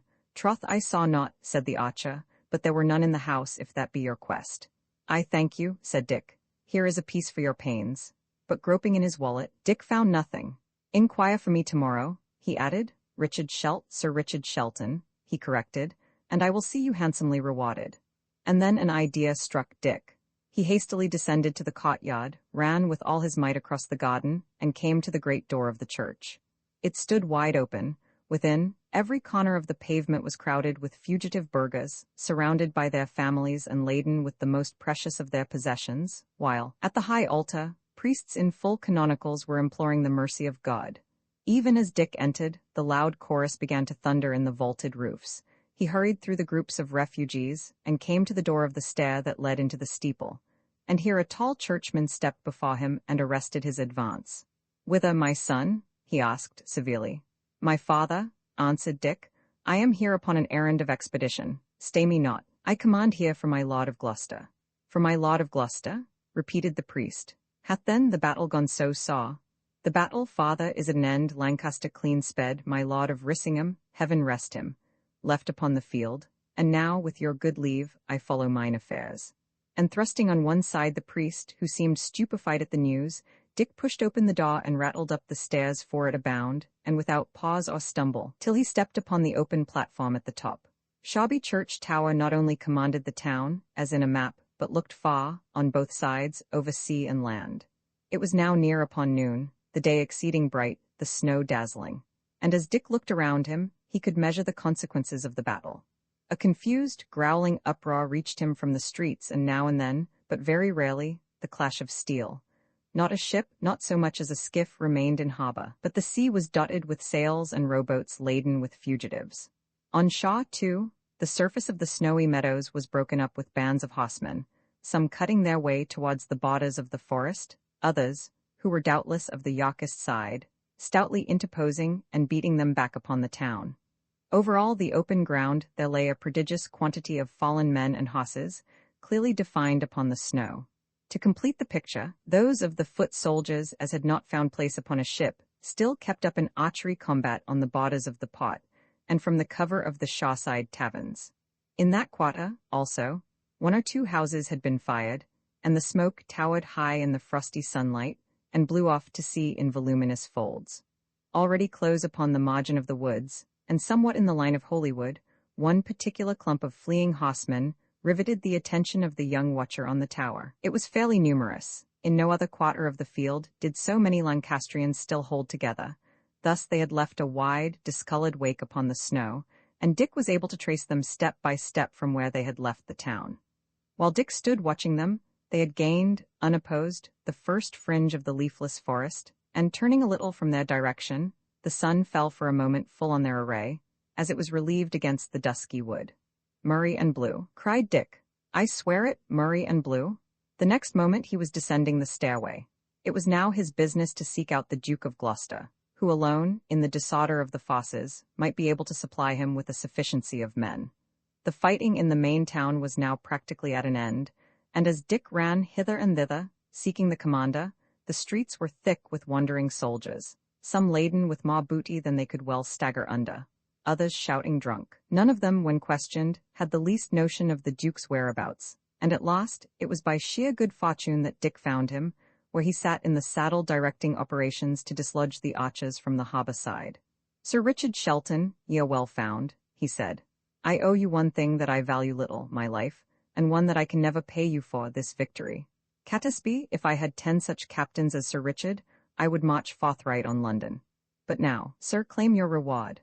"Freely, my lord," said Dick, "freely and loudly. One hath escaped to whom I owe some grudges, and taken with him one whom I owe love and service.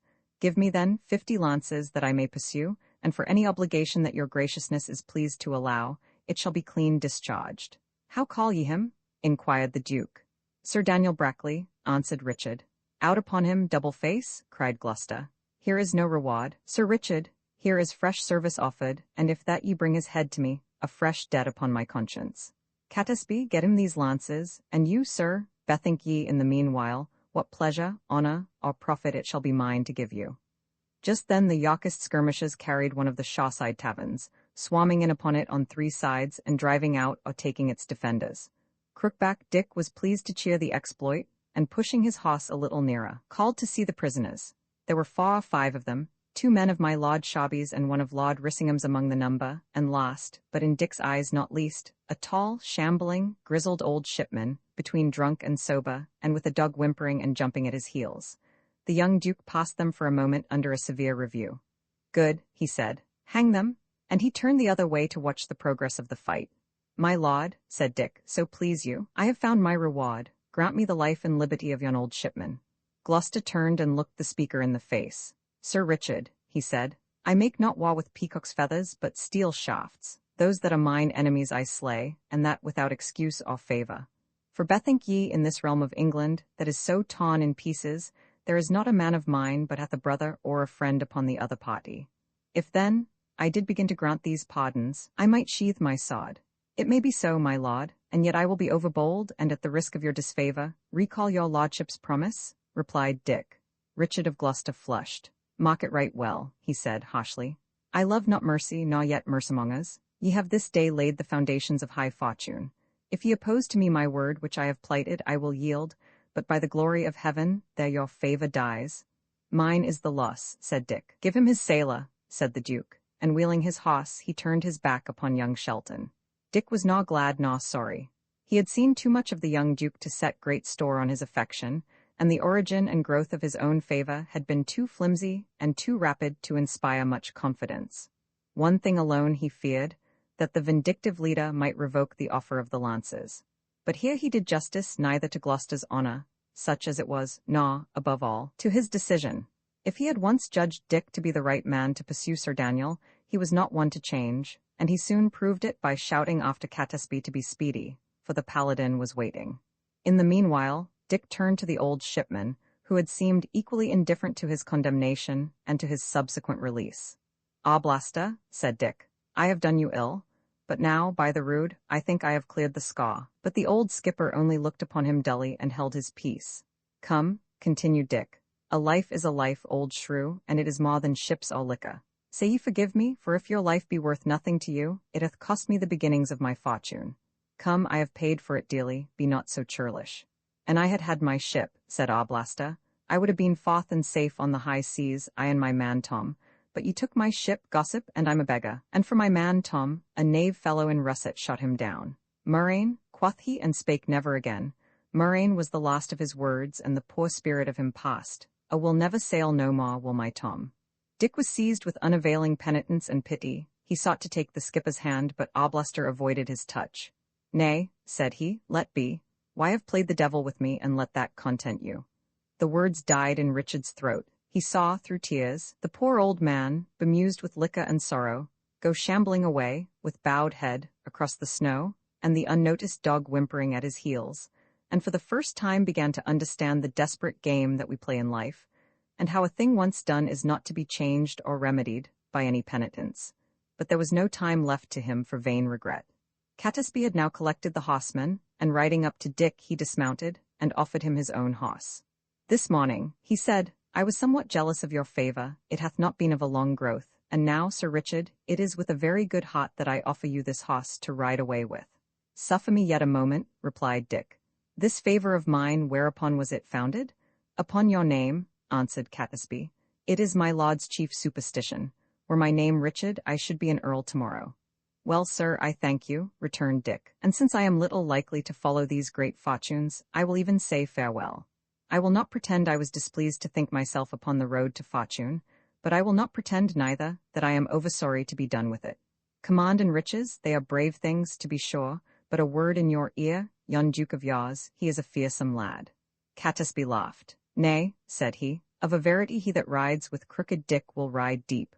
Well, God keep us all from evil. Speed ye well. Thereupon Dick put himself at the head of his men, and giving the word of command, rode off. He made straight across the town, following what he supposed to be the route of Sir Daniel, and spying around for any signs that might decide if he were right. The streets were strewn with the dead and the wounded, whose fate, in the bit of frost, was far the more pitiable. Gangs of the victors went from house to house, pillaging and stabbing, and sometimes singing together as they went. From different quarters, as he rode on, the sounds of violence and outrage came to young Shelton's ears, now the blows of the sledgehammer on some barricaded door, and now the miserable shrieks of women. Dick's heart had just been awakened. He had just seen the cruel consequences of his own behavior, and the thought of the sum of misery that was now acting in the whole of Shawby filled him with despair. At length he reached the outskirts, and there, sure enough, he saw straight before him the same broad, beaten track across the snow that he had marked from the summit of the church. Here, then, he went the faster on, but still, as he rode, he kept a bright eye upon the fallen men and horses that lay beside the track. Many of these he was relieved to see, while Sir Daniel's colours and the faces of some, who lay upon their back, he even recognized. About halfway between the town and the forest, those whom he was following had plainly been assailed by archers, for the copses lay pretty closely scattered, each pierced by an arrow. And here Dick spied among the rest the body of a very young lad, whose face was somehow hauntingly familiar to him. He halted his troop, dismounted, and raised the lad's head. As he did so, the hood fell back, and a profusion of long brown hair unrolled itself. At the same time the eyes opened. "Ah, lion driver," said a feeble voice. "She is farther on. Ride, ride fast." And then the poor young lady fainted once again. One of Dick's men carried a flask of some strong cordial, and with this Dick succeeded in reviving consciousness. Then he took Joanna's friend upon his saddle-bow, and once more pushed toward the forest. "Why do ye take me?" said the girl. "Ye but delay your speed." "Nay, Mistress Rissingham," replied Dick. "Shawby is full of blood and drunkenness and riot. Here ye are safe, content ye." "I will not be beholden to any of your faction," she cried. "Set me down." "Madam, ye know not what ye say," returned Dick. "Ye are hurt?" "I am not," she said. "It was my hoss was slain." "It matters not one jot," replied Richard. "Ye are here in the midst of open snow and compassed about with enemies. Whether ye will or not, I carry you with me. Glad am I to have the occasion, for thus shall I repay some portion of our debt." For a little while she was silent, then, very suddenly, she asked, "My uncle?" "My Lord Rissingham," returned Dick. "I would I had good news to give you, madam, but I have none. I saw him once in the battle and once only. Let us hope the best. V. Night in the woods." Alicia Rissingham, it was almost certain that Sir Daniel had made for the moat house. But considering the heavy snow, the lateness of the hour, and the necessity under which he would lie of avoiding the few roads and striking across the wood, it was equally certain that he could not hope to reach it ere the morrow. There were two courses open to Dick, either to continue to follow in the knight's trail, and, if he were able, to fall upon him that very night in camp, or to strike out a path of his own, and seek to place himself between Sir Daniel and his destination. Either scheme was open to serious objection, and Dick, who feared to expose Joanna to the hazards of a fight, had not yet decided between them when he reached the borders of the wood. At this point, Sir Daniel had turned a little to his left, and then plunged straight under a grove of very lofty timber. His party had then formed to a narrower front, in order to pass between the trees, and the track was trod proportionally deeper in the snow. The eye followed it, under the leafless tracery of the oaks, running direct and narrow. The trees stood over it, with knotty joints and the great, uplifted forest of their boughs. There was no sound, whether of man or beast, not so much as the stirring of a robin, and over the field of snow the winter sun lay golden among netted shadows. "How say ye?" asked Dick of one of the men, "to follow straight on or strike across for Tunstall?" "Sir Richard," replied the man-at-arms, "I would follow the line until they scatter." "Ye are doubtless right," returned Dick, "but we came right hastily upon the errand, even as the time commanded. Here are no houses, neither for food nor shelter, and by the morrow's dawn we shall know both cold fingers and an empty belly. How say ye, lads? Will ye stand a pinch for expedition's sake, or shall we turn by Holywood and sup with Mother Church? The case being somewhat doubtful, I will drive no man, yet if you would suffer me to lead you, you would choose the first." The men answered, almost with one voice, that they would follow Sir Richard where he would, and Dick, setting spur to his horse, began once more to go forward. The snow in the trail had been trodden very hard, and the pursuers had thus a great advantage over the pursued. They pushed on, indeed, at a round trot, 200 hoofs beating alternately on the dull pavement of the snow, and the jingle of weapons and the snotting of horses raising a wall-like noise along the arches of the silent wood. Presently, the wide slut of the pursued came out upon the high road from Holywood. It was there, for a moment, indistinguishable, and where it once more plunged into the unbeaten snow upon the farther side, Dick was surprised to see it narrower and light a trod. Plainly, profiting by the road, Sir Daniel had begun already to scatter his command.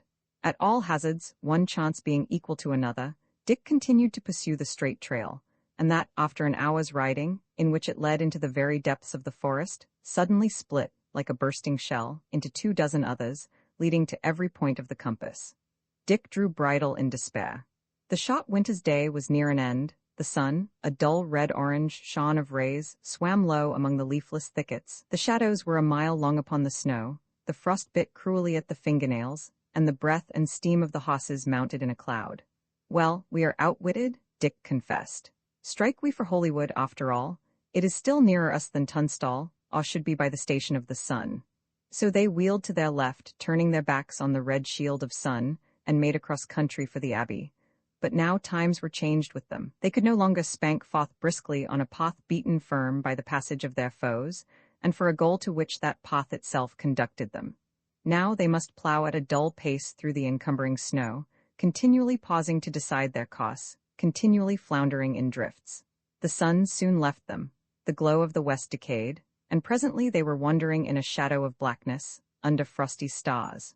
Presently, indeed, the moon would clear the hilltops, and they might resume their march.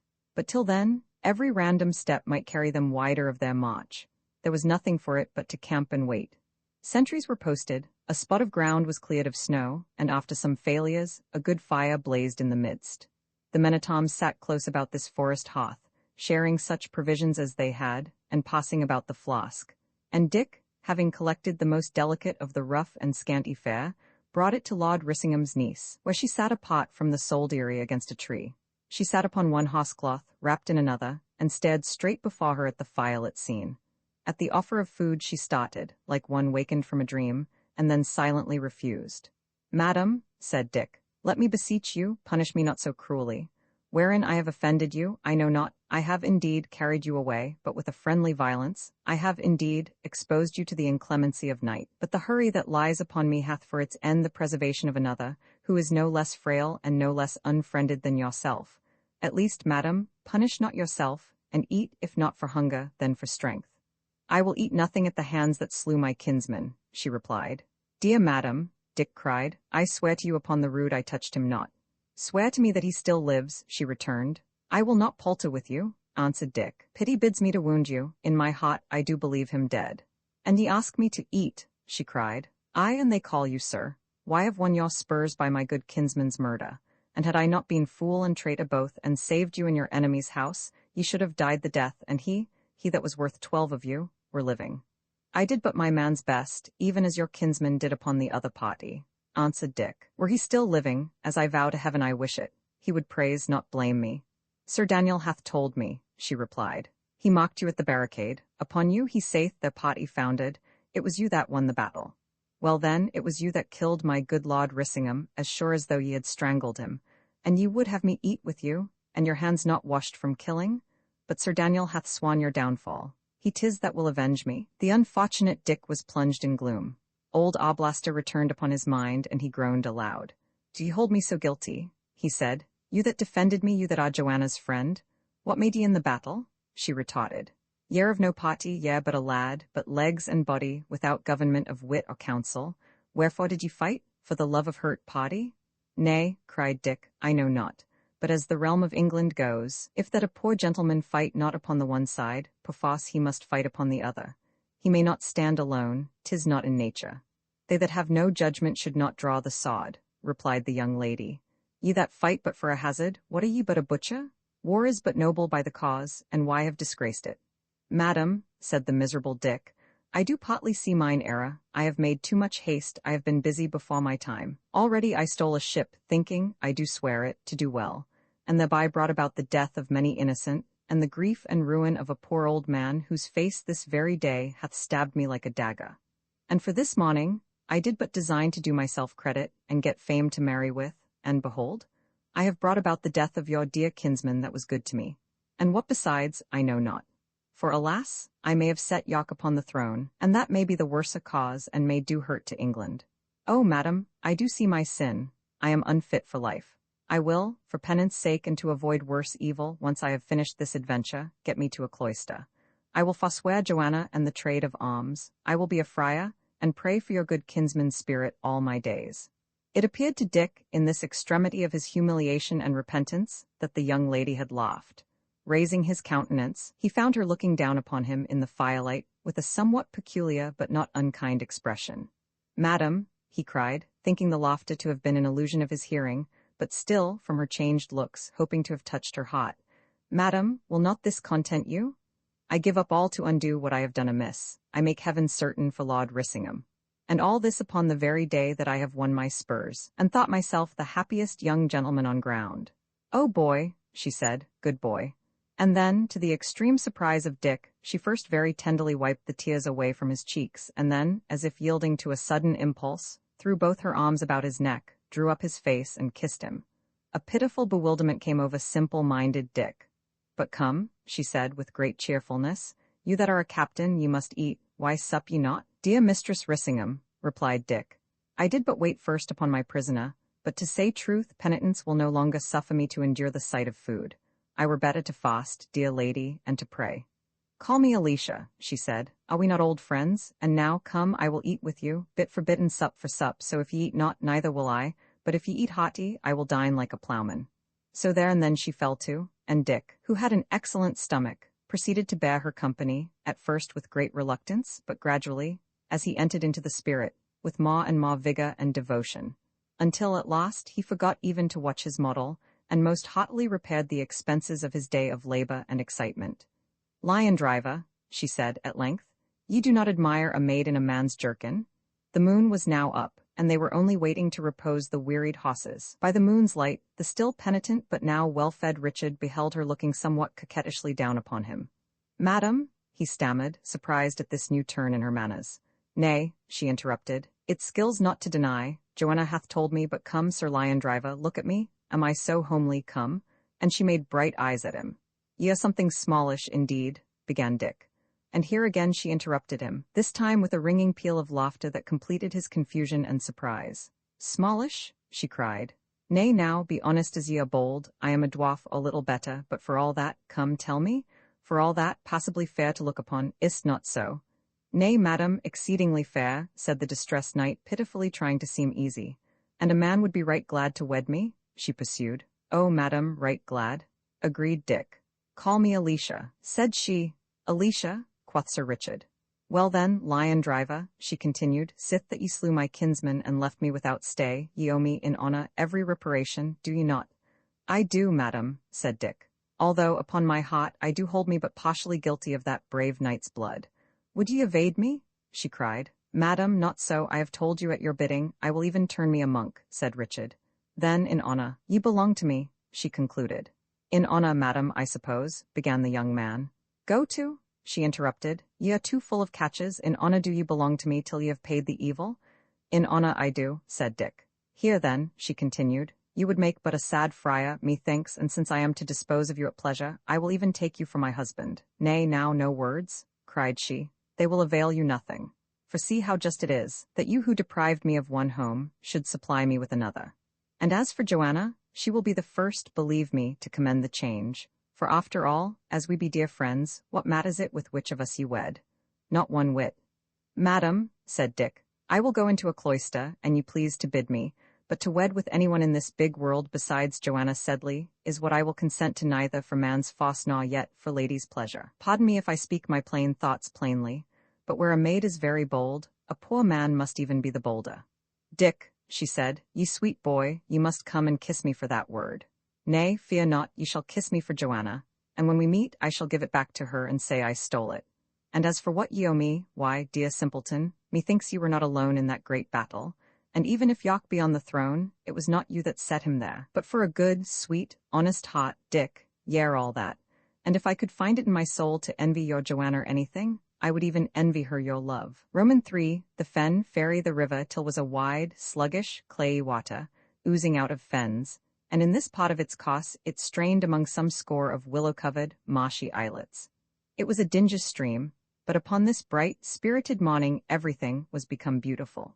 The wind and the martins broke it up into innumerable dimples, and the reflection of the sky was scattered over all the surface in crumbs of smiling blue. A creek ran up to meet the path, and close under the bank the ferryman's hut lay snugly. It was of wattle and clay, and the grass grew green upon the roof. Dick went to the door and opened it. Within, upon a foul old russet cloak, the ferryman lay stretched and shivering, a great hulk of a man, but lean and shaken by the country fever. "Hey, Master Shelton," he said, "be ye for the ferry? Ill times, look to yourself. There is a fellowship abroad. You were better turn round on your 2 heels and try the bridge." "Nay, time's in the saddle," answered Dick.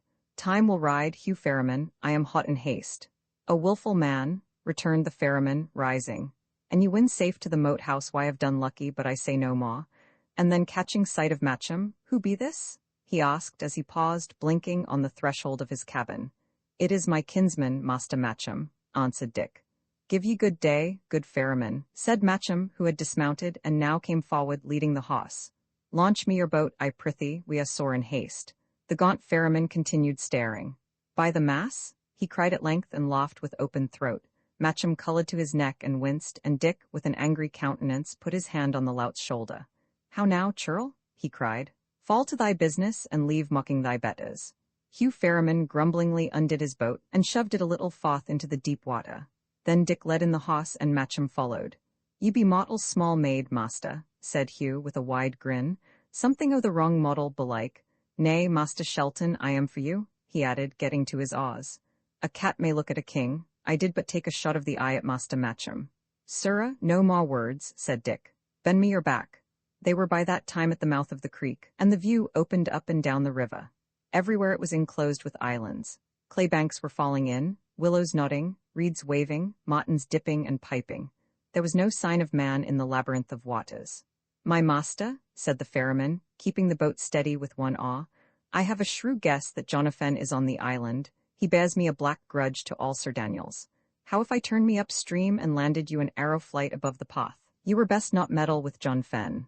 "How then is he of this company?" asked Dick. "Nay, mum is the word," said Hugh, "but I would go up water, Dick. How if Master Matcham came by an arrow?" And he laughed again. "Be it so, Hugh," answered Dick. "Look ye then," pursued Hugh. "Sith it shall so be, unselling me your crossbow, so, now make it ready good, place me a quarrel. I keep it so, and look upon me grimly." "What meaneth this?" asked Dick. "Why, my master, if I steal you across, it must be under force or fear," replied the ferryman, "for else, if John Fenn got wind of it, he were like to prove my most distressful neighbour." "Do these churls ride so roughly?" Dick inquired. "Do they command Sir Daniel's own ferry?" "Nay," whispered the ferryman, winking. "Mock me, Sir Daniel shall down, his time is out, he shall down, mum," and he bent over his oars. They pulled a long way up the river, turned the tail of an island, and came softly down a narrow channel next the opposite bank. Then Hugh held water in midstream. "I must land you here among the willows," he said. "Here is no path but willow swamps and quagmires," answered Dick. "Master Shelton," replied Hugh, "I dare not take ye nearer down for your own sake now. He watcheth me the ferry, lying on his bow. All that go by unto Sir Daniel Goodwill, he shooteth down like rabbits. I heard him swear it by the rood. And I had not known you of old days, aye, and from so high upward. I would 'a let you go on. But for old days' remembrance, and because ye had this toy with you that's not fit for wounds or warfare, I did risk my 2 poor ears to have you over whole. Content you? I can no more, on my salvation." Hugh was still speaking, lying on his oars, when there came a great shout from among the willows on the island, and sounds followed as of a strong man breasting roughly through the wood. "A murrain," cried Hugh. He was on the upper island all the while. He pulled straight for Shaw. "Threat me with your bow, good Dick, threat me with it plain," he added. "I have tried to save your skins, save you mine." The boat ran into a tough thicket of willows with a crash. Matcham, pale but steady and alert at a sign from Dick, ran along the thwarts and leaped to Shaw. Dick, taking the horse by the bridle, sought to follow, but what with the animal's bulk, and what with the closeness of the thicket, both stuck fast. The horse neighed and trampled, and the boat, which was swinging in an eddy, came on and off and pitched with violence. "It may not be, Hugh, here is no landing," cried Dick. but he still struggled valiantly with the obstinate thicket and the startled animal. A tall man appeared upon the shore of the island, a longbow in his hand. Dick saw him for an instant with the corner of his eye, bending the bow with a great effort, his face crimson with hurry. "Who goes?" he shouted. "Hugh, who goes?" "'Tis Master Shelton, John," replied the ferryman. "Stand, Dick Shelton," bawled the man upon the island. "Ye shall have no hurt upon the rood. Stand back out, Hugh ferryman." Dick cried a taunting answer. "Nay, then, ye shall go afoot," returned the man, and he let drive an arrow. The horse, struck by the shaft, lashed out in agony and terror. The boat capsized, and the next moment all were struggling in the eddies of the river. When Dick came up, he was within a yard of the bank, and before his eyes were clear, his hand had closed on something firm and strong that instantly began to drag him forward. It was the riding-rod that Matcham, crawling forth upon an overhanging willow, had opportunely thrust into his grasp. "By the mass," cried Dick, as he was helped ashore, "that makes a life I owe you. I swim like a cannonball," and he turned instantly towards the island. Midway over, Hugh Ferryman was swimming with his upturned boat, while Jonathan, furious at the ill fortune of his shot, bawled to him to hurry. "Come, Jack," said Shelton. "Run for it. Ere Hugh can hail his barge across or the pair of 'em can get it righted, we may be out of cry." And adding example to his words, he began to run, dodging among the willows, and in marshy places leaping from tussock to tussock. He had no time to look for his direction. All he could do was to turn his back upon the river and put all his heart to running. Presently, however, the ground began to rise, which showed him he was still in the right way, and soon after they came forth upon a slope of solid turf, where elms began to mingle with the willows. But here Matcham, who had been dragging far into the rear, threw himself fairly down. "Leave me, Dick," he cried, pantingly. "I can no more." Dick turned, and came back to where his companion lay. "Nay, Jack, lave thee," he cried. "That were a knave's trick, to be sure, when you risked a shot and a ducking, aye, and a drowning too, to save my life. Drowning, in sooth, for why I did not pull you in along with me, the saints alone can tell." "Nay," said Matcham, "I would have saved us both, good Dick, for I can swim." "Can you so?" cried Dick with open eyes. It was the one manly accomplishment of which he was himself incapable. In the order of the things that he admired, next to having killed a man in single fight came swimming. "Well," he said, "here is a lesson to despise no man. I promise to care for you as far as Holywood, and by the rood, Jack, you're more capable to care for me." "Well, Dick, we're friends now," said Matcham. "Nay, I never was unfriends," answered Dick. "You're a brave lad in your way, albeit something of a milksop too. I never met your like before this day. But prithee, fetch back your breath and let us on. Here is no place for chatter."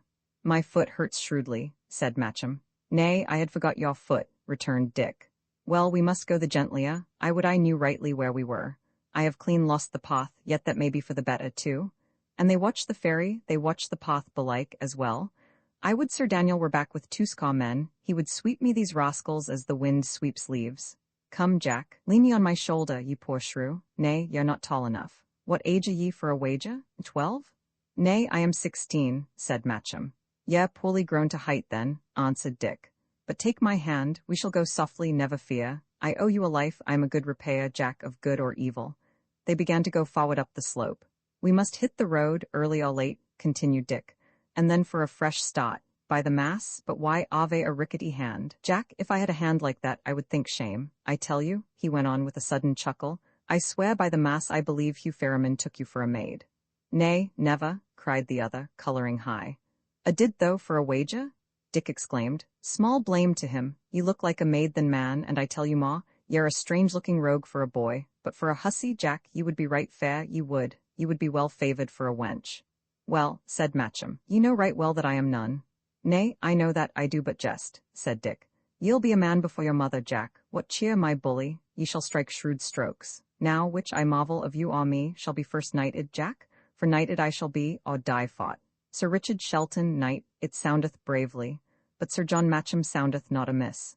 "Prithee, Dick, stop till I drink," said the other, pausing where a little clear spring welled out of the slope into a gravelled basin no bigger than a pocket. "And oh, Dick, if I might come by anything to eat, my very heart aches with hunger."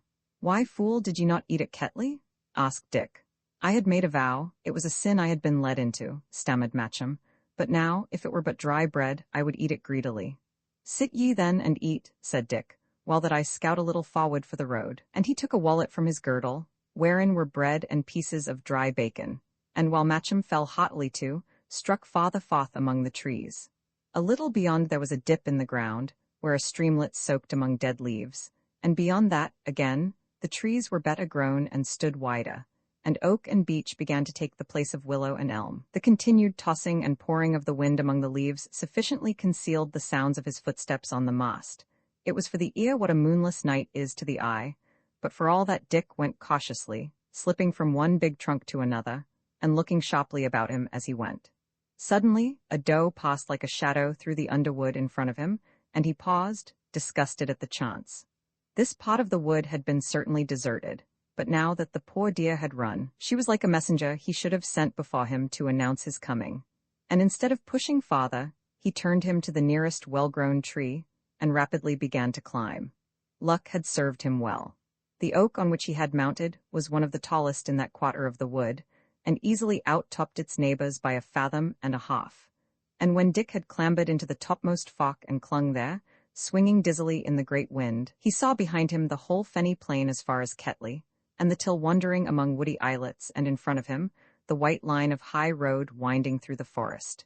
The boat had been righted, it was even now midway on the ferry. Beyond that there was no sign of man, nor aught moving but the wind.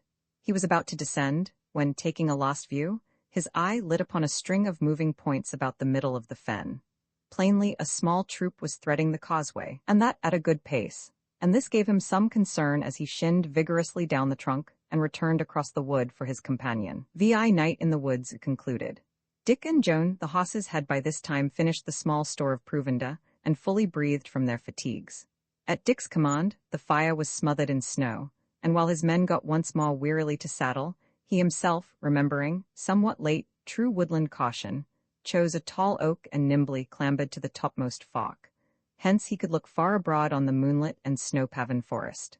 On the southwest, dark against the horizon, stood those upland, heathy quarters where he and Joanna had met with the terrifying misadventure of the leper. And there his eye was caught by a spot of ruddy brightness no bigger than a needle's eye. He blamed himself sharply for his previous neglect. Were that, as it appeared to be, the shining of Sir Daniel's campfire, he should long ago have seen and marched for it. Above all, he should, for no consideration, have announced his neighborhood by lighting a fire of his own. But now he must no longer squander valuable hours. The direct way to the uplands was about 2 miles in length, but it was crossed by a very deep, precipitous dingle, impassable to mounted men, and for the sake of speed, it seemed to Dick advisable to desert the horses and attempt the adventure on foot. 10 men were left to guard the horses. Signals were agreed upon by which they could communicate in case of need, and Dick set forth at the head of the remainder, Alicia Rissingham walking stoutly by his side.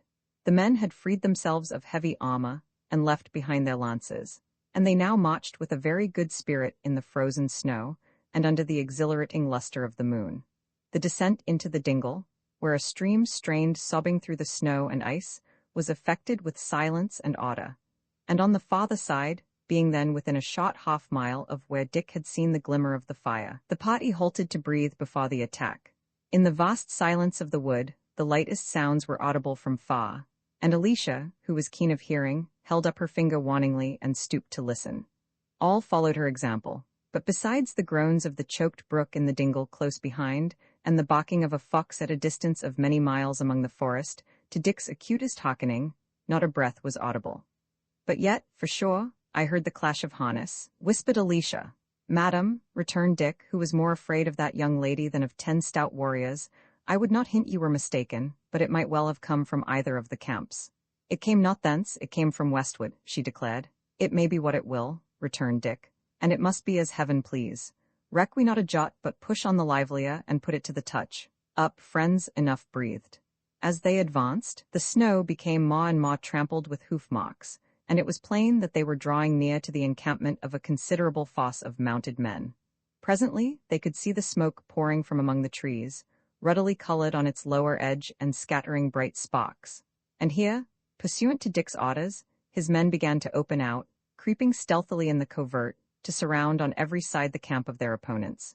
He himself, placing Alicia in the shelter of a bulky oak, stole straight forth in the direction of the fire.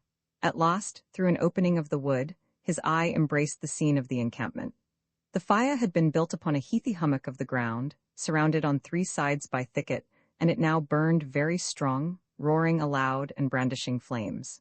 Around it, there sat not quite a dozen people, warmly cloaked, but though the neighboring snow was trampled down as by a regiment, Dick looked in vain for any hoss. He began to have a terrible misgiving that he was outmaneuvered. At the same time, in a tall man with a steel sallet, who was spreading his hands before the blaze, he recognized his old friend and still kindly enemy, Bennet Hatch, and in two others, sitting a little back, he made out, even in their male disguise, Joanna Sedley and Sir Daniel's wife. Well, thought he to himself, even if I lose my hosses, let me get my Joanna, and why should I complain? And then, from the farther side of the encampment, there came a little whistle, announcing that his men had joined, and the investment was complete. Bennet, at the sound, started to his feet, but ere he had time to spring upon his arms, Dick hailed him. Bennet, he said, Bennet, old friend, yield ye. You will but spill men's lives in vain if you resist. 'Tis Master Shelton, by St. Barbary, cried Hatch. Yield me, ye ask much, what force have ye? I tell you, Bennet, ye are both outnumbered and begirt, said Dick. Caesar and Charlemagne would cry for quarter. I have 20 men at my whistle, and with one shoot of arrows I could answer for you all. Master Dick, said Bennet, it goes against my heart, but I must do my duty. The saints help you? And therewith he raised a little tucket to his mouth and wound a rousing call. Then followed a moment of confusion, for while Dick, fearing for the ladies, still hesitated to give the word to shoot, Hatch's little band sprang to their weapons and formed back to back as for a fierce resistance. In the hurry of their change of place, Joanna sprang from her seat and ran like an arrow to her lover's side. Here, Dick, she cried, as she clasped his hand in hers, but Dick still stood irresolute.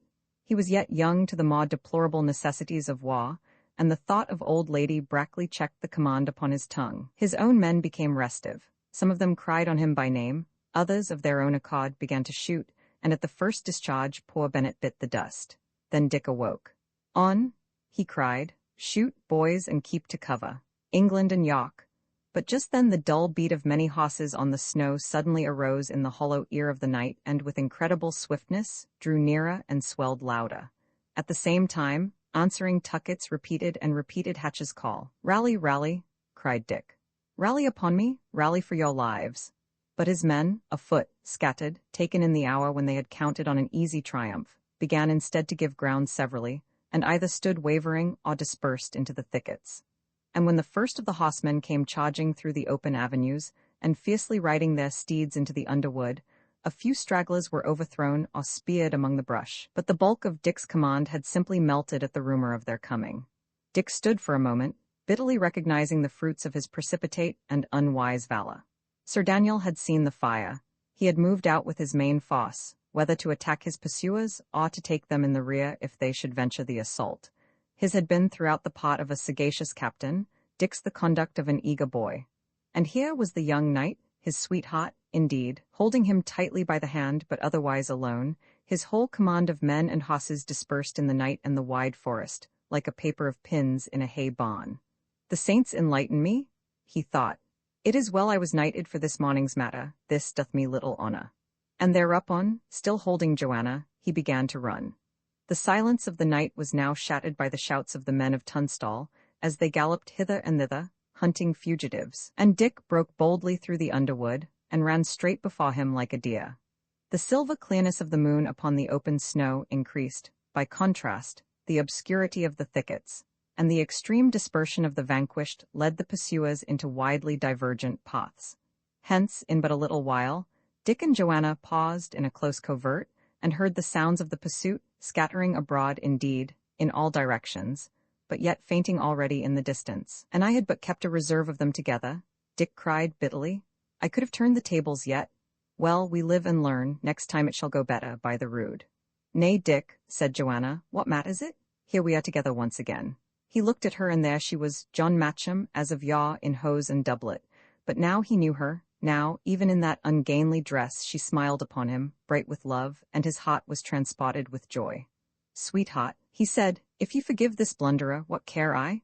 Make we direct for Holywood. There lieth your good guardian and my better friend, Lord Foxham. There shall we be wed, and whether poor or wealthy, famous or unknown, what matters it? This day, dear love, I won my spurs. I was commended by great men for my valour.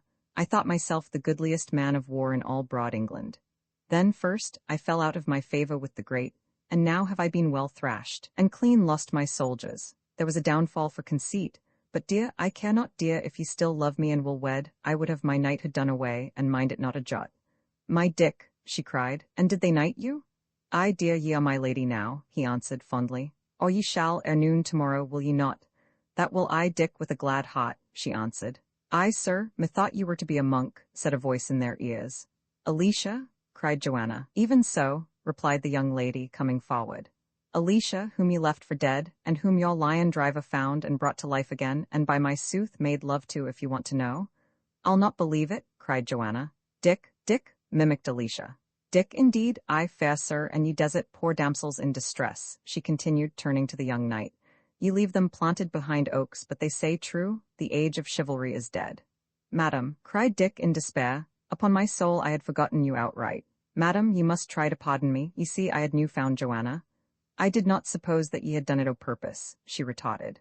But I will be cruelly avenged. I will tell a secret to my Lady Shelton, she that is to be, she added, curtsying. Joanna, she continued, I believe, upon my soul, your sweetheart is a bold fellow in a fight, but he is, let me tell you plainly, the softest-hearted simpleton in England. Go to ye may do your pleasure with him. And now, fool children, first kiss me, either one of you, for luck and kindness, and then kiss each other just 1 minute by the glass, and not 1 second longer. And then let us all 3 set forth for Holywood as fast as we can stir, for these woods, methinks, are full of peril and exceeding cold. But did my Dick make love to you? Asked Joanna, clinging to her sweetheart's side. Nay, fool girl, returned Alicia. It was I made love to him. I offered to marry him indeed, but he bade me go marry with my likes. These were his words. Nay, that I will say, he is more plain than pleasant.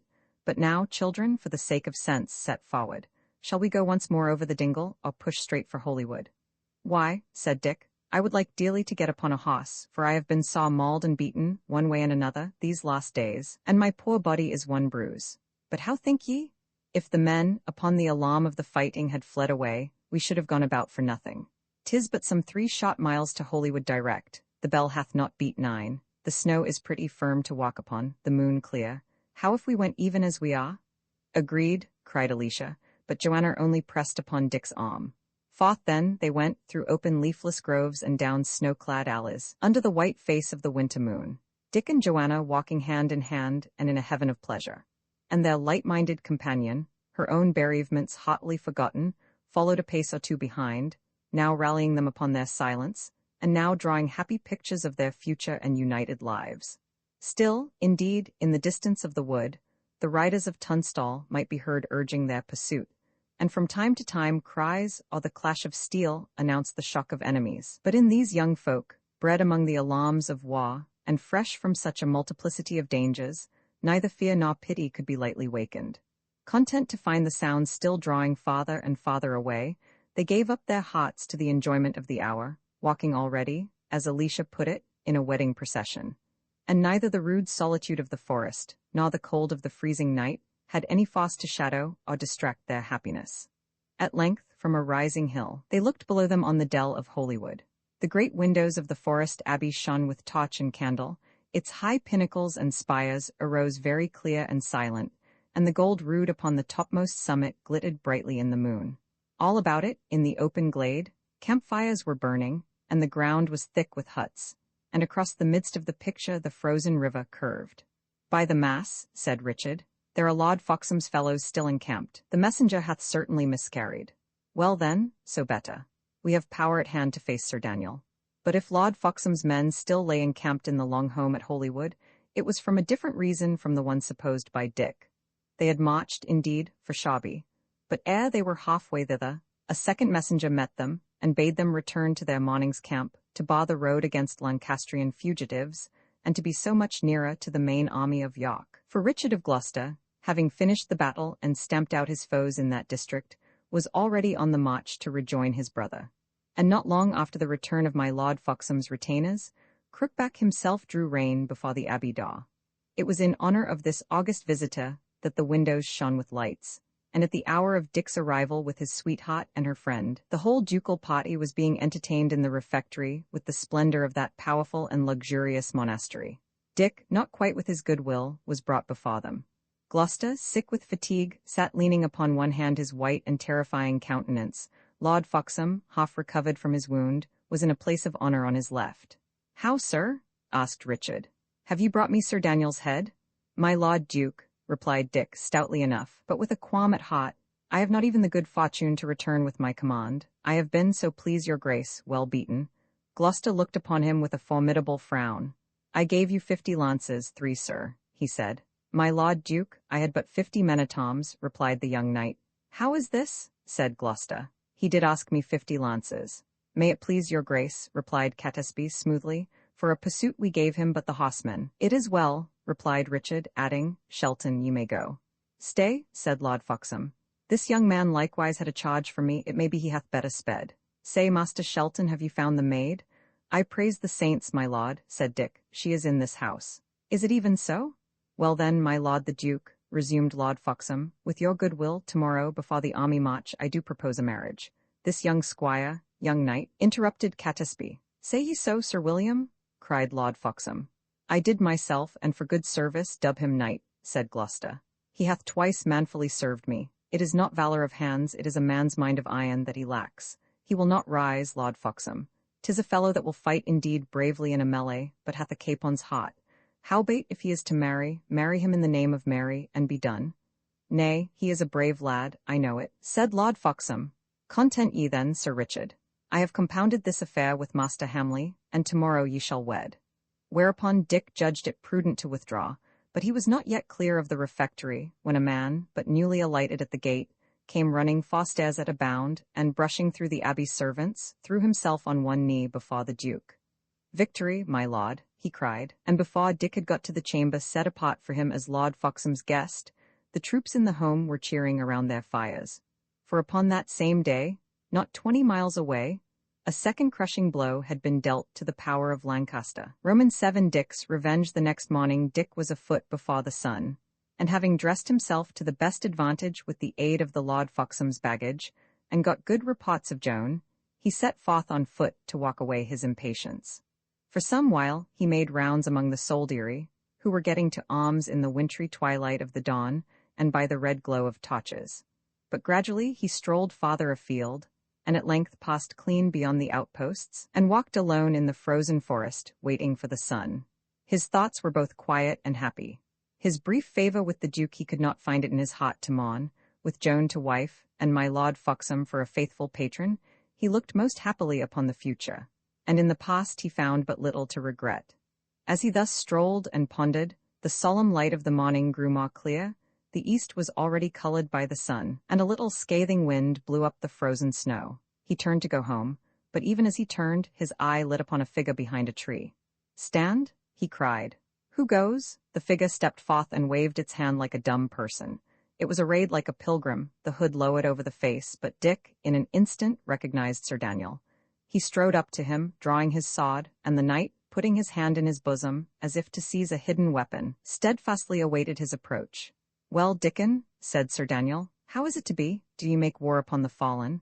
"I made no war upon your life," replied the lad. "I was your true friend until ye sought for mine, but ye have sought for it greedily." "Nay, self-defence," replied the knight. "And now, boy, the news of this battle, and the presence of yon crooked devil here in mine own wood, have broken me beyond all help. I go to Holywood for sanctuary, thence overseas with what I can carry, and to begin life again in Burgundy or France." "Ye may not go to Holywood," said Dick. "How, may not?" asked the knight. "Look ye, Sir Daniel, this is my marriage morn," said Dick, "and yon sun that is to rise will make the brightest day that ever shone for me. Your life is forfeit, doubly forfeit, for my father's death and your own practices to Meward. But I myself have done amiss. I have brought about men's deaths, and upon this glad day I will be neither judge nor hangman. An ye were the devil, I would not lay a hand on you.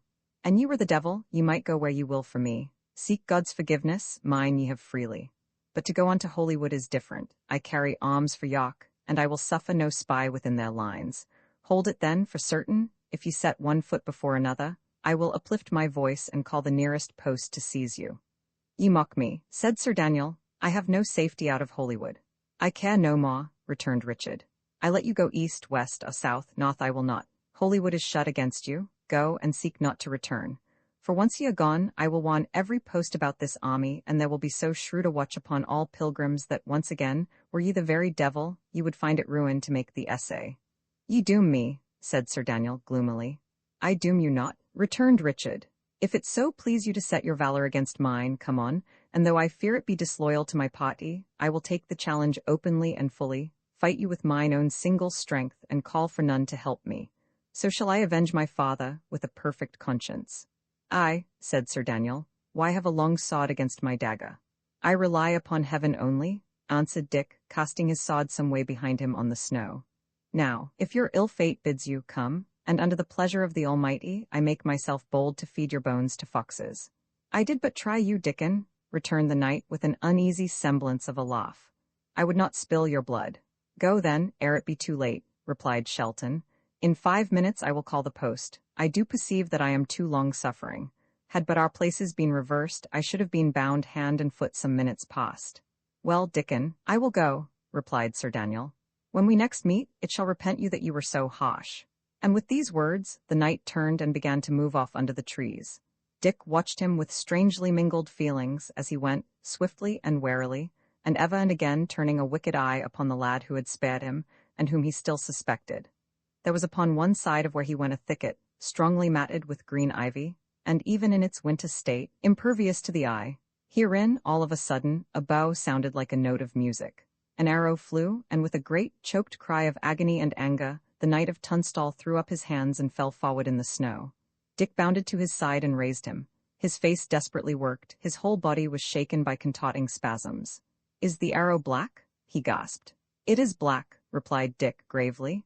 And then, before he could add one word, a desperate seizure of pain shook the wounded man from head to foot, so that his body leaped in Dick's supporting arms, and with the extremity of that pang, his spirit fled in silence. The young man laid him back gently on the snow and prayed for that unprepared and guilty spirit, and as he prayed the sun came up at a bound, and the robins began chirping in the ivy. When he rose to his feet, he found another man upon his knees but a few steps behind him, and still with uncovered head, he waited until that prayer also should be over.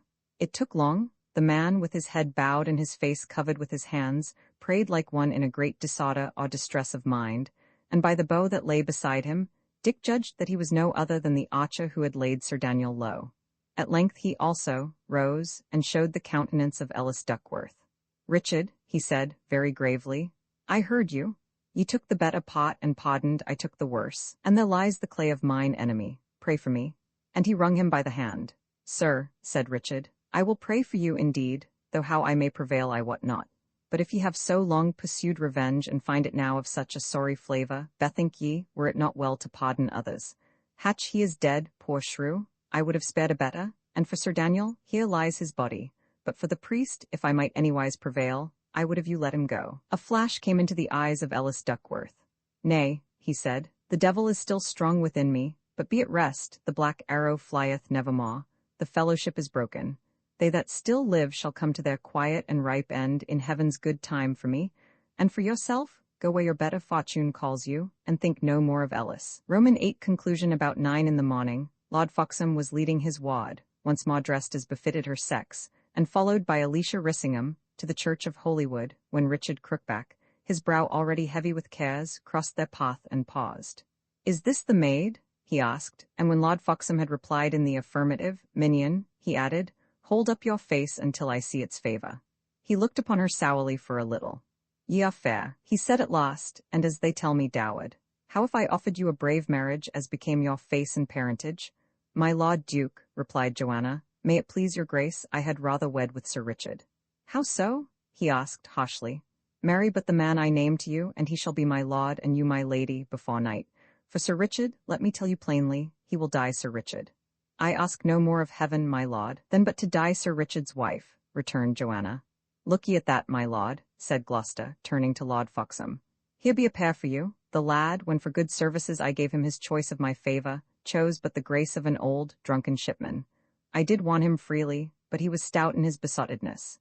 Here dieth your favour, said I, and he, my lord, with a most assured impertinence, mine be the loss, quoth he.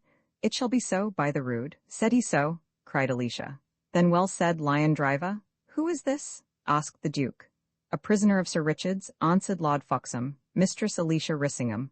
"See that she be married to a shore man," said the Duke. "I had thought of my kinsman Hamley in it like your grace," returned Lord Foxham. "He hath well served the cause." "It likes me well," said Richard. "Let them be wedded speedily. Say, fair maid, will you wed?" "My Lord Duke," said Alicia, "so as the man is straight." And there, in a perfect consternation, the voice died on her tongue. "He is straight, my mistress," replied Richard calmly. "I am the only crookback of my party, we are else passably well shapen. Ladies, and you, my lord," he added, with a sudden change to grave courtesy, "judge me not too churlish if I leave you. A captain in the time of war hath not the ordering of his hours." And with a very handsome salutation he passed on, followed by his officers. "Alack," cried Alicia, "I am shent." "Ye know him not," replied Lord Foxham. "It is but a trifle, he hath already clean forgot your words." "He is, then, the very flower of knighthood," said Alicia. "Nay, he but mindeth other things," returned Lord Foxham. "Tarry we no more." In the chancel they found Dick waiting, attended by a few young men, and there were he and Joan united. When they came forth again, happy and yet serious, into the frosty air and sunlight, the long files of the army were already winding forward up the road. Already the Duke of Gloucester's banner was unfolded, and began to move from before the abbey in a clump of spears, and behind it, girt by steel-clad knights, the bold, black-hearted, and ambitious hunchback moved on towards his brief kingdom and his lasting infamy.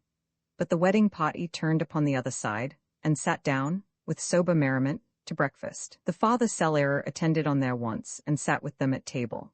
Hamley, all jealousy forgotten, began to ply the nowise loth Alicia with courtship. And there, amid the sounding of tuckets and the clash of armed soldiery and horses continually moving forth, Dick and Joan sat side by side, tenderly held hands, and looked, with ever-growing affection, in each other's eyes. Thenceforth the dust and blood of that unruly epoch passed them by. They dwelt apart from alarms in the green forest where their love began. Two old men in the meanwhile enjoyed pensions in great prosperity and peace, and with perhaps a superfluity of ale and wine, in Tunstall hamlet. One had been all his life a shipman, and continued to the last to lament his man Tom. The other, who had been a bit of everything, turned in the end towards piety, and made a most religious death under the name of Brother Honestus in the neighbouring abbey. So Lawless had his will, and died a friar. Roman IV a Greenwood Company Matcham was well rested and revived, and the two lads, winged by what Dick had seen, hurried through the remainder of the outwood, crossed the road in safety, and began to mount into the high ground of Tunstall Forest. The trees grew more and more in groves, with healthy places in between, sandy, gossy, and dotted with old yews. The ground became more and more uneven, full of pits and hillocks, and with every step of the ascent the wind still blew the shriller, and the trees bent before the gusts like fishing rods. They had just entered one of the clearings, when Dick suddenly clapped down upon his face among the brambles, and began to crawl slowly backward towards the shelter of the grove. Matcham, in great bewilderment, for he could see no reason for this flight, still imitated his companion's course, and it was not until they had gained the harbour of a thicket that he turned and begged him to explain. For all reply, Dick pointed with his finger. At the far end of the clearing, a fir grew high above the neighbouring wood, and planted its black shock of foliage clear against the sky. For about 50 feet above the ground the trunk grew straight and solid like a column. At that level, it split into two massive boughs, and in the fork, like a mast-headed seaman, there stood a man in a green tabard, spying far and wide. The sun glistened upon his hair. With one hand he shaded his eyes to look abroad, and he kept slowly rolling his head from side to side, with the regularity of a machine. The lads exchanged glances. "Let us try to the left," said Dick. "We had near fallen foully, Jack." 10 minutes afterwards they struck into a beaten path. "Here is a piece of forest that I know not," Dick remarked. "Where goeth me this track?" "Let us even try," said Matcham. A few yards farther, the path came to the top of a ridge and began to go down abruptly into a cup-shaped hollow. At the foot, out of a thick wood of flowering hawthorn, 2 or 3 roofless gables, blackened as if by fire, and a single tall chimney marked the ruins of a house. "What may this be?" whispered Matcham.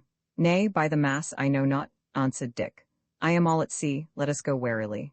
With beating hearts they descended through the hawthorns. Here and there, they passed signs of recent cultivation. Fruit trees and pot herbs ran wild among the thicket. A sundial had fallen in the grass. It seemed they were treading what once had been a garden. Yet a little farther and they came forth before the ruins of the house. It had been a pleasant mansion and a strong. A dry ditch was dug deep about it, but it was now choked with masonry and bridged by a fallen rafter. The two farther walls still stood, the sun shining through their empty windows, but the remainder of the building had collapsed and now lay in a great cairn of ruin, grimed with fire. Already in the interior a few plants were springing green among the chinks. "Now, I bethink me," whispered Dick, "this must be Grimstone. It was a hold of one Simon Malmesbury, Sir Daniel was his bane, 'twas Bennet Hatch that burned it, now 5 years agone. In sooth 'twas pity, for it was a fair house. Down in the hollow, where no wind blew, it was both warm and still, and Matcham, laying one hand upon Dick's arm, held up a warning finger. "Hist," he said. Then came a strange sound breaking on the quiet. It was twice repeated ere they recognized its nature. It was the sound of a big man clearing his throat, and just then a hoarse, untuneful voice broke into singing. Then up and spake the master, the king of the outlaws, "What make ye here, my merry men, among the greenwood shaws?" And Gamelin made answer. He looked never adown. "Oh, they must need to walk in wood that may not walk in town." The singer paused, a faint clink of iron followed, and then silence. The two lads stood looking at each other. Whoever he might be, their invisible neighbor was just beyond the ruin. And suddenly the color came into Matcham's face, and next moment he had crossed the fallen rafter, and was climbing cautiously on the huge pile of lumber that filled the interior of the roofless house. Dick would have withheld him, had he been in time. As it was, he was fain to follow. Right in the corner of the ruin, 2 rafters had fallen crosswise, and protected a clear space no larger than a pew in church. Into this the lads silently lowered themselves. There they were perfectly concealed, and through an arrow loophole commanded a view upon the farther side. Peering through this, they were struck stiff with terror at their predicament. To retreat was impossible, they scarce dared to breathe. Upon the very margin of the ditch, not 30 feet from where they crouched, an iron cauldron bubbled and steamed above a glowing fire. And close by, in an attitude of listening, as though he had caught some sound of their clambering among the ruins, a tall, red-faced, battered-looking man stood poised, an iron spoon in his right hand, a horn and a formidable dagger at his belt. Plainly this was the singer, plainly he had been stirring the cauldron, when some incautious step among the lumber had fallen upon his ear. A little farther off, another man lay slumbering, rolled in a brown cloak with a butterfly hovering above his face. All this was in a clearing white with daisies, and at the extreme verge, a bow, a sheaf of arrows, and pot of a deer's carcase hung upon a flowering hawthorn. Presently the fellow relaxed from his attitude of attention, raised the spoon to his mouth, tasted its contents, nodded, and then fell again to stirring and singing. "Oh, they must need to walk in wood that may not walk in town," he croaked, taking up his song where he had left it.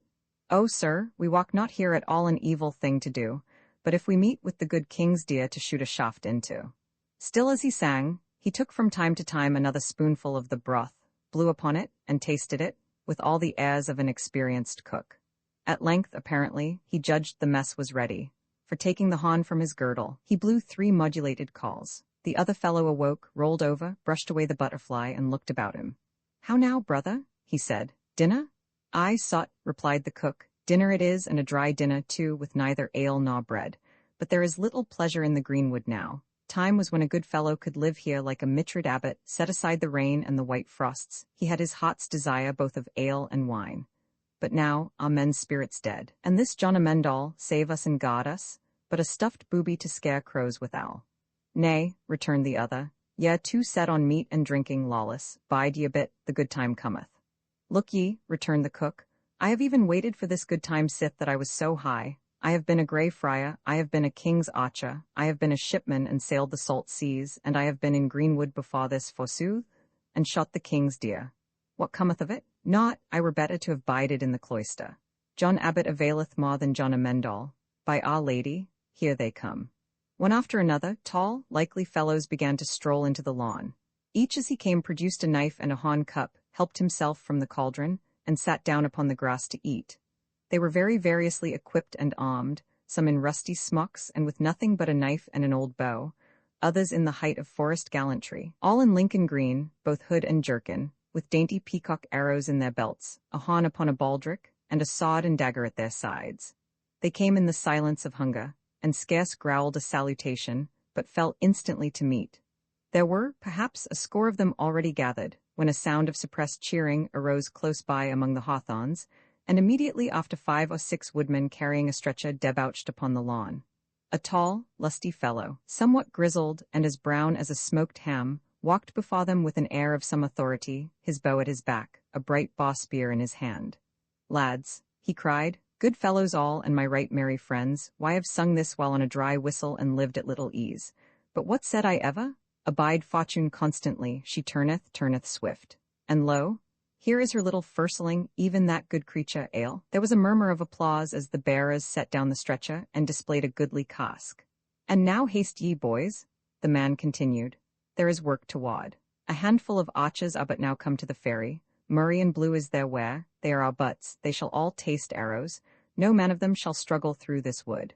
For lads, we are here some 50 strong, each man of us most foully wronged, for some they have lost lands and some friends, and some they have been outlawed, all oppressed. Who then hath done this evil? Sir Daniel by the rood? Shall he then profit? Shall he sit snug in our houses? Shall he till our fields? Shall he suck the bone he robbed us of?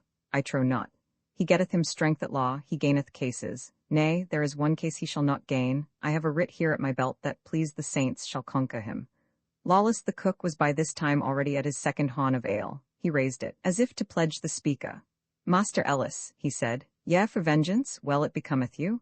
But your poor brother o' the greenwood, that had never lands to lose nor friends to think upon, looketh rather, for his poor part, to the profit of the thing. He had liever a gold noble and a pottle of canary wine than all the vengeances in purgatory." "Lawless," replied the other, "to reach the moat house Sir Daniel must pass the forest. We shall make that passage dearer party than any battle. Then when he hath got to earth with such ragged handful as escapeth us, all his great friends fallen and fled away, and none to give him aid, we shall beleaguer that old fox about, and great shall be the fall of him. 'Tis a fat buck, he will make a dinner for us all." "Aye," returned Lawless, "I have eaten many of these dinners beforehand, but the cooking of them is hot work, good Master Ellis. And meanwhile what do we? We make black arrows, we write rhymes, and we drink fair cold water, that discomfortable drink. Ye're untrue, Will Lawless, ye still smell of the grey friar's buttery, greed is your undoing," answered Ellis. "We took 20 pounds from Appleyard, we took 7 marks from the messenger last night, a day ago we had 50 from the merchant. And today," said one of the men, "I stopped a fat podner riding apace for Holywood. Here is his purse." Ellis counted the contents. 50 shillings, he grumbled. Fool, he had more in his sandal, or stitched into his tippet. "Yea, but a child, Tom Cuckow, ye have lost the fish." But for all that, Ellis pocketed the purse with nonchalance. He stood leaning on his boss-spear and looked round upon the rest. They, in various attitudes, took greedily of the venison pottage, and liberally washed it down with ale. This was a good day, they were in luck, but business pressed, and they were speedy in their eating. The first comers had by this time even dispatched their dinner. Some lay down upon the grass and fell instantly asleep, like boa constrictors. Others talked together, or overhauled their weapons, and one, whose humour was particularly gay, holding forth an ale-horn, began to sing. "Here is no law in good green shaw, here is no lack of meat, 'tis merry and quiet, with deer for our diet, in summer, when all is sweet. Come winter again, with wind and rain, come winter, with snow and sleet, get home to your places, with hoods on your faces, and sit by the fire and eat." All this while the 2 lads had listened and lain close. Only Richard had unslung his crossbow, and held ready in one hand the windac, or grappling iron that he used to bend it. Otherwise they had not dared to stir, and this scene of forest life had gone on before their eyes like a scene upon a theatre. But now there came a strange interruption. The tall chimney which overtopped the remainder of the ruins rose right above their hiding-place. There came a whistle in the air, and then a sounding smack, and the fragments of a broken arrow fell about their ears. Someone from the upper quarters of the wood, perhaps the very sentinel they saw posted in the fir, had shot an arrow at the chimney-top. Matcham could not restrain a little cry, which he instantly stifled, and even Dick started with surprise, and dropped the windac from his fingers. But to the fellows on the lawn, this shaft was an expected signal. They were all afoot together, tightening their belts, testing their bowstrings, loosening sword and dagger in the sheath. Ellis held up his hand. His face had suddenly assumed a look of savage energy. The white of his eyes shone in his sun-browned face. "Lads," he said, "ye know your places. Let not one man's soul escape you. Appleyard was a wet before a meal, but now we go to table. I have 3 men whom I will bitterly avenge, Harry Shelton, Simon Malmesbury, and striking his broad bosom, and Ellis Duckworth by the mass." Another man came, red with hurry, through the thorns. "'Tis not Sir Daniel," he panted. "They are but 7, is the arrow gone?" "It struck but now," replied Ellis. "A murrain," cried the messenger. "Methought I heard it whistle, and I go dinnerless." In the space of a minute, some running, some walking sharply, according as their stations were nearer or farther away, the men of the Black Arrow had all disappeared from the neighborhood of the ruined house. And the cauldron, and the fire, which was now burning low, and the dead deer's carcass on the hawthorn, remained alone to testify they had been there. Bloody as the hunter, the lads lay quiet till the last footstep had melted on the wind. Then they arose, and with many an ache, for they were weary with constraint, clambered through the ruins and recrossed the ditch upon the rafter.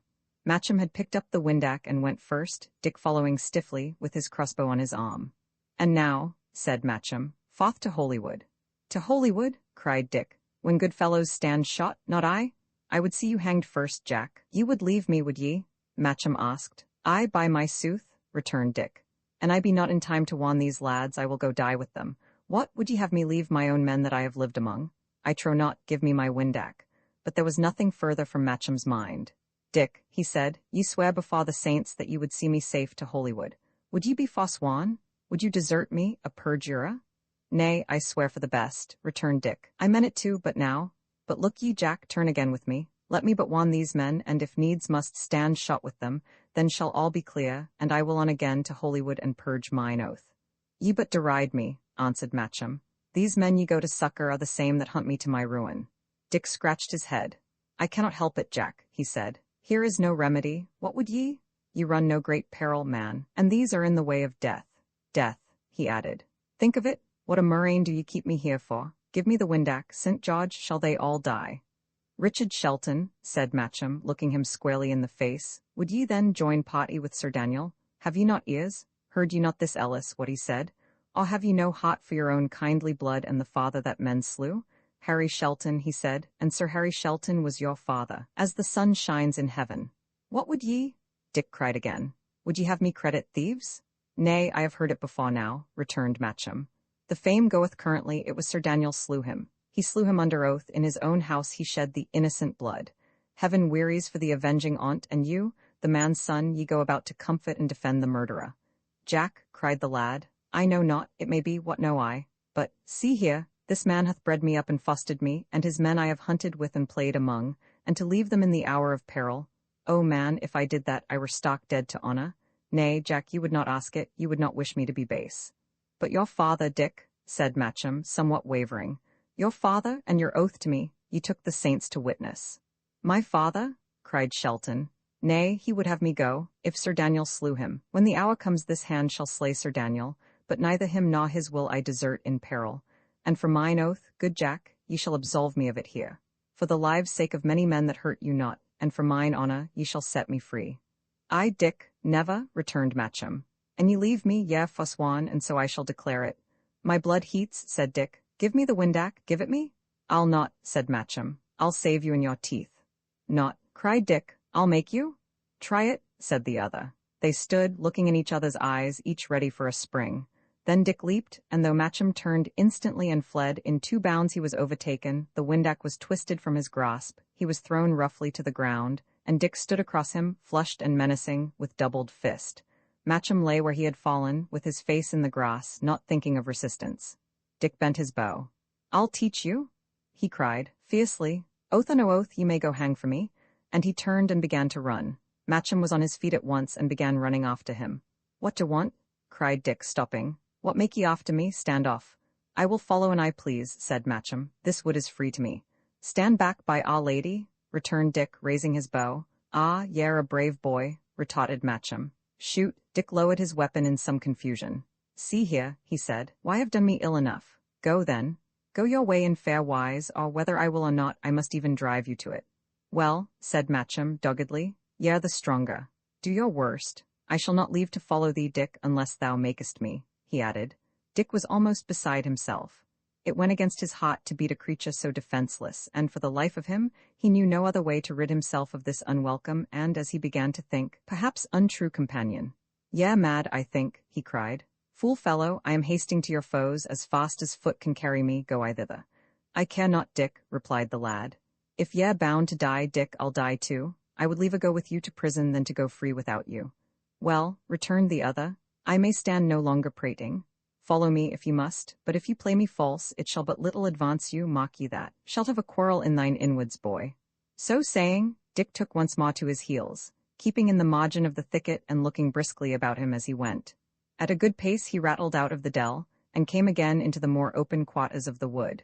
To the left a little eminence appeared, spotted with golden goss and crowned with a black tuft of firs. I shall see from there, he thought, and struck for it across a heathy clearing. He had gone but a few yards, when Matcham touched him on the arm, and pointed. To the eastward of the summit there was a dip, and, as it were, a valley passing to the other side. The heath was not yet out. All the ground was rusty, like an unscoured buckler, and dotted sparingly with yews. And there, one following another, Dick saw half a score green jerkins mounting the ascent, and marching at their head, conspicuous by his boss-spear, Ellis Duckworth in person. One after another gained the top, showed for a moment against the sky, and then dipped upon the farther side until the last was gone. Dick looked at Matcham with a kindlier eye. "So ye to be true to me, Jack?" he asked. "I thought you were of the other party." Matcham began to sob. "What cheer?" cried Dick. "Now the saints behold us, would ye snivel for a word?" "Ye hurt me," sobbed Matcham. "Ye hurt me when you threw me down. Ye're a coward to abuse your strength." "Nay, that is fool's talk," said Dick, roughly. "Why had no title to my windac, Master John? I would ha' done right to have well basted you. If ye go with me, ye must obey me, and so, come." Matcham had half a thought to stay behind, but seeing that Dick continued to scour full tilt towards the eminence and not so much as looked across his shoulder, he soon thought better of that, and began to run in turn. But the ground was very difficult and steep. Dick had already a long start, and had, at any rate, the light o' heels, and he had long since come to the summit, crawled forward through the firs, and ensconced himself in a thick tuft of goss, before Matcham, panting like a deer, rejoined him, and lay down in silence by his side. Below, in the bottom of a considerable valley, the shot cut from Tunstall hamlet wound downwards to the ferry. It was well beaten, and the eye followed it easily from point to point. Here it was bordered by open glades, there the forest closed upon it. Every 100 yards it ran beside an ambush. Far down the path, the sun shone on 7 steel sallets, and from time to time, as the trees opened, Selden and his men could be seen riding briskly, still bent upon Sir Daniel's mission.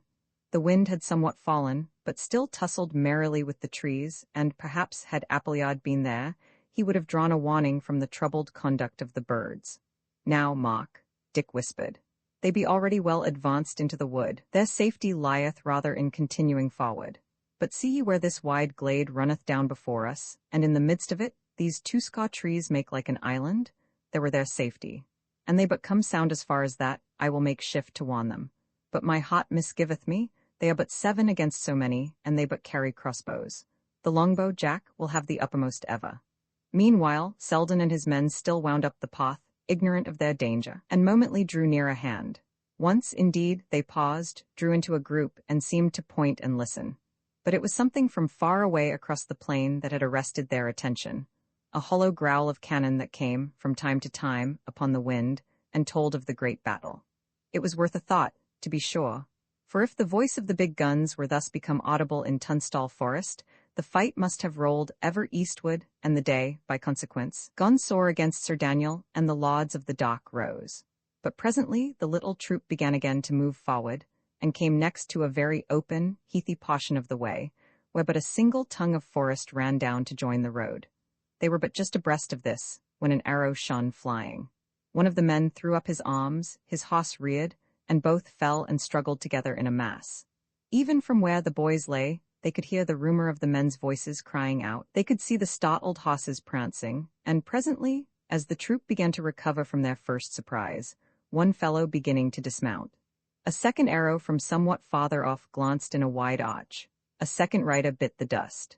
The man who was dismounting lost hold upon the rein, and his horse fled galloping, and dragged him by the foot along the road, bumping from stone to stone, and battered by the fleeing hoofs. The faw who still kept the saddle instantly broke and scattered. One wheeled and rode, shrieking, towards the ferry. The other 3, with loose rein and flying raiment, came galloping up the road from Tunstall. From every clump they passed an arrow sped. Soon a horse fell, but the rider found his feet and continued to pursue his comrades till a second shot dispatched him. Another man fell, then another horse. Out of the whole troop there was but one fellow left, and he on foot, only. In different directions, the noise of the galloping of 3 riderless horses was dying fast into the distance. All this time, not one of the assailants had for a moment shown himself. Here and there along the path, horse or man rolled, undispatched, in his agony, but no merciful enemy broke cover to put them from their pain. The solitary survivor stood bewildered in the road beside his fallen charger. He had come the length of that broad glade, with the island of timber, pointed out by Dick. He was not, perhaps, 500 yards from where the boys lay hidden, and they could see him plainly, looking to and fro in deadly expectation. But nothing came, and the man began to pluck up his courage and suddenly unslung and bent his bow. At the same time, by something in his action, Dick recognized Selden. At this offer of resistance, from all about him in the covert of the woods there went up the sound of laughter. A score of men, at least, for this was the very thickest of the ambush, joined in this cruel and untimely mirth. Then an arrow glanced over Selden's shoulder, and he leaped and ran a little back. Another dart struck quivering at his heel. He made for the cover. A third shaft leaped out right in his face and fell shot in front of him. And then the laughter was repeated loudly, rising and reechoing from different thickets. It was plain that his assailants were but baiting him, as men, in those days, baited the poor bull, or as the cat still trifles with the mouse. The skirmish was well over. Farther down the road, a fellow in green was already calmly gathering the arrows, and now, in the evil pleasure of their hearts, they gave themselves the spectacle of their poor fellow-sinner in his torture. Selden began to understand. He uttered a roar of anger, shouldered his crossbow, and sent a quarrel at a venture into the wood. Chance favored him, for a slight cry responded. Then, throwing down his weapon, Selden began to run before him up the glade, and almost in a straight line for Dick and Matcham. The companions of the Black Arrow now began to shoot in earnest. But they were properly served. Their chance had passed. Most of them had now to shoot against the sun. And Selden, as he ran, bounded from side to baffle and deceive their aim. Best of all, by turning up the glade he had defeated their preparations. There were no marksmen posted higher up than the one whom he had just killed or wounded, and the confusion of the foresters' counsels soon became apparent.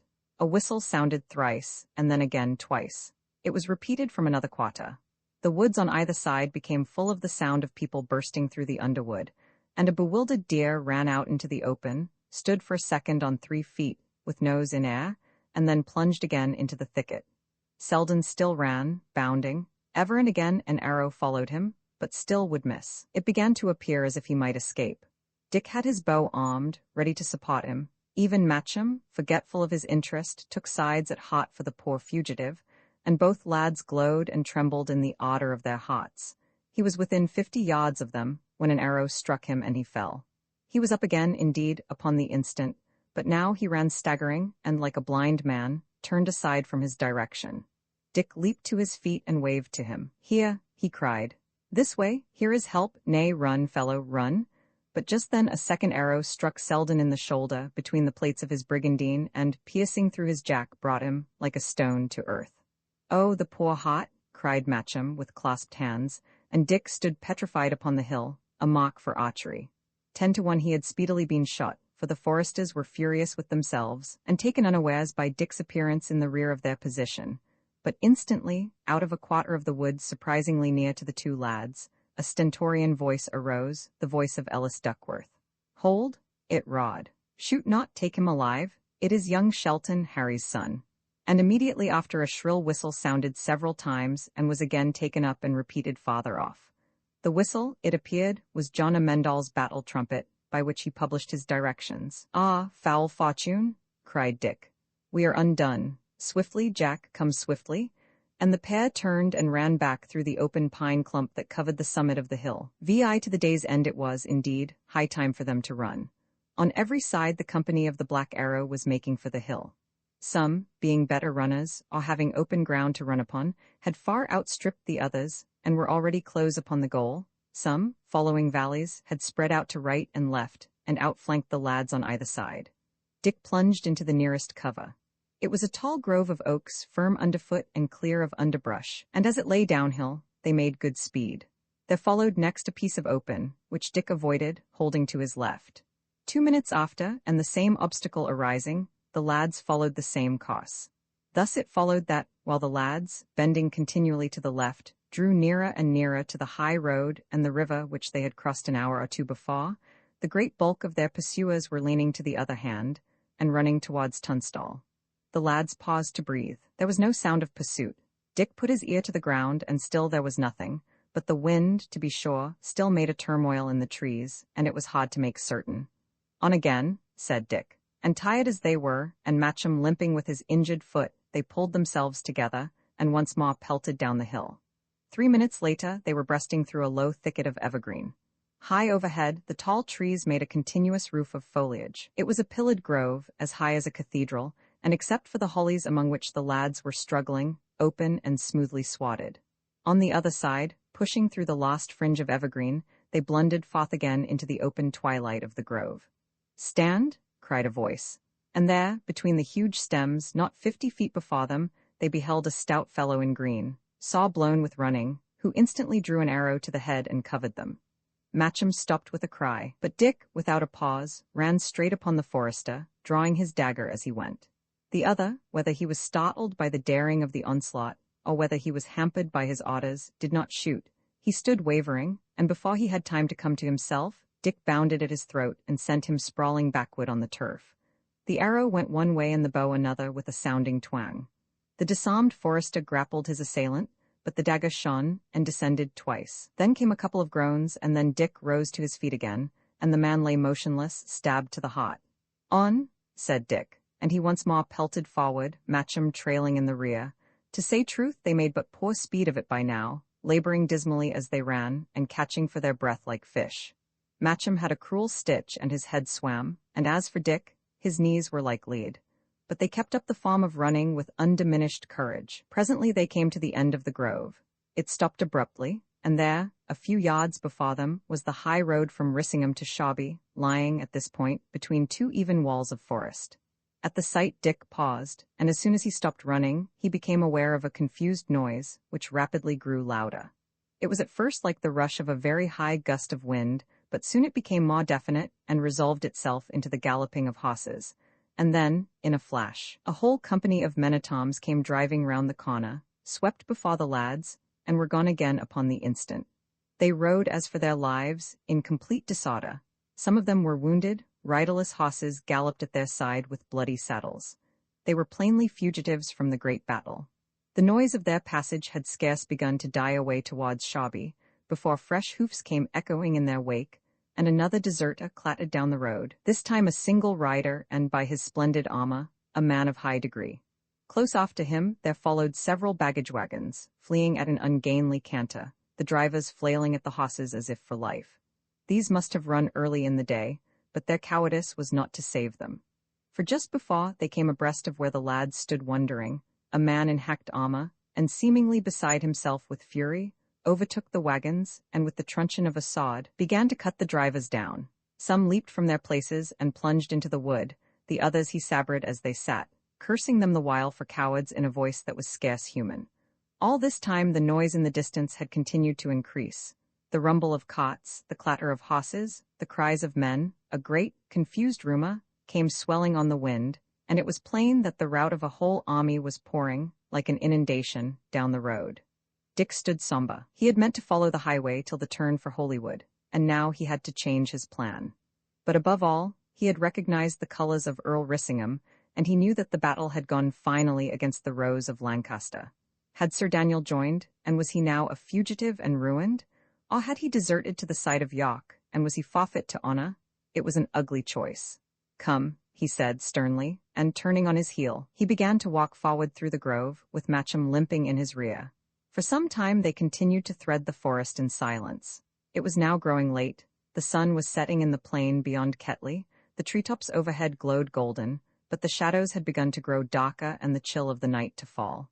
"If there were anything to eat," cried Dick suddenly, pausing as he spoke. Matcham sat down and began to weep. "Ye can weep for your own supper, but when it was to save men's lives, your heart was hot enough," said Dick contemptuously. "Why, I've 7 deaths upon your conscience, Master John. I'll ne'er forgive you that." "Conscience?" cried Matcham, looking fiercely up. "Mine, and ye have the man's red blood upon your dagger. And wherefore did ye slay him, the poor soul? He drew his arrow, but he let not fly. He held you in his hand and spared you. 'Tis as brave to kill a kitten as a man that not defends himself." Dick was struck dumb. I slew him fair, I ran me in upon his bow, he cried. It was a coward blow, returned Matcham. Yeah, but a lout and bully, Master Dick. Ye but abuse advantages, let there come a stronger, we will see you truckle at his boot. Ye care not for vengeance, neither, for your father's death that goes unpaid, and his poor ghost that clamoreth for justice. But if there come but a poor creature in your hands that lacketh skill and strength and would befriend you, down she shall go. Dick was too furious to observe that she. Marry, he cried, and here is news, of any two the one will still be stronger. The better man throweth the worse, and the worse is well served. Ye deserve a belting, Master Matcham, for your ill guidance and unthankfulness to Meward, and what ye deserve ye shall have. And Dick, who even in his angriest temper still preserved the appearance of composure, began to unbuckle his belt. Here shall be your supper, he said, grimly. Matcham had stopped his tears, he was as white as a sheet, but he looked Dick steadily in the face and never moved. Dick took a step, swinging the belt. Then he paused, embarrassed by the large eyes and the thin, weary face of his companion. His courage began to subside. Say you were in the wrong then, he said lamely. Nay, said Matcham, I was in the right. Come, cruel, I be lame, I be weary, I resist not, I ne'er did thee hurt, come, beat me, coward. Dick raised the belt at this last provocation, but Matcham winced and drew himself together with so cruel an apprehension that his heart failed him yet again. The strap fell by his side, and he stood irresolute, feeling like a fool. A plague upon thee, shrew, he said. An ye be so feeble of hand, ye should keep the closer guard upon your tongue, but I'll be hanged before I beat you. And he put on his belt again. Beat you I will not, he continued. But forgive you? Never, I knew ye not. You were my master's enemy, I lent you my hoss, my dinner ye have eaten. Why Ave called me a man o' wood, a coward and a bully. Nay, by the mass, the measure is filled and runneth over. 'Tis a great thing to be weak, I trow. Ye can do your worst, yet shall none punish you. Ye may steal a man's weapons in the hour of need, yet may the man not take his own again. Yea, weak, forsooth? Nay then, if one cometh charging at you with a lance, and crieth he is weak, ye must let him pierce your body through? Tut, fool words. And yet ye beat me not, returned Matcham. Let be, said Dick, let be, I will instruct you. Why Ave been ill-nurtured, methinks, and yet ye have the makings of some good, and beyond all question, saved me from the river. Nay, I had forgotten it, I am as thankless as thyself. But come, let us on. And we be for Holywood this night, aye, or tomorrow early. We had best set forward speedily. But though Dick had talked himself back into his usual good humor, Matcham had forgiven him nothing.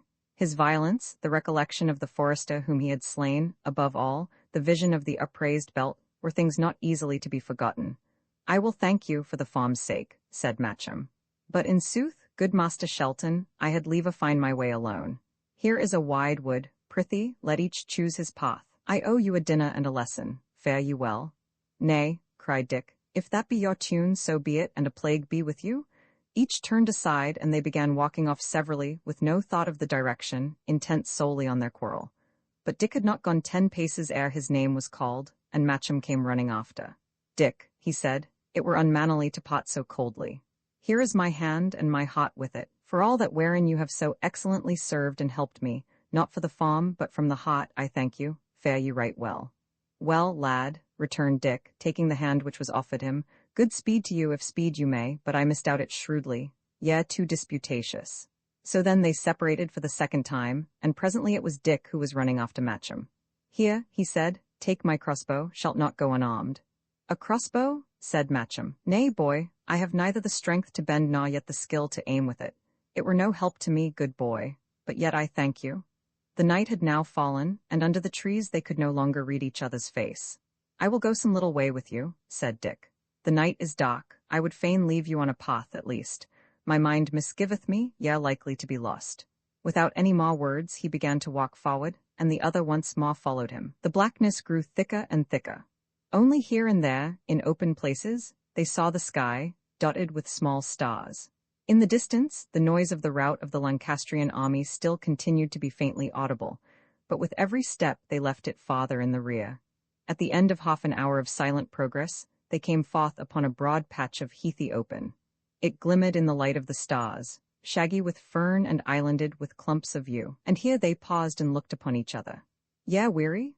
Dick said. Nay, I am so weary, answered Matcham, that methinks I could lie down and die.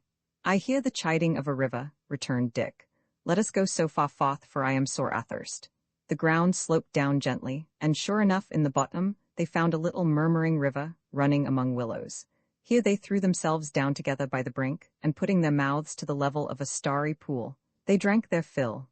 "Dick," said Matcham, "it may not be, I can no more." "I saw a pit as we came down," said Dick. "Let us lie down therein and sleep." "Nay, but with all my heart," cried Matcham. The pit was sandy and dry, a shock of brambles hung upon one hedge and made a partial shelter, and there the two lads lay down, keeping close together for the sake of warmth, their quarrel all forgotten. And soon sleep fell upon them like a cloud, and under the dew and stars they rested peacefully. Roman 7 The hooded face they awoke in the grey of the morning. The birds were not yet in full song, but twittered here and there among the woods. The sun was not yet up, but the eastern sky was barred with solemn colors. Half-starved and overweary as they were, they lay without moving, sunk in a delightful lassitude, and as they thus lay, the clang of a bell fell suddenly upon their ears. "A bell?" said Dick, sitting up. "Can we be, then, so near to Holywood?" A little after, the bell clanged again, but this time somewhat nearer hand, and from that time forth, and still drawing nearer and nearer, it continued to sound brokenly abroad in the silence of the morning. "Nay, what should this betoken?" said Dick, who was now broad awake. "It is someone walking," returned Matcham, "and the bell tolleth ever as he moves." "I see that well," said Dick. "But wherefore? What maketh he in Tunstall Woods, Jack?" he added. "Laugh at me an you will, but I like not the hollow sound of it." "Nay," said Matcham, with a shiver, "it hath a doleful note, and the day were not come." But just then the bell, quickening its pace, began to ring thick and hurried, and then it gave a single hammering jangle, and was silent for a space. "It is as though the bearer had run for a paternoster while, and then leaped the river," Dick observed. "And now beginneth he again to pace soberly forward," added Matcham. "Nay," returned Dick, "nay, not so soberly, Jack. 'Tis a man that walketh you right speedily. 'Tis a man in some fear of his life, or about some hurried business. See ye not how swift the beating draweth near?" "It is now close by," said Matcham. They were now on the edge of the pit, and as the pit itself was on a certain eminence, they commanded a view over the greater proportion of the clearing, up to the thick woods that closed it in. The daylight, which was very clear and grey, showed them a ribbon of white footpath wandering among the goss. It passed some 100 yards from the pit, and ran the whole length of the clearing, east and west. By the line of its course, Dick judged it should lead more or less directly to the moat house. Upon this path, stepping forth from the margin of the wood, a white figure now appeared. It paused a little and seemed to look about, and then, at a slow pace and bent almost double, it began to draw near across the heath. At every step the bell clanked. Face it had none, a white hood, not even pierced with eye-holes, veiled the head, and as the creature moved it seemed to feel its way with the tapping of a stick. Fear fell upon the lads as cold as death. "A leper?" said Dick, hoarsely. "His touch is death," said Matcham. "Let us run." "Not so," returned Dick. "See ye not? He is stone blind, he guideth him with a staff. Let us lie still, the wind bloweth towards the path, and he will go by and hurt us not. Alas, poor soul, and we should rather pity him?" "I will pity him when he is by," replied Matcham. The blind leper was now about halfway towards them, and just then the sun rose and shone full on his veiled face. He had been a tall man before he was bowed by his disgusting sickness, and even now he walked with a vigorous step. The dismal beating of his bell, the pattering of the stick, the eyeless screen before his countenance, and the knowledge that he was not only doomed to death and suffering, but shut out forever from the touch of his fellow-men, filled the lads' bosoms with dismay, and at every step that brought him nearer, their courage and strength seemed to desert them. As he came about level with the pit, he paused and turned his face full upon the lads. "Mary be my shield, he sees us," said Matcham, faintly. "Hush," whispered Dick. "He doth but hearken. He is blind, fool."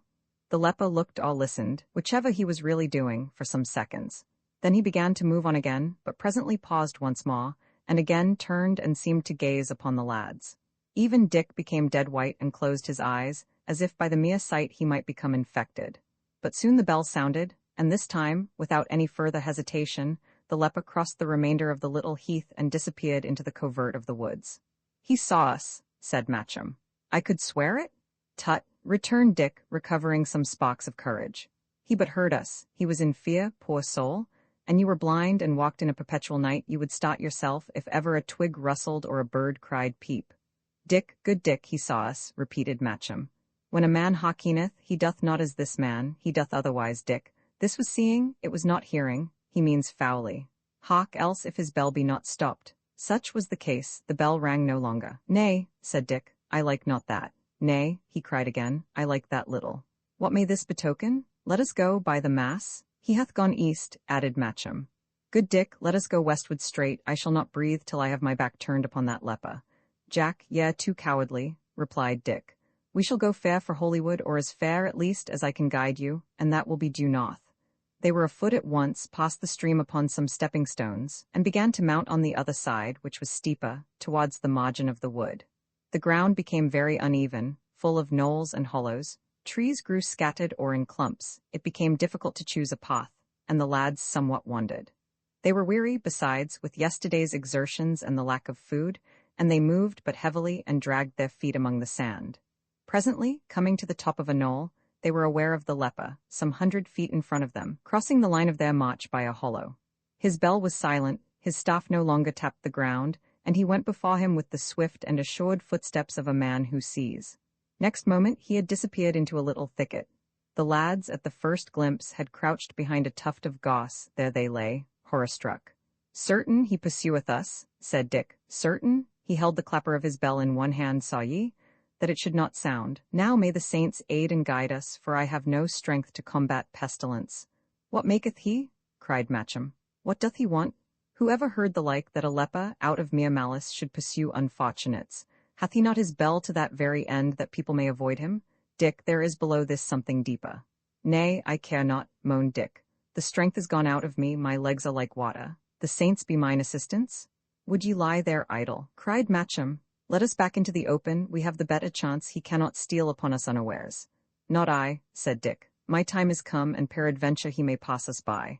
"Bend me then your bow," cried the other. "What, will ye be a man?" Dick crossed himself. "Would ye have me shoot upon a leper?" he cried. "The hand would fail me. Nay now," he added, "nay now, let be. With sound men I will fight, but not with ghosts and lepers. Which this is I wot not. One or other, heaven be our protection." "Now," said Matcham, "if this be man's courage, what a poor thing is man! But sith ye will do not, let us lie close." Then came a single, broken jangle on the bell. "He hath missed his hold upon the clapper," whispered Matcham. "Saints, how near he is!" But Dick answered never a word. His teeth were near chattering. Soon they saw a piece of the white robe between some bushes. Then the leper's head was thrust forth from behind a trunk, and he seemed narrowly to scan the neighborhood before he once again withdrew. To their stretched senses, the whole bush appeared alive with rustlings and the creak of twigs, and they heard the beating of each other's heart. Suddenly, with a cry, the leper sprang into the open close by and ran straight upon the lads. They, shrieking aloud, separated and began to run different ways. But their horrible enemy fastened upon Matcham, ran him swiftly down, and had him almost instantly a prisoner. The lad gave one scream that echoed high and far over the forest. He had one spasm of struggling, and then all his limbs relaxed, and he fell limp into his captor's arms. Dick heard the cry and turned. He saw Matcham fall, and on the instant his spirit and his strength revived. With a cry of pity and anger, he unslung and bent his oblast. But ere he had time to shoot, the leper held up his hand. "Hold your shot, Dickon," cried a familiar voice. "Hold your shot, mad wag, know ye not a friend?" And then laying down Matcham on the turf, he undid the hood from off his face and disclosed the features of Sir Daniel Brackley. "Sir Daniel?" cried Dick. "Aye, by the mass, Sir Daniel," returned the knight.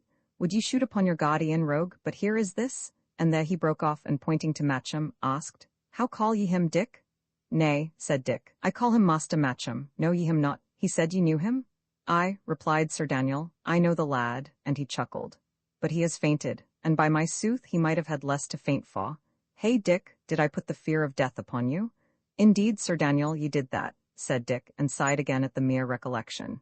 "Nay, sir, saving your respect, I had as lief met the devil in person, and to speak truth, I am yet all aquake. But what made ye, sir, in such a guise?"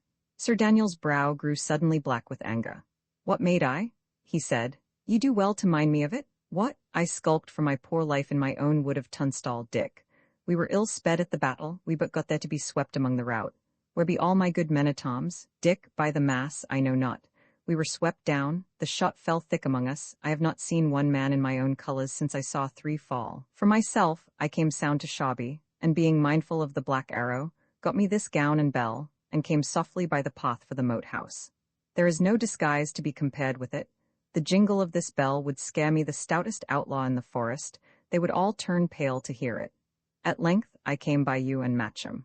I could see but evilly through this same hood, and was not sure of you, being chiefly, and for many a good cause, astonished at the finding you together. Moreover, in the open, where I had to go slowly and tap with my staff, I feared to disclose myself. But see, he added, this poor shrew begins a little to revive. A little good canary will comfort me the heart of it. The knight, from under his long dress, produced a stout bottle, and began to rub the temples and wet the lips of the patient, who returned gradually to consciousness, and began to roll dim eyes from one to another. "What cheer, Jack?" said Dick. It was no leper. After all, it was Sir Daniel. See, swallow me a good draught of this, said the knight. This will give you manhood. Thereafter I will give you both a meal, and we shall all three on to Tunstall. For Dick, he continued, laying forth bread and meat upon the grass, I will avow to you, in all good conscience, it irks me sorely to be safe between four walls. Not since I backed a hoss have I been pressed so hard, peril of life, jeopardy of land and livelihood, and to sum up, all these losels in the wood to hunt me down. But I be not yet shent, some of my lads will pick me their way home.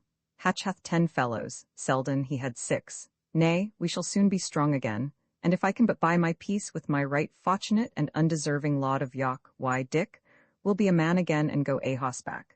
And so saying, the knight filled himself a hawn of canary, and pledged his wad in dumb show. Selden, Dick faltered, Selden, and he paused again. Sir Daniel put down the wine untasted. How? He cried in a changed voice. Selden, speak, what of Selden? Dick stammered forth the tale of the ambush and the massacre. The knight heard in silence, but as he listened, his countenance became convulsed with rage and grief. Now here, he cried, on my right hand I swear to avenge it. If that I fail, if that I spill not 10 men's souls for each, may this hand wither from my body. I broke this Duckworth like a rush, I begged him to his daw, I burned the thatch above his head, I drove him from this country, and now cometh he back to beard me? Nay, but Duckworth, this time it shall go bitter hard. He was silent for some time, his face working. Eat, he cried suddenly. And you here, he added to Matcham, swear me an oath to follow straight to the moat house. I will pledge mine honour, replied Matcham. What make I with your honour? Cried the knight. Swear me upon your mother's welfare. Matcham gave the required oath, and Sir Daniel readjusted the hood over his face and prepared his bell and staff. To see him once more in that appalling travesty somewhat revived the horror of his 2 companions, but the knight was soon upon his feet. Eat with dispatch, he said, and follow me yarely to mine house. And with that, he set forth again into the woods, and presently after the bell began to sound, numbering his steps, and the 2 lads sat by their untasted meal, and heard it die slowly away uphill into the distance. And so ye go to Tunstall? Dick inquired. Yea, verily, said Matcham. When needs must, I am braver behind Sir Daniel's back than to his face. They ate hastily, and set forth along the path through the airy upper levels of the forest, where great beeches stood apart among green lawns, and the birds and squirrels made merry on the boughs. 2 hours later, they began to descend upon the other side, and already, among the tree-tops, saw before them the red walls and roofs of Tunstall House. Here, said Matcham, pausing, ye shall take your leave of your friend Jack, whom ye are to see no more. Come, Dick, forgive him what he did amiss, as he, for his part, cheerfully and lovingly forgiveth you. And wherefore so? asked Dick. And we both go to Tunstall, I shall see you yet again, I trow, and that right often. Ye'll never again see poor Jack Matcham, replied the other, that was so fearful and burdensome, and yet plucked you from the river. Ye'll not see him more, Dick, by mine honour. He held his arms open, and the lads embraced and kissed. And Dick, continued Matcham, my spirit bodeth ill. Ye are now to see a new Sir Daniel, for heretofore hath all prospered in his hands exceedingly, and fortune followed him. But now, methinks, when his fate hath come upon him, and he runs the adventure of his life, he will prove but a foul laud to both of us. He may be brave in battle, but he hath the liar's eye. There is fear in his eye, Dick, and fear is as cruel as the wolf. We go down into that house, St. Mary guide us forth again. And so they continued their descent in silence, and came out at last before Sir Daniel's forest stronghold, where it stood, low and shady, flanked with round towers and stained with moss and lichen, in the lilied waters of the moat. Even as they appeared, the doors were opened, the bridge lowered, and Sir Daniel himself, with Hatch and the parson at his side, stood ready to receive them. Dick asks questions. The moat house stood not far from the rough forest road. Externally, it was a compact rectangle of red stone, flanked at each corner by a round tower, pierced for archery and battlemented at the top. Within, it enclosed a narrow cot. The moat was perhaps 12 feet wide, crossed by a single drawbridge. It was supplied with water by a trench leading to a forest pool and commanded, through its whole length, from the battlements of the two southern towers, except that one or two tall and thick trees had been suffered to remain within half a bowshot of the walls. The house was in a good posture for defense. In the cot, Dick found a part of the garrison, busy with preparations for defense and gloomily discussing the chances of a siege. Some were making arrows, some sharpening swords that had long been disused, but even as they worked, they shook their heads. 12 of Sir Daniel's party had escaped the battle, run the gauntlet through the wood, and come alive to the moat house. But out of this dozen, 3 had been gravely wounded, 2 at Rissingham in the disorder of the rout, 1 by John Amendall's marksmen as he crossed the forest. This raised the force of the garrison, counting Hatch, Sir Daniel, and young Shelton, to 22 effective men, and more might be continually expected to arrive. The danger lay not therefore in the lack of men. It was the terror of the Black Arrow that oppressed the spirits of the garrison, for their open foes of the party of York, in these most changing times, they felt but a faraway concern. The world, as people said in those days, might change again before harm came, but for their neighbors in the wood they trembled. It was not Sir Daniel alone who was a mark for hatred. His men, conscious of impunity, had carried themselves cruelly through all the country. Harsh commands had been harshly executed, and of the little band that now sat talking in the cot, there was not one but had been guilty of some act of oppression or barbarity. And now, by the fortune of war, Sir Daniel had become powerless to protect his instruments.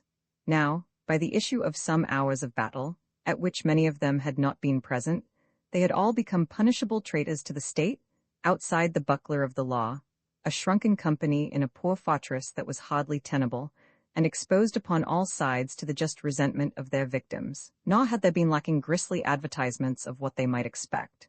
At different periods of the evening and the night, no fewer than 7 riderless horses had come neighing in terror to the gate. 2 were from Selden's troop, 5 belonged to men who had ridden with Sir Daniel to the field. Lastly, a little before dawn, a spearman had come staggering to the moat side, pierced by 3 arrows. Even as they carried him in, his spirit had departed, but by the words that he uttered in his agony, he must have been the last survivor of a considerable company of men. Hatch himself showed, under his sun-brown, the pallor of anxiety, and when he had taken Dick aside and learned the fate of Selden, he fell on a stone bench and fairly wept. The others, from where they sat on stools or doorsteps in the sunny angle of the cot, looked at him with wonder and alarm, but none ventured to inquire the cause of his emotion. "Nay, Master Shelton," said Hatch at last. "Nay, but what said I? We shall all go. Selden was a man of his hands, he was like a brother to me. Well, he has gone second, well, we shall all follow. For what said their knave rhyme? A black arrow in each black heart. Was it not so it went? Appleyard, Selden, Smith, old Humphrey gone, and there lieth poor John Carter, crying, poor sinner, for the priest." Dick gave ear. Out of a low window, hard by where they were talking, groans and murmurs came to his ear. "Lieth he there?" he asked. "Aye, in the second potter's chamber," answered Hatch. "We could not bear him further, soul and body were so bitterly at odds. At every step we lifted him he thought to wend. But now, methinks, it is the soul that suffereth. Ever for the priest he crieth, and Sir Oliver, I wot not why, still cometh not. 'Twill be a long shrift, but poor Appleyard and poor Selden, they had none." Dick stooped to the window and looked in. The little cell was low and dark, but he could make out the wounded soldier lying moaning on his pallet. "Carter, poor friend, how goeth it?" he asked. "Master Shelton," returned the man in an excited whisper, "for the dear light of heaven bring the priest. Alack, I am sped, I am brought very low down, my hurt is to the death. Ye may do me no more service, this shall be the last. Now, for my poor soul's interest, and as a loyal gentleman, bestir you, for I have that matter on my conscience that shall drag me deep." He groaned, and Dick heard the grating of his teeth, whether in pain or terror. Just then Sir Daniel appeared upon the threshold of the hall. He had a letter in one hand. "Lads," he said, "we have had a shog, we have had a tumble. Wherefore, then, deny it? Rather it imputeth to get speedily again to saddle. This old Harry the Sixt has had the undaremost. Wash we then our hands of him. I have a good friend that rideth next the Duke, the Lord of Wensleydale.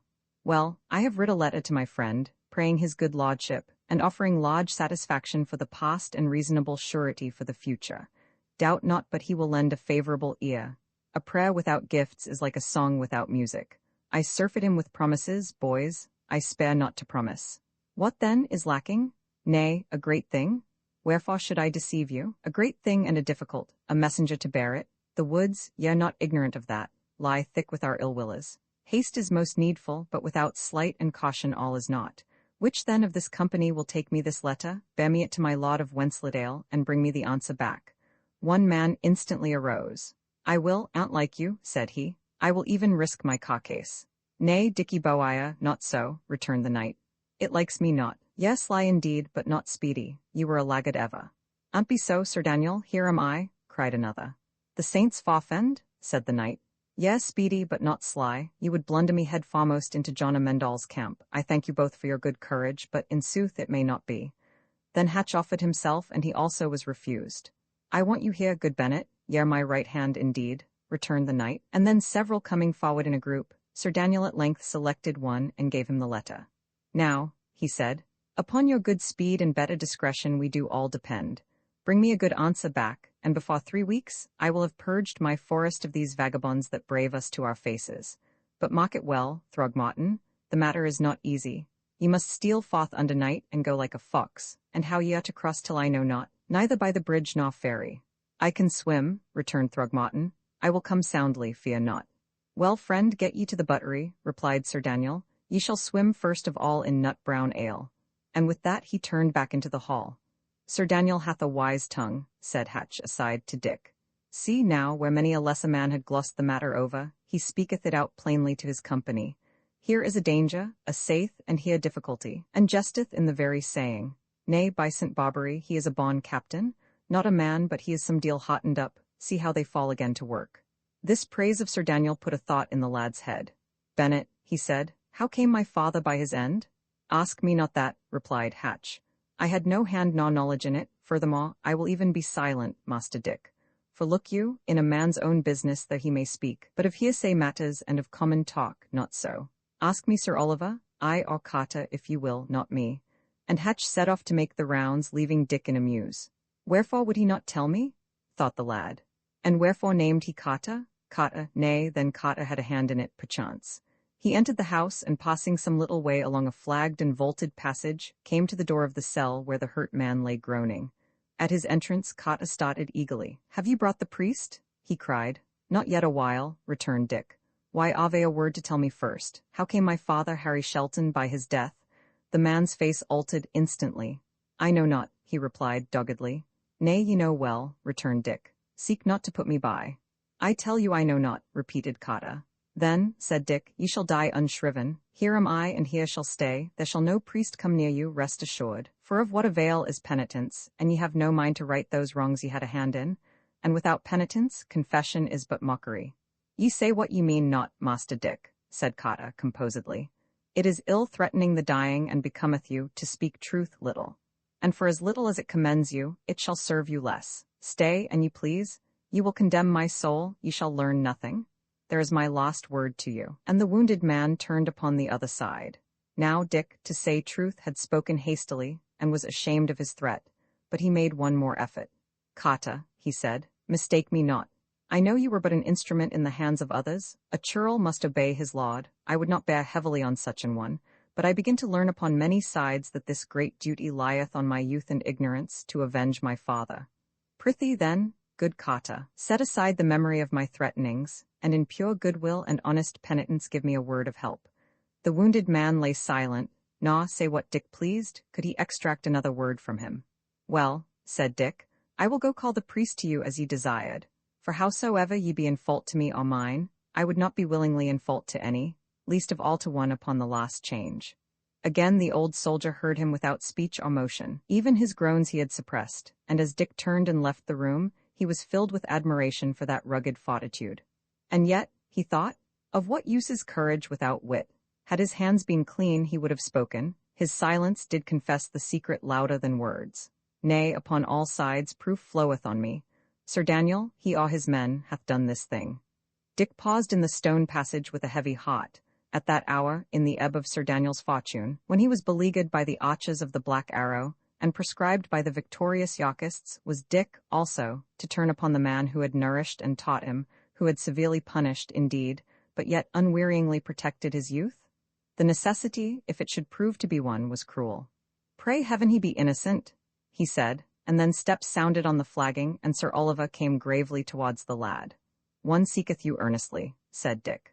I am upon the way. Good Richard, said the priest. It is this poor Carter, alack, he is beyond cure. And yet his soul is sicker than his body, answered Dick. Have you seen him? Asked Sir Oliver with a manifest start. I do but come from him, replied Dick. What said he? What said he? Snapped the priest with extraordinary eagerness. He but cried for you the more piteously, Sir Oliver. It were well done to go the faster, for his hurt is grievous, returned the lad. I am straight for him, was the reply. Well, we have all our sins, we must all come to our latter day, good Richard. Aye, sir, and it were well if we all came fairly, answered Dick. The priest dropped his eyes and with an inaudible benediction hurried on. He too, thought Dick, he that taught me in piety. Nay then, what a world is this, if all that care for me be blood guilty of my father's death? Vengeance, alas, what a sore fate is mine, if I must be avenged upon my friends. The thought put Matcham in his head. He smiled at the remembrance of his strange companion, and then wondered where he was. Ever since they had come together to the doors of the moat house, the younger lad had disappeared, and Dick began to weary for a word with him. About an hour after, mass being somewhat hastily run through by Sir Oliver, the company gathered in the hall for dinner. It was a long, low apartment, strewn with green rushes, and the walls hung with arras in a design of savage men and questioning bloodhounds. Here and there hung spears and bows and bucklers. A fire blazed in the big chimney. There were arras-covered benches round the wall, and in the midst the table, fairly spread, awaited the arrival of the diners. Neither Sir Daniel nor his lady made their appearance. Sir Oliver himself was absent, and here again there was no word of Matcham. Dick began to grow alarmed, to recall his companion's melancholy forebodings, and to wonder to himself if any foul play had befallen him in that house. After dinner he found Goody Hatch, who was hurrying to my Lady Brackley. Goody, he said, where is Master Matcham, I prithee? I saw ye go in with him when we arrived. The old woman laughed aloud. Ah, Master Dick, she said, why have a famous bright eye in your head, to be sure? And laughed again. Nay, but where is he indeed? Persisted Dick. You will never see him, ma, she returned. Never, it is sure. And I do not, returned the lad. I will know the reason why. He came not hither of his full free will, such as I am his best protector, and I will see him justly used. There be too many mysteries. I do begin to weary of the game. But as Dick was speaking, a heavy hand fell on his shoulder. It was Bennet Hatch that had come unperceived behind him. With a jerk of his thumb, the retainer dismissed his wife. Friend Dick, he said as soon as they were alone, are ye a moonstruck natural? And ye leave not certain things in peace, ye were better in the salt sea than here in Tunstall Moat House. Why have questioned me? Why have baited Carter? Why have frighted the Jack Priest with hints? Bear ye more wisely, fool? And even now, when Sir Daniel calleth you, show me a smooth face for the love of wisdom. Yea, to be sharply questioned, look to your answers. Hatch, returned Dick, in all this I smell a guilty conscience. And ye go not the wiser, ye will soon smell blood, replied Bennet. I do but warn you, and here cometh one to call you. And indeed, at that very moment, a messenger came across the cot to summon Dick into the presence of Sir Daniel. Roman II the 2 oath Sir Daniel was in the hall. There he paced angrily before the fire, awaiting Dick's arrival. None was by except Sir Oliver, and he sat discreetly backward, thumbing and muttering over his breviary. Why have sent for me, Sir Daniel? Said young Shelton. I have sent for you indeed, replied the knight.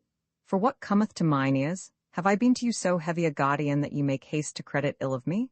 Or sith that ye see me, for the none see, some worsted, do ye think to quit my party? By the mass, your father was not so. Those he was near, those he stood by, come wind or weather. But you, Dick, y'are a fair day friend, it seemeth, and now seek to clear yourself of your allegiance. An't please you, Sir Daniel, not so, returned Dick, firmly. I am grateful and faithful, where gratitude and faith are due, and before more is said, I thank you, and I thank Sir Oliver. Why have great claims upon me both?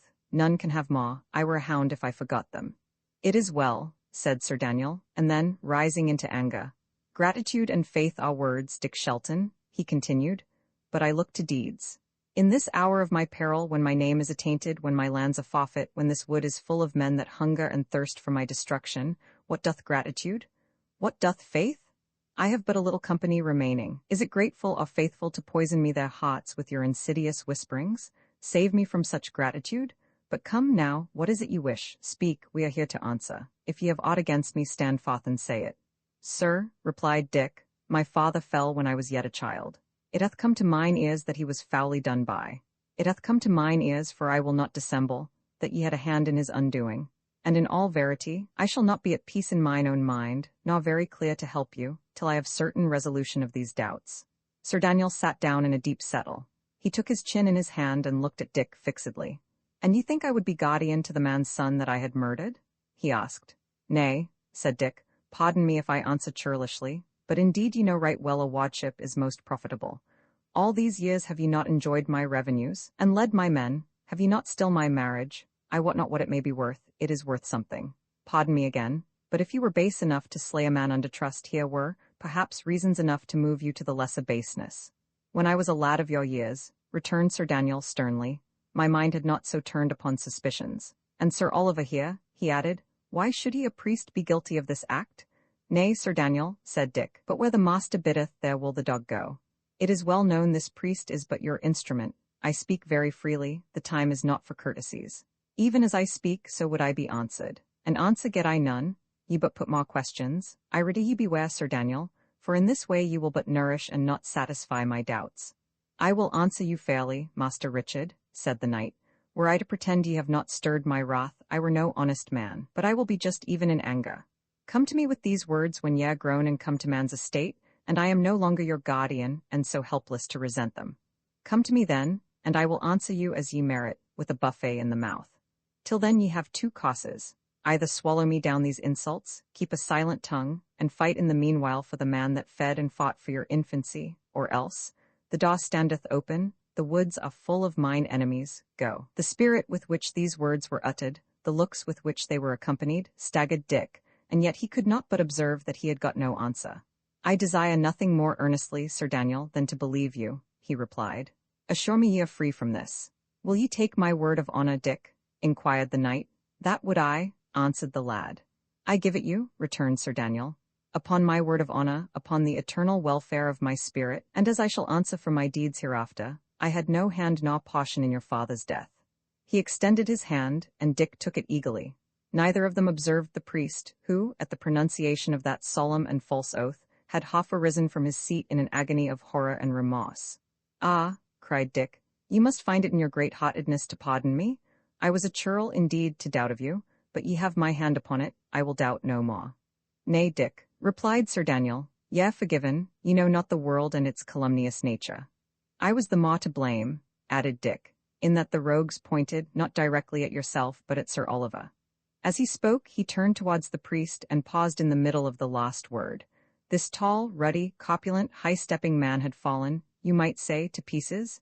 His color was gone, his limbs were relaxed, his lips stammered prayers. And now, when Dick's eyes were fixed upon him suddenly, he cried out aloud, like some wild animal, and buried his face in his hands. Sir Daniel was by him in 2 strides, and shook him fiercely by the shoulder. At the same moment Dick's suspicions reawakened. "Nay," he said, "Sir Oliver may swear also. 'Twas him they accused." "He shall swear," said the knight. Sir Oliver speechlessly waved his arms. "Aye, by the mass, but ye shall swear?" cried Sir Daniel, beside himself with fury. "Here, upon this book, ye shall swear," he continued, picking up the breviary which had fallen to the ground. "What, you make me doubt you? Swear, I say, swear." But the priest was still incapable of speech. His terror of Sir Daniel, his terror of perjury, risen to about an equal height, strangled him. And just then, through the high, stained-glass window of the hall, a black arrow crashed and struck, and stuck quivering, in the midst of the long table. Sir Oliver, with a loud scream, fell fainting on the rushes, while the knight, followed by Dick, dashed into the cot and up the nearest corkscrew stair to the battlements. The sentries were all on the alert.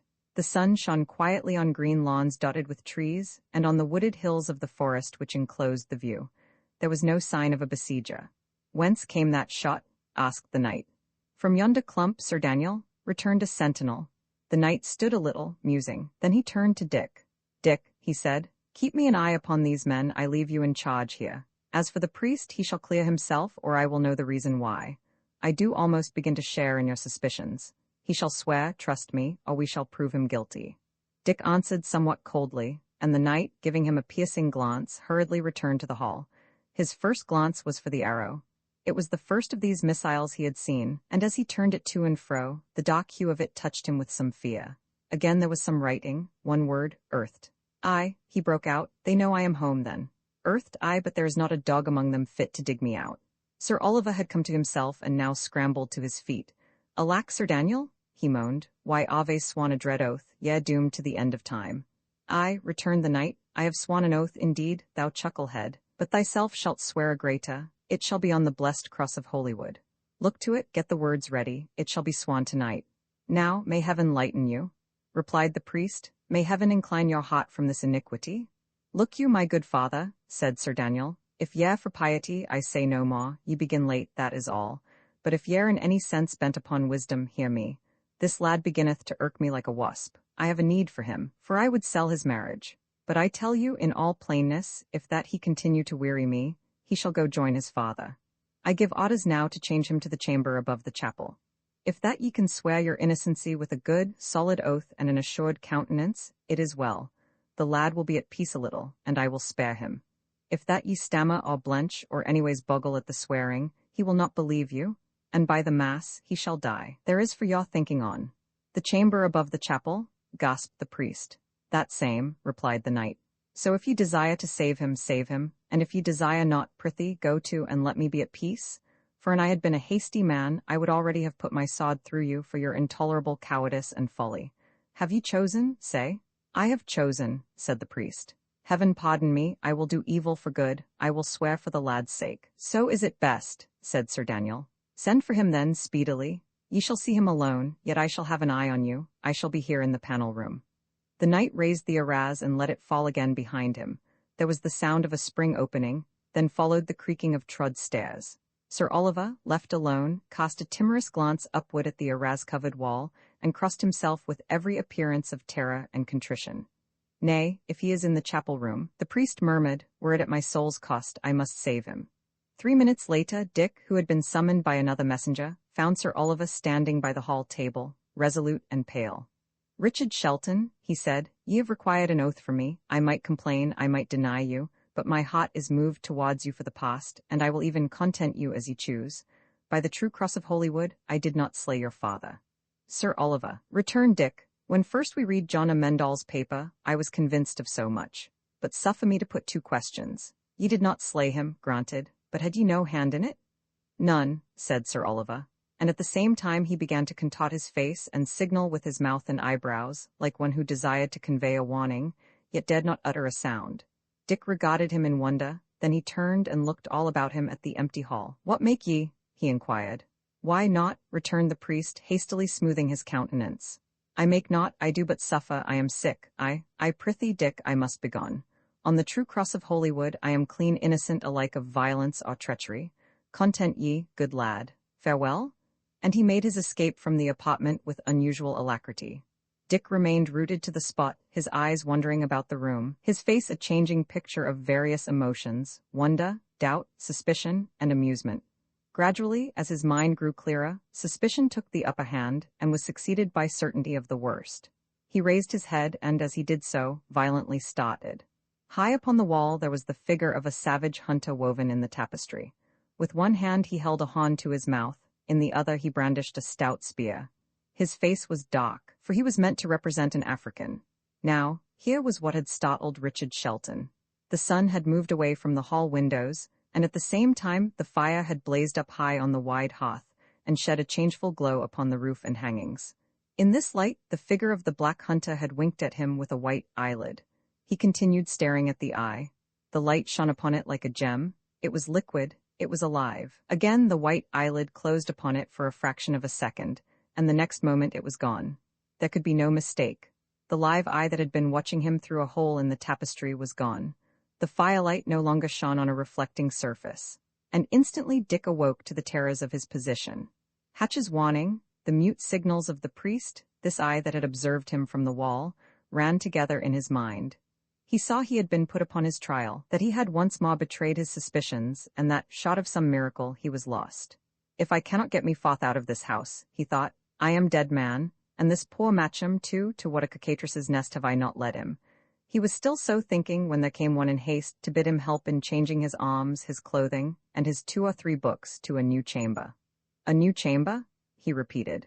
Wherefore so? What chamber? 'Tis one above the chapel, answered the messenger. It hath stood long empty, said Dick, musing. What manner of room is it? Nay, a brave room, returned the man. But yet, lowering his voice, they call it haunted. Haunted? repeated Dick with a chill. I have not heard of it. Nay, then, and by whom? The messenger looked about him, and then, in a low whisper, by the sacrist of St. John's, he said, they had him there to sleep one night, and in the morning, phew, he was gone. The devil had taken him, they said, the mob betoken he had drunk late the night before. Dick followed the man with black forebodings.